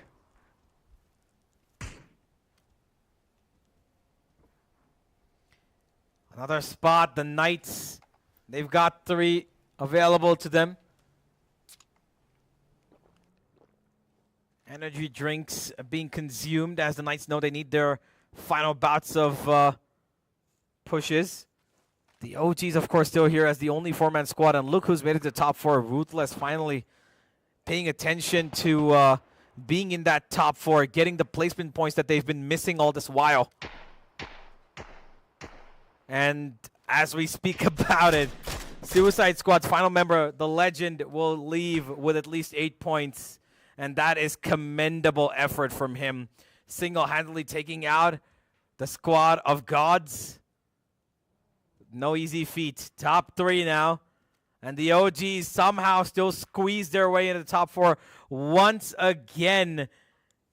Consistently aiming for placements more than kills. It's awarded them with good amount of points, and it might give them some more. They finish off Extreme there. He's running in. He's trying to get through that smoke, get to safety. He's got a ridge to cover himself up, and the Knights will survive for now. Oh, the Knights are surviving. What a legendary gameplay, man. Legend, of course, from the likes of Suicide Squad, did not leave the battle empty-handed. He did manage to shut down the entire likes of God Squad. Commendable approach from him. But moving further, these 4 teams, that is the OGs, Ruthless, and the Knights, they have their fair share inside the circle, but nothing better than the OGs. They have a man count advantage. The OGs still no positions pretty clearly. Just checking, making sure that they've not checked anything. They will make sure to check it now, because the Ruthless squad have not yet been seen. It's such a far spread out from the Knights. They're going to regroup now as they get closer to Danny. And now it's all up to the one and only Ruthless. Can they pull out a chicken dinner out of this? Oh no. 5 is the only much they've gotten so far in almost every game. 7 to 5 is what they've gotten. Can they hit a higher number? I hope they do. They've made themselves towards the top 4. It's a good, secure situation. Null Gamer, he has already initiated things, and he's managing to shut down. Nazgul did give a good fight, but unfortunately he's also down to his tinkling HP. Mustaki, the man, needs to safeguard his teammate alongside get multiple frags. This is going to be a big deal for him to face off as the Knights. Gigatory taking some shots. Mustaki, he's safe for now. He did manage to scurry away, but not for long. Null Gamer has been taken out. Bajrang is also down on his knees. This is big. Even the Knights are chiming in, and this time around I can see Danny sing the song of Symphony. Well, it is the Knights who seem to be on top of things here. It is a 1v1v3 unless the OGs can get one of their members back on their feet. Jackie, he's trying to get a couple of smokes around him to suffice that revival. Get right, he's gonna get him. He's spamming right through the smoke, and the Knights will finish off Jackie before anything could happen. And now, oh, the nade is way too close. Way too close. Get right. For now, he's seeming like he's stuck in this situation unless Mustaki comes in and he can at least get a couple of shots right. Get right. He needs to be flushed out instantly as his own grenade is going to do a lot of damage. Danny continuously says Dracarys, and he is getting all of those gameplays on point. Mustaki being the last man standing. He's sucking his way through, but he cannot win this 1v1. The Knights taking the winner chicken dinner. And finally, we can see an epic play coming from their likes. well, the Knights will take through a really successful win here as they have been awarded for their patience. The last couple of games have had some medium level plays from them. They've not been at the top of the hill, but they will secure at least one nice little chicken dinner before they head out to the final map. Ladies and gentlemen, the breakdown coming at the end of this break.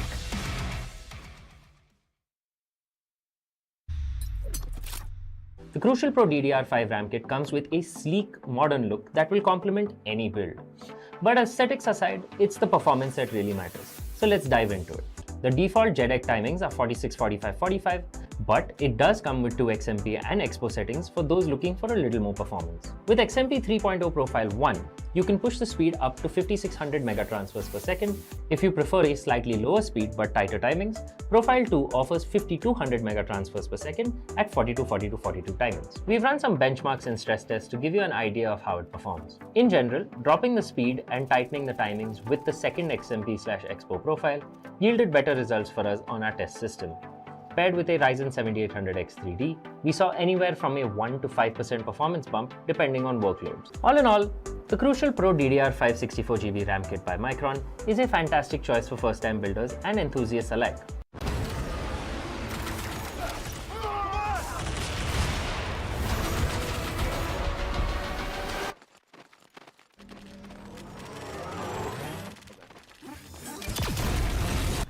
When are you gonna upgrade your system?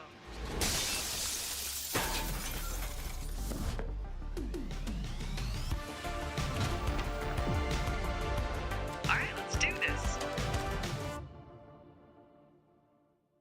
Once there was a hunter who saw what others could not. With a magic case in her backpack, she roamed with wild abandon into the great unknown. Her gaze inescapable, her reflexes lightning fast. When armies swarmed, she went through. With eyes open wide, hands steady, holding, watching, capturing everything in sight.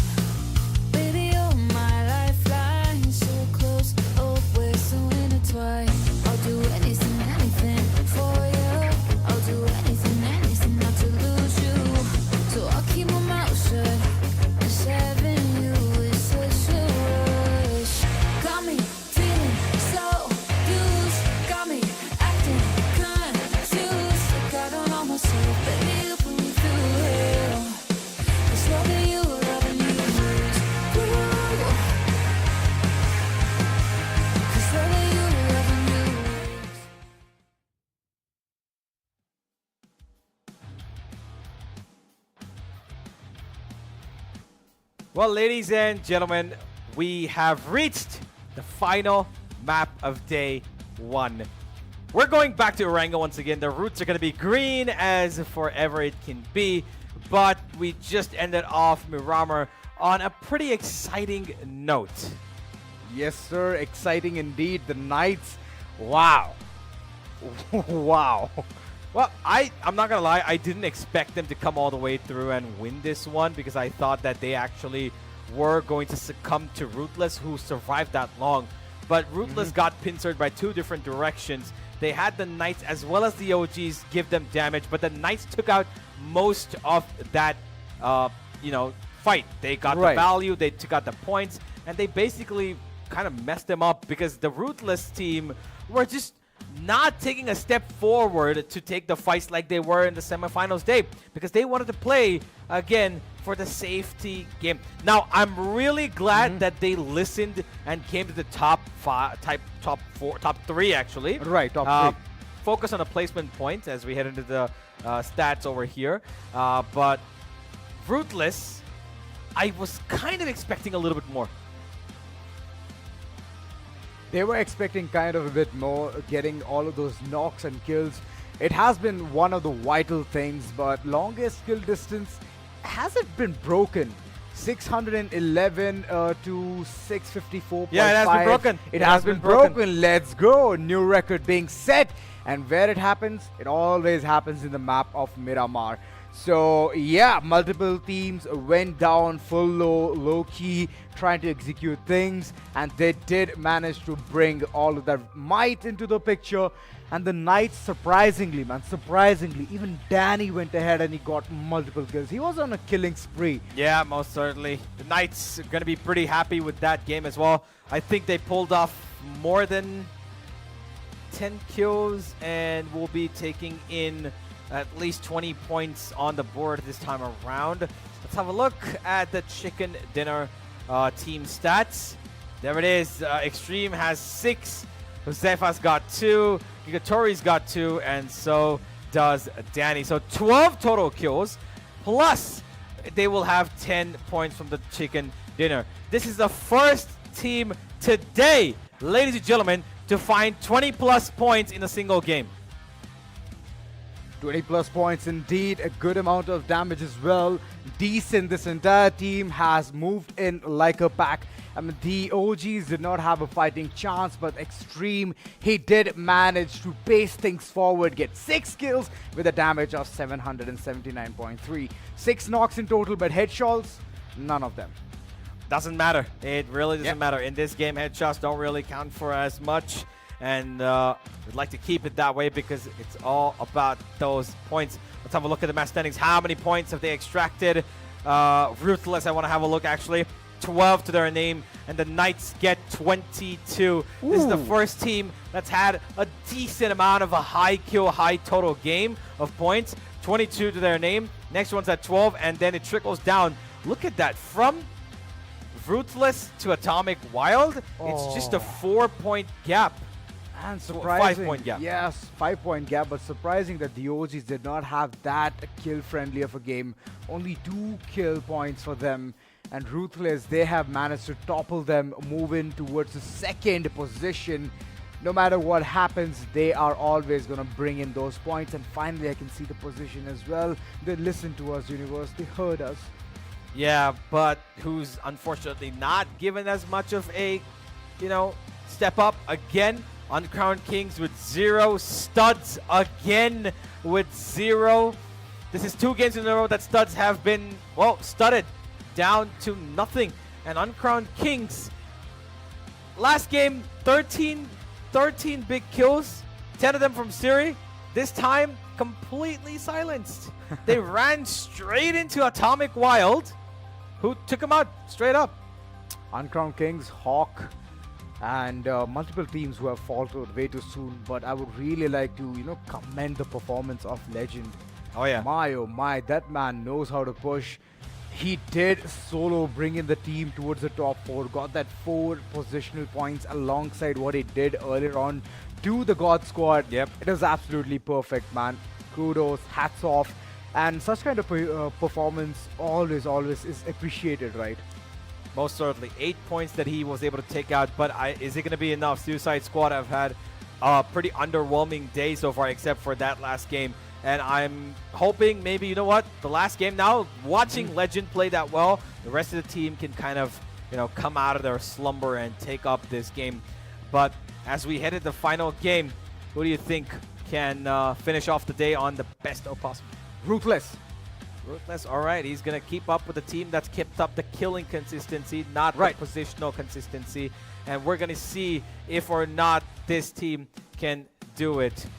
Erangel, final map of day 1 of the grand finals. After this, it's 6 more that will come up tomorrow. Ladies and gentlemen, Erangel to show what we've got in the final game of the grand finals day 1. You all know it. It's the final map. We all want to see how the teams are going to perform. For a second, I was like, okay, I had a pause moment right there. Yeah. But the game needs to carry on, man. It needs to carry on. Georgia Pole, so it's going to be northwestern side where the flight path is moving forward. Miltra being the last spot, and Miltra Power will actually be a really good spot for people to go ahead, get their loots, and gear up. Yeah, I feel like maybe the God Squad could end up somewhere near Milta. That's usually where they like to go.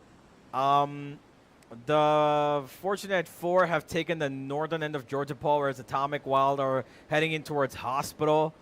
And yep, there it is. We've got the Knights OG going in towards the centric part, right around Rozak. They've got a bunch of those teams there. God Squad, like I said, will be heading in towards Milta Power between Prison as well. I hope the circle falls near Stalber. Near Stalber? Yep. That's, I mean, okay, you clearly want everybody to keep moving, huh? You Yeah. like, It needs to be a constant move well, game. Is the map going to troll you once again? Are we going to go southwest I hope to it doesn't. Primorsk? Let's Let's find out. I feel like it's going to be extremely centric. Map's going to be, you know what? We're going to do it. Never mind. Down south we go. It's going to be the military base where we end up. And once again, welcome to Minas, who do love their military base. We're going to be heading in there. And an early clash possibility between the Knights and the OGs here. Two teams that were in our top 4 in the last game, now going on an early fight. The OGs might end up chasing this Knights team because they've only right now got 3 blocks of, you know, homes to loot. So they might not have too much to work with. Gigatorial, though, has already gotten an AK. He's got a helmet and armor and a bunch of ammo as well. So that is a decent amount to fight, but the rest of his teammates will have to show straggle for loot. Ziggin, the moment he knew it's some SKS shots, he ran away. He skedaddled. He did not want to do anything in that window. So that's a wise decision. And he has proned himself towards the staircase. So he's just waiting for a push to come through, but nobody's going to do that. The teammates, anywho, they're way too far. And Ziggin, he is alone in that building. Bolbam looking to round things up. He has a ACE in his hand, so I feel that the entire team is pretty much amped up. They want to take this fight. And Ziggin, little does he know, there's a 2-man squad just waiting down to the same window itself. Damage being dealt, but unfortunately the MP5K will be demolished as the Tommy is always reigning supreme. At that range with the MP5, I'm pretty sure he had another weapon. I'm not quite sure what he had, but he most certainly did have another... probably the ACE itself, but he's going to be taken out. That's going to be the end of that right there. Ballbomb's going to take up that point as Toxicity will be the first ones to find a point on the board amongst all the teams on the map right now. Open Reflex are so far spread out from this place. I'm not sure why Ziggin decided to land here by himself. He should have ran away the moment he saw. I thought Samrat disconnected. Yeah, he should have ran away instantly, you know. Not even second guessing whether he's going to be pushed upon or not, peeking any corner, any window. I mean, he was surrounded. It was not. He wasn't. For the first couple of seconds, yeah. But after that, when they came in, he had no choice but to fight. And his teammates were like, you know what? We cannot at all support him. So That's something we're just gonna have to live with, a 3-man squad. And here's, of course, the squad which gave us the performance of one of the men who was an absolute beast in the last one. It was, of course, Legend. And we shift our target now to the team that was our champion last time around, but this time have given us 2 games with 0 points. Maximum was the second game, which was in the map of Miramar, where they could get the winner chicken dinner. After that, it's complete silence. They've been silenced out, isolated, fights which they could not win at all, so multiple mistakes. And thereon, the confident start that they had, it has already gone. Right now, rotating in towards the southern side, Mansab, he's all about looking at the targets, trying to spot where the enemies can be, checking for any posts being trapped or not. I like the early rotation from Studs to make sure that they get ahead of the, you know, matter. Make sure that the zone is not going to cast them out. But the only thing I'm going to be concerned about if they're actually going to bridge camp here, which no, they're not going to. They're not going to. If any team actually does it, the only thing I'm concerned about is the fact that Toxicity could actually just jump on them at any given point in time. And even the open reflex, his last 2 players, by the way, who just ran straight away from that fight against Toxicity towards the military-based side, are looking to, forgive me, 3 members, not 2 members, 3 members who ran away from that fight are taking up the hill right outside Nora Pinoy and still keeping an adamant eye on Toxicity to maybe take some revenge for their fallen comrade. The weaponry is not looking that promising, but taking some shots will absolutely scurry the opponents away. I hope Domi understands the gravity of the situation, and he's keeping a keen eye on that rotation. So that's a very wise choice. Death Trail for now. He's heading in towards the southern side, trying to make his solid footing there. And it's a good spot. It's a decent spot. The entire team just unloading into that spot. It looks good. It looks fine. Unless the shots are gonna launch come on, in. not like this. That was a misread. Not like The this. driver definitely give away your license, man. As Mansab, he did manage to give a deadly blow onto Domi. Isolated for now, he's isolated. But look at the other team, man. They're ready. They're amped up. They want to take some shots. And Mansab constantly just jumping around, trying to head towards a safe spot. But there you go. The big mistake comes through. As a team, they shouldn't have peeked. They did. And now they're going to pay up the price. Okay, what are the Studs doing? What are they doing? I'm not sure how this game is turning out to be the way it is, but they're just not at all. They're a shadow of their former selves. Death Row will find Mansab back up on his feet, but open reflex from on top of the hill, on top of the world right now, giving an insane amount of damage to the Studs, ex-champions. No matter how many times I put that out there, it's not going to be enough because we, of course, expect champions to perform like champions. And getting 2 0-pointers back-to-back is not something that we usually see them doing. By their standard, they should be doing so much more. And finally, with everyone being nursed back to health, they're looking to take the fight to open reflex. It's not going to be easy, of course. The high terrain is going to give them too much trouble. And here is a bit of a jolly ride from one of the other teams that's had a couple of last position finishes, by the way. God Squad, who finished 17 and 18 today in 2 games. Yeah. It's not been a great day for them either. They've had 1 or 2 good games, but overall, they need to step up. We've seen them do better. Well, funny how the entire squad is heading towards the southern island. Ruthless, they're taking it slow. They're going to meet the likes of Atomic Wild. That's going to be a later case. It's a later story. But the OGs against the Knights, this is going to be a battle to remember. They're still trying to make their way towards the circle. And that's one really good thing. The God Squad, Mean Machine, I believe Mean Machine might choose the path where the God Squad is already heading towards, and this might be a big mistake for the likes.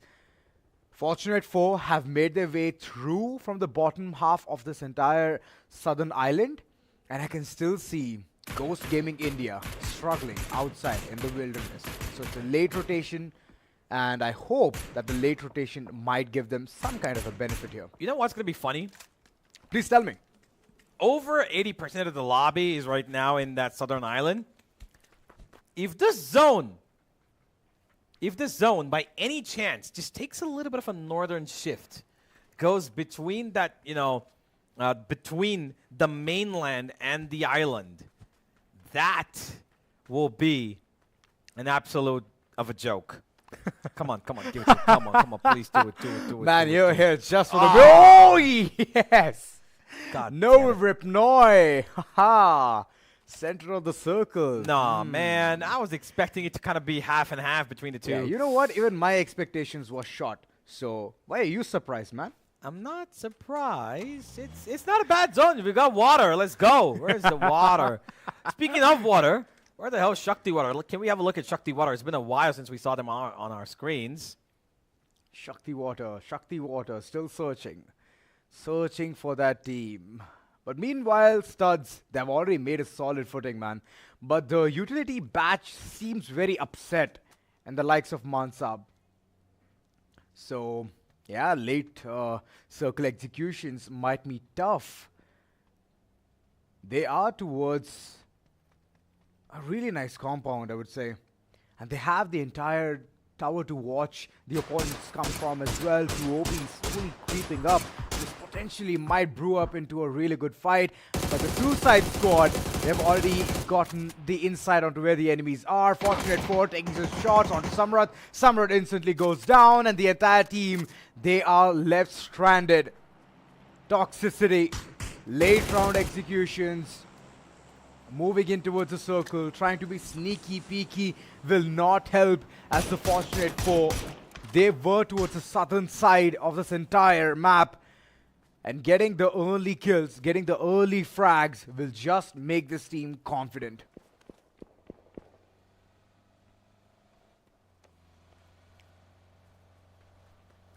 Well, Fortunate 4 just going to let Bobam run away from here. He's just... Oh, never mind, actually. They find Roughtstar instead. Stuck in the forest. Long shots, and Reza's going to take him out. Rudra, he's going to try... Oh, he does get taken quite a bit down. His health is down really low. But he's still good enough to drive that car away. Be a little bit reckless with his driving just to save his life, but that's okay. Phase 2 of the zone starting to close in now as we head into Phase 3. The zone's going to take more of a shift in just about a minute. Where will it go? Will it go more towards the water? We're going to have land. Disappointing, barren, boring land. Or we're going to have some nice, exciting water. Man, you're so stuck with water. Do you need some? Can you quench your thirst? Here Actually, you go. I would Yeah, like there to. you Thank go. you very much. Yeah. Yeah, you're welcome. You're welcome. I got your back. So the water has already been given, so I believe Universe's thirst has already been quenched. And where is SHAKTI water? Come on, we want to see them in our radar. We have seen momentum, in the first map itself, right at the start of the day. If you remember, he was caught slack and he was AFK, shot down to bits and pieces, and the team got the rest of his spoils. I'm hoping that's not going to be the same case for this time around, but they have been constantly paraded with those bullets. And welcome to MINAS. They do not leave any opportunity unturned. I don't like this position right now. It's bad. It's so open from the back. And the minute they go up to try and take a fight, they're going to be in trouble. Sandwich Slayer just took himself out. I don't know how that happened, but it is what it is. Nobody's going to get that. Natural calamities. Well, clearly, I guess so. Open Reflex still survive, but the 3, they still have the research lab in their control on the top of the mountain on the military base. We've got the zone still closing up, and they're still in the zone. Jornail's taking the first fight onto Uncrowned Kings as he sprays through that smoke. And Cruel X looking for a good game here, but unlikely that they are going to be able to finish him off. Yeah, back on his feet he comes. No, Vihan's actually still never mind. He's still down. No, Vihan went down now. They just got another member back up. Siri. Oh! No, he's gone again. He goes again. Dead man dropping. Siri, nowhere to go now. He's caught in the dead center, and King, I hope he understands there's another player staring down at him. That is Palash, CR7. Shot's been taken, and there comes the smoke. Instantly deployed, and I believe that the player is going to bleed out. Siri, he's gone. Tata, bye-bye, adios. Janet also goes ahead, tries to seal the deal, and it's open reflex for the third party.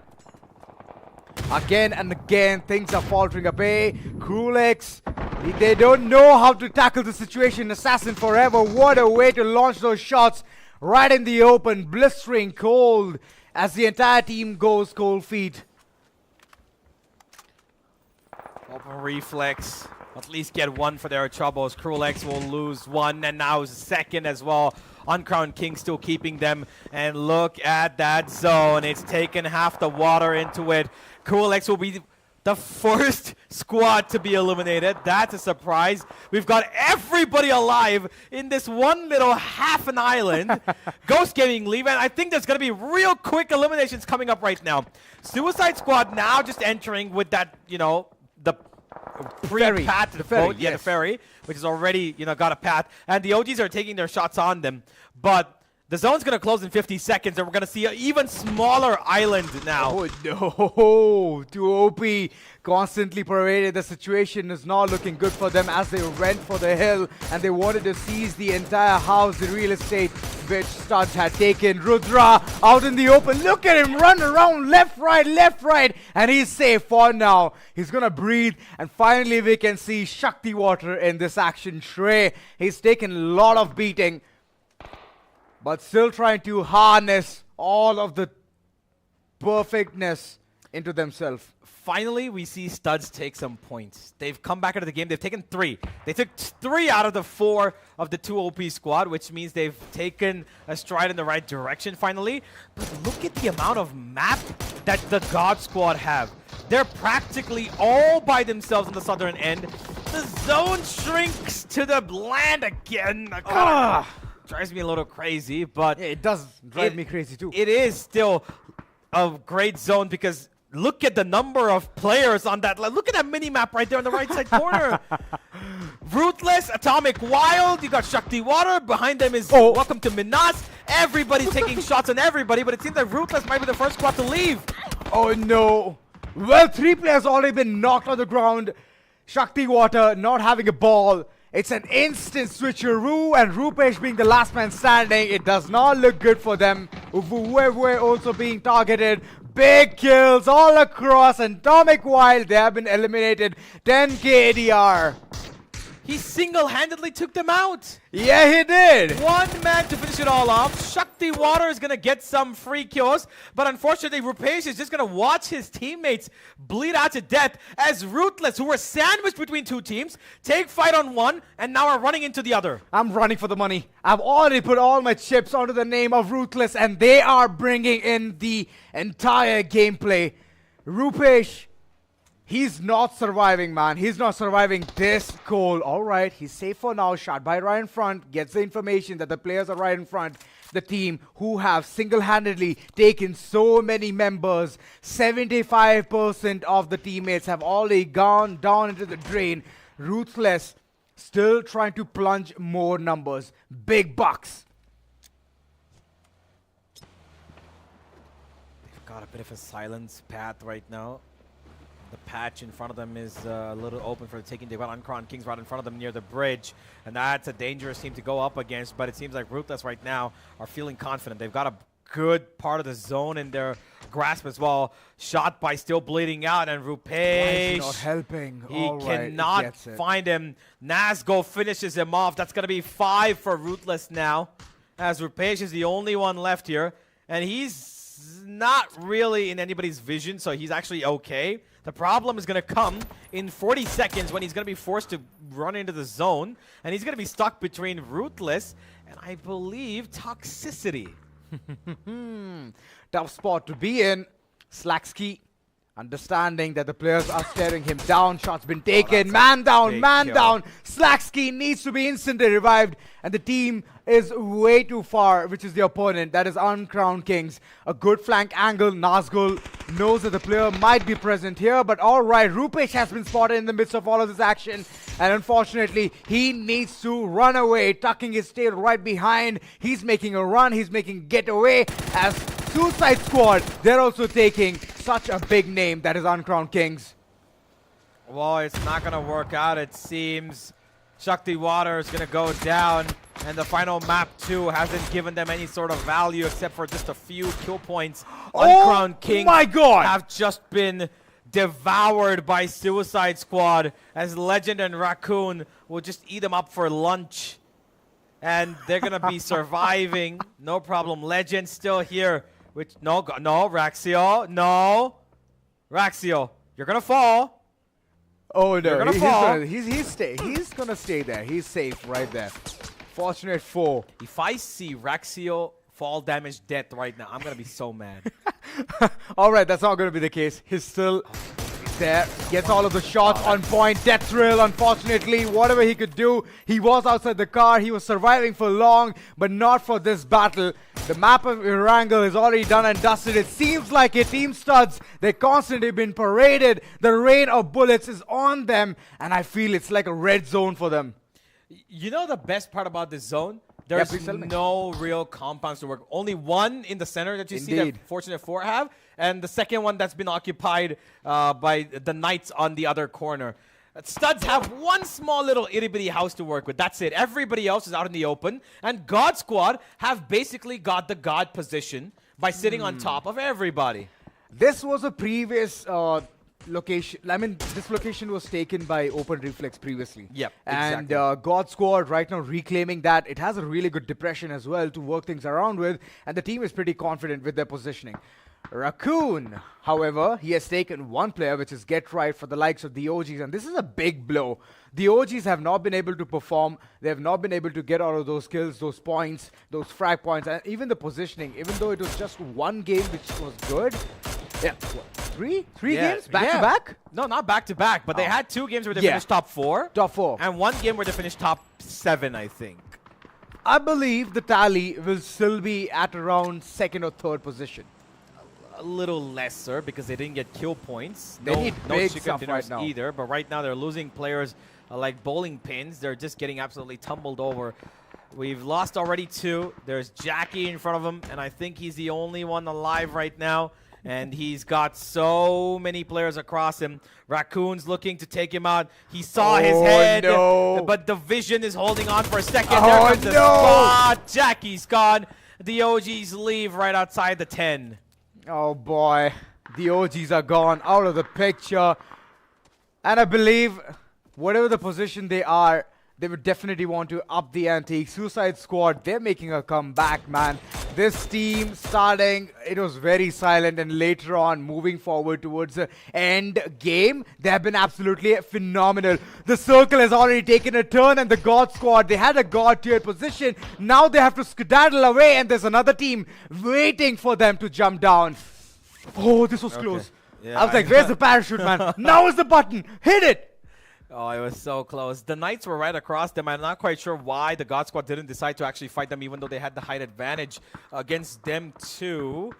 But we are heading into an extremely southern, extremely low-ended zone now, where the cover is just natural terrain at this point, except for a couple of the centrifugal points of these 3-4 buildings. That's it. That's the only man-made structure that's going to give them any sort of cover, which is currently being occupied by the Fortunate 4 and Open Reflex.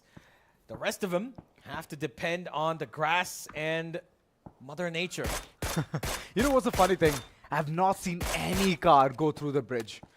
They were so paranoid that they took the ferries for a turn. They took those boats to have that perfect rotation and rotate towards the area. There was were- only one bike at the top near the observatory. Yep. And other than that, I did not see. Even Studs brought in some cars, but nobody has taken that forward. Yeah. because they feel like it's easier to just get on by foot because the zone's been pretty. It's been pretty Ruthless, forgiving. man. It's been forgiving in the sense that once you enter into it, it's not been too bad for you. All right, in that sense. Yeah, but apart from that, it's been extremely southern like we've seen. We are in the final 25 members left, and it seems like the God Squad want to take their picks onto the studs. They've dropped Vicky Rex, and Ruthless are taking their shots on the Suicide Squad. And one by one, welcome to MINAS, and studs are losing their members. The God Squad are keeping things alive. Oh my God, what is that vault? Don't tell me, is it going to be another 1v4 against this team? Oh my No, God, no way. Mansab. No way. Oh boy.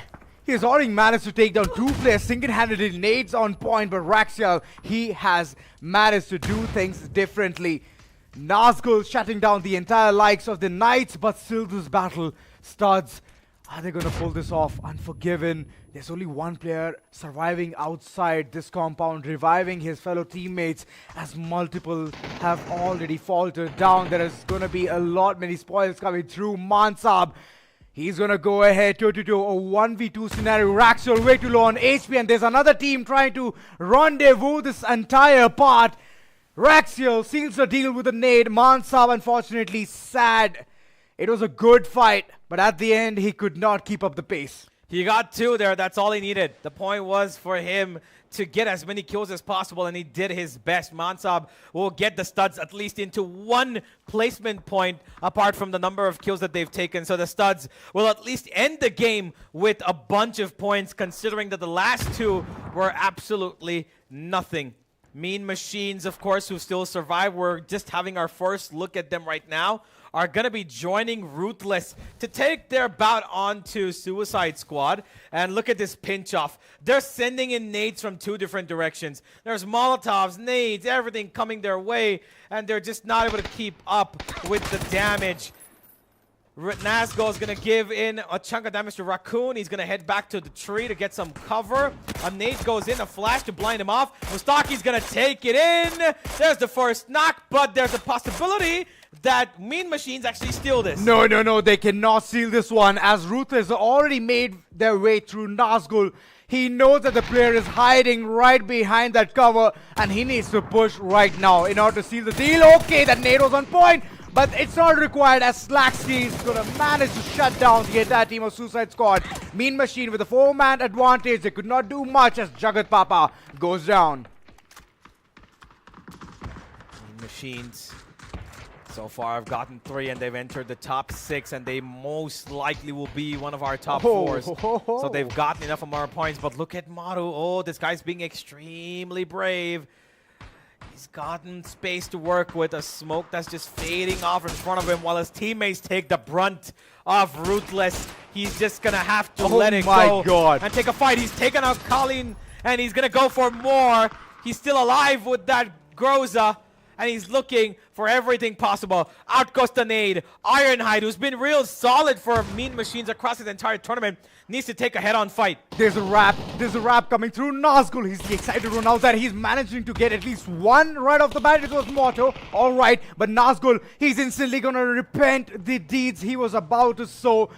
Motto, well, Team Fortunate 4 having 8 kills deep into the circle, moving up ahead, being in the top 5 contention. This is absolutely amazing. Nazgul needs an instant revival, but the team is doing solid in the kills department. 10 kills to the name of Ruthless, and they're still in for more.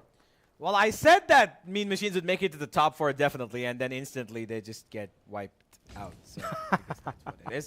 Look at this man. Look at him. Look at Nuggets, this little slithery snake of a guy. He's just lying down on top while Open Reflex and the God Squad just fight it off together.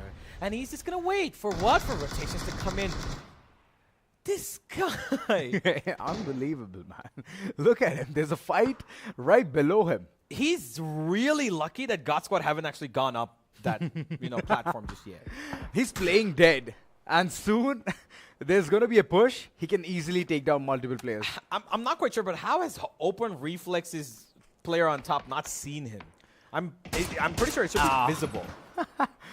Oh, And there's now a lot of smokes as well. smoke screen. Yeah, now there's smokes as well. Nagan Sumit, He is living up to his name, man. He is. Sumit just playing it till the end of the circle. And the moment is... Oh, he tossed a nade as well. Raxiel has no idea where the nade came from. What is this? He's looking around, but he doesn't know. Now he's gonna peek out. They know that there's somebody around, and they've got an idea that he's on top now. Can we get back to that, please? Come on. Here goes another nade from Fortunate 4. He's going to just lie down on the ground, Ruther, for a couple of seconds. And Nagin Sumit's going to keep himself alive, but that nade could take him out. It goes can. on top. Oh, it's a big nuclear. damage. What a kill. Welcome to Minas. Will go out on 4 as we have our top 3. And the Fortunate 4 are up against the Ruthless for the chicken dinner. Oh boy, they have the majority of the chunk inside the circle. That's a good one. Team Fortunate 4. Well, what's the scene? 11 kills already onto their name. They're making a big one for themselves. Big Buck, Raxiel right in front in the crosshair, but nobody knows where his location is. In the smoke, he's trying to skedaddle. He's trying to check different corners, angles, as Ruthless is around the block. 4-man remaining for Ruthless. It's a big win right there, having 100% of the team count. It already feels like they already have an upper edge. Motto did manage to throw in a smoke, knows that the opponents might be there in that corner as Rudra, he is down, begging for help. Mustaki can constantly see the feet of the Fortunate 4 players. He spots out the one guy who's been causing big trouble. damage! And he takes him out, and this is it. They need to run in. If Razo's the only one alive, Nas goes right across him. DBS! He's holding a DBS. Is this going to be a play? Maybe, maybe not.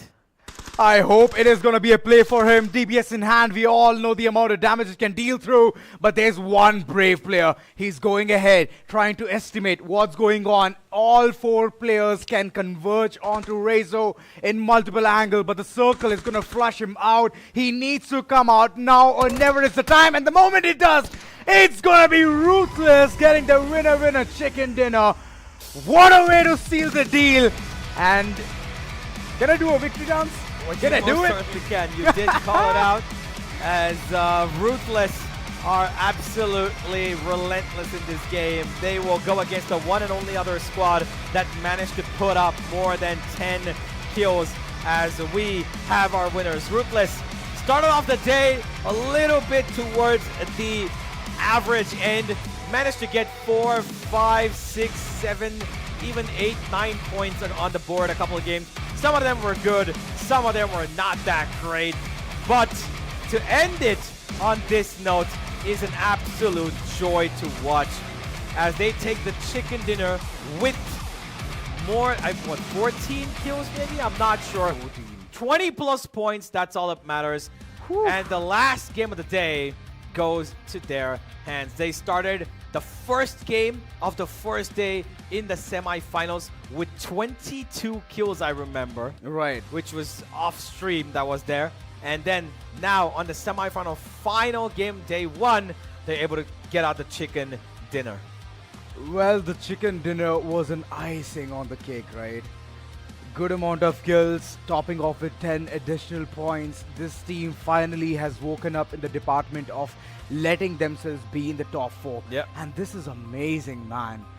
Ruthless, the amount of effort they have put in since day 1 being at the top of the table, I believe they're still sitting there. I don't think they've got enough to go to the top of the table. I feel like welcome to Minas with even this game because of Nagin Summit surviving and Fortunate 4 getting another 20-pointer as well. I think we've cracked that 40-50 point mark. We're close to it. More than that, I feel. More than that, yes. I still am not convinced. Ruthless, I don't think have enough to be at the top. I think they're in the top 4, maybe. We'll find out pretty soon, just a little bit at the end of this broadcast, as we've got a lot of stats to come up for you guys as well. We are calculating right now what exactly is the positioning of all of these teams at the end of day 1, the grand final, as tomorrow 6 more games, and that is it. You get a chance to play Erangel twice, you get Miramar twice, one of Vikendi, one of Tego, and your fate will be sealed. Will you win the 50K? Will you win the 35 or the 15? Or will you go home, unfortunately, with nothing but another registration form. Yeah, I mean, That might be coming very soon. that might be coming real soon. But alongside all of this, right, you get the experience to play with such top-tier players, such top-tier teams. And True. surprise, to my surprise, to everyone's surprise, Ruthless started from the northern side. Yeah. Okay? Oh yeah, they were the northernmost team. Yeah, they were the northernmost team. They took a battle against so many and they made their passage towards the southern side and still stayed towards the northeastern. Yeah. So they can capitalize the shift of the tides of the entire circle, and it was in their favor, man. They were like a magnet pulling all, reeling the circles together bit by bit, pieces by pieces. They got multiple kills, and that's where everything started to, you know, the stars getting aligned for Yeah. them. It happened with a 4-man squad. Can you imagine? Till the end. Yeah. They were still like, all right, we have a squad, it's gonna stay intact. Multiple knocks came through, but still the team managed to pull through. The map standings, we're gonna see that real soon, but summary of what happened in this particular one will be very vital. How much damage has been dealt, the longest kill. We're gonna see all of that being broken down right in front of us. Well, the damage is amped up a little bit more. We've once again broken the 14k barrier. A lot of healing this time around. A lot. We've gone pretty high on that one from the usual that we see, which is averaging between 150 to 180. And yeah, well, it's been pretty, you know, high-ended. True, it's the last map, right? Every single one of them wants to just play it slow, and that's the reason you can see so many healings moving forward. Yeah. They took the battle, but they did not want to engage in it. They knew what kind of situation they were stuck in. Multiple teams staring at them, multiple eyes, so they were just isolating a couple of fights. And even if they took one, they were instantly going for heals.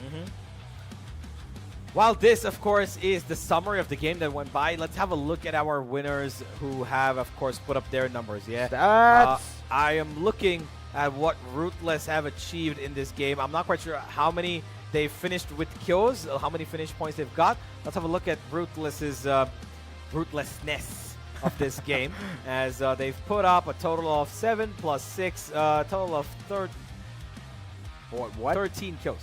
13? Yeah. Alright, we thought it might be near about 14 or 15, but okay, 13 is decent enough. It's the highest out there. In the previous game, I believe the Knights did nail a 22-pointer game, right? Or was it 24? 20 23? Knights? 22. 22, right? They've already surpassed that limit. They most certainly have. They've got the one up on the Knights, and they've taken the second only 20-pointer plus game of the day. A solid effort once again. No other team.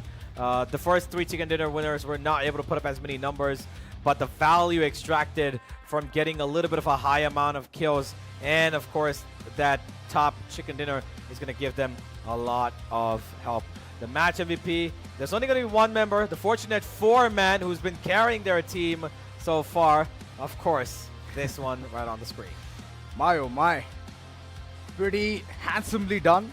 6 kills, 891.1 damage being dealt, and 7 knocks. This team was at the hindsight of Nazgul's, which is Ruthless, but unfortunately, they chose a different path. They chose a path of peace rather than choosing a chaotic one. Could have been 2 different scenarios. As you could see, they took a shelter towards the petrol bunk, Yeah. and they were safeguarding themselves, but the nade was so on point, man. Nagin Sumit, he was being so sneaky. Yep. There were nades, couple of flashes, even smokes to make things better for him. Yeah. But nobody could understand. The God Squad was completely baffled onto what was going on. Yeah, most certainly. And I think that, you know, while he's given his team a huge successful amount of points, let's have a look at the totality of what they've done, as the fortunate 4 will be going ahead with 18, and the God Squad managed to, you know, rack up 9 here, but the difference is so much between Massive. 23 for the first, 18 for the second, and then 9 exactly pointer. half of that for the next. And then a 4-point difference between God Squad and Mean Machines, who basically have so many different variations between themselves. Hawk, unfortunately, could not get even a single piece of the pie. Really, yeah, they could not load in. So yes, Atomic Wild, 2OP, Ghost Gaming, all of these players, all of these teams, unfortunately could not do much. Even while being inside the server, they could not get those kills onto their names. But the 13th position is where Uncrowned Kings are sitting at. I mean, this definitely hurts, man. Having a high intensifying game and then later on just sitting there towards the 13th position, this has to sting. Yeah, it most certainly does. But hey, we'll have a look at where exactly they are. Where are Ruthless? Day 1 has ended, and where have these teams ended their positions? Overall standings, number 1, it is going to be Ruthless. Okay. And Team Fortunate, I bet you didn't know this, have taken over the 2nd place. MINAS have been locked down to 3, and they've been basically taken equation with the God Squad. 47 shared by them, 46 for the Knights. Uncrowned Kings right there as well. But this is not as much of a domination. It's not a domination. I get it, it's not a domination. It's all about the statement. But Ruthless. I do like it. You know why? Because now the competition is going to get even more, difficult tomorrow. Yes. Everybody's going to try and get something done. Yes. Hawk are the one team that I'm going to be looking at tomorrow because they couldn't play the last 2 games today, which means they're going to have to try double as hard to get up to the 50s. Right now, Ruthless seeming to be the one team that from one single game have turned up the heat by putting up 23 altogether. Fortunate are not far away with keeping themselves consistent, and MINAS as well keeping their mark on the board with 31 kills and 16 placement points. It's so unlike, man, seeing the semifinals and then the grand finale first day. Ruthless, it's all about statement. I kind of had the hunch that they're already led the table, led all of the players who were there in the tabletop. It's all shied, scurried away, and Ruthless will get that position. But I'm so surprised. Being Fortunate for. Yep. They were at the second half of the first page, and look at them shine. Welcome to MINAS as well. They just wanted to place themselves, and later on the execution has been amazing. Yeah, the 3 games that MINAS did well gave them this spot of being in the top 3. But the team that I'm concerned about right now, which did put up a couple of points this game, was Studs, right? And they've gone to 33. They did all that work in this game, only to be equal still to the Hawk, who have not played 2 games. So basically, the Hawks and the Studs have had 2 extremely similar games, ladies and gentlemen. Studs were in the game and couldn't get a single point in those 2. Hawk were not there in 2 games at all, and that's exactly why both those teams are in the same exact spot. So tomorrow is going to be a day for redemption for the champions of Season 1. Can they turn things around? They've got a big gap to cover up. More than 26 points to make up for from where the top of the leaderboard currently sits on.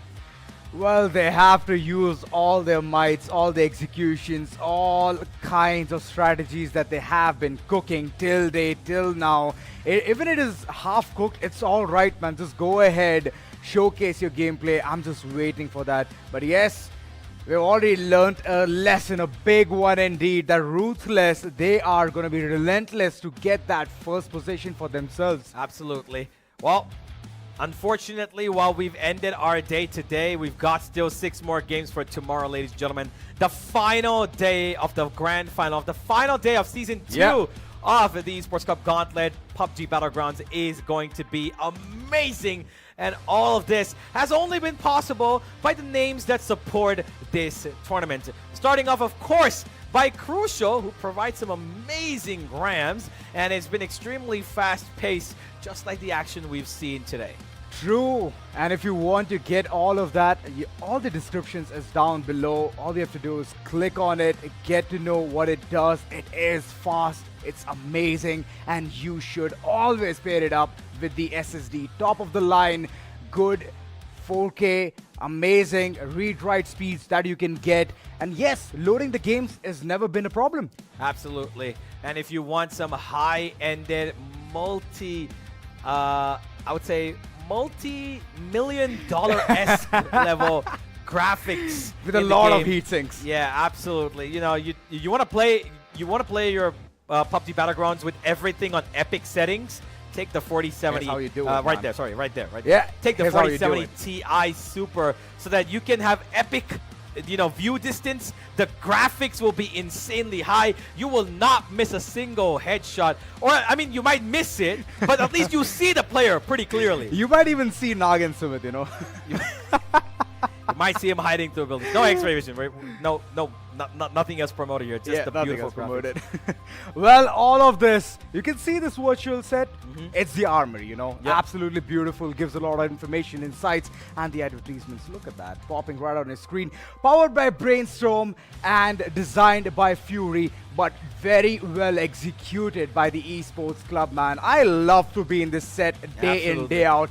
Given, I mean, the day has gotten already to an end, 6 maps done and dusted. If it was more, I would have just stood here and, interacted with you guys. It's that good? Yeah, well, that could have been the case. Unfortunately, time comes to an end for today, ladies and gentlemen. Tomorrow is going to be quite the banger, and it's all going to happen right here at the Esports Club. The gauntlet continues, and we find out who's going to be the, end boss. Who's going to be Thanos? Who's going to be snapping their fingers at the end of the day to take that 50K prize pool, prize money for the first place, followed by 35 and 15. Ladies and gentlemen, this has been Grand Final Day 1. We will see you all tomorrow for the ultimate battle. Good night and see you.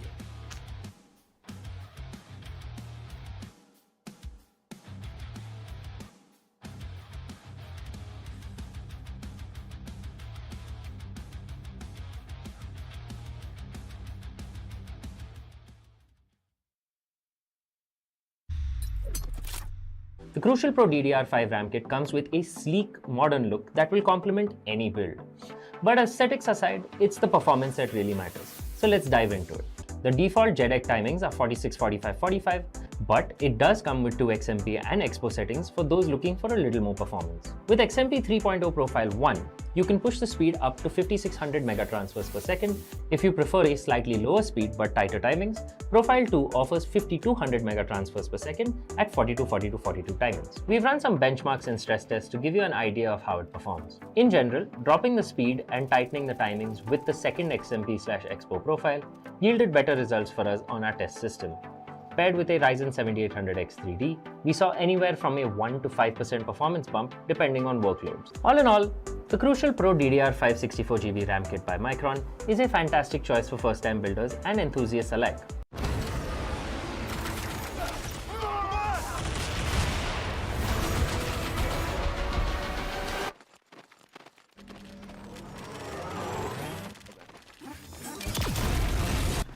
When are you gonna upgrade your system?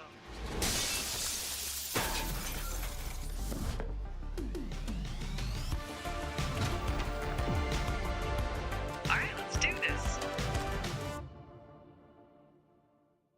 Once there was a hunter who saw what others could not. With a magic case in her backpack, she roamed with wild abandon into the great unknown. Her gaze inescapable, her reflexes lightning fast. When armies swarmed, she went through. With eyes open wide, hands steady, holding, watching, capturing everything in sight.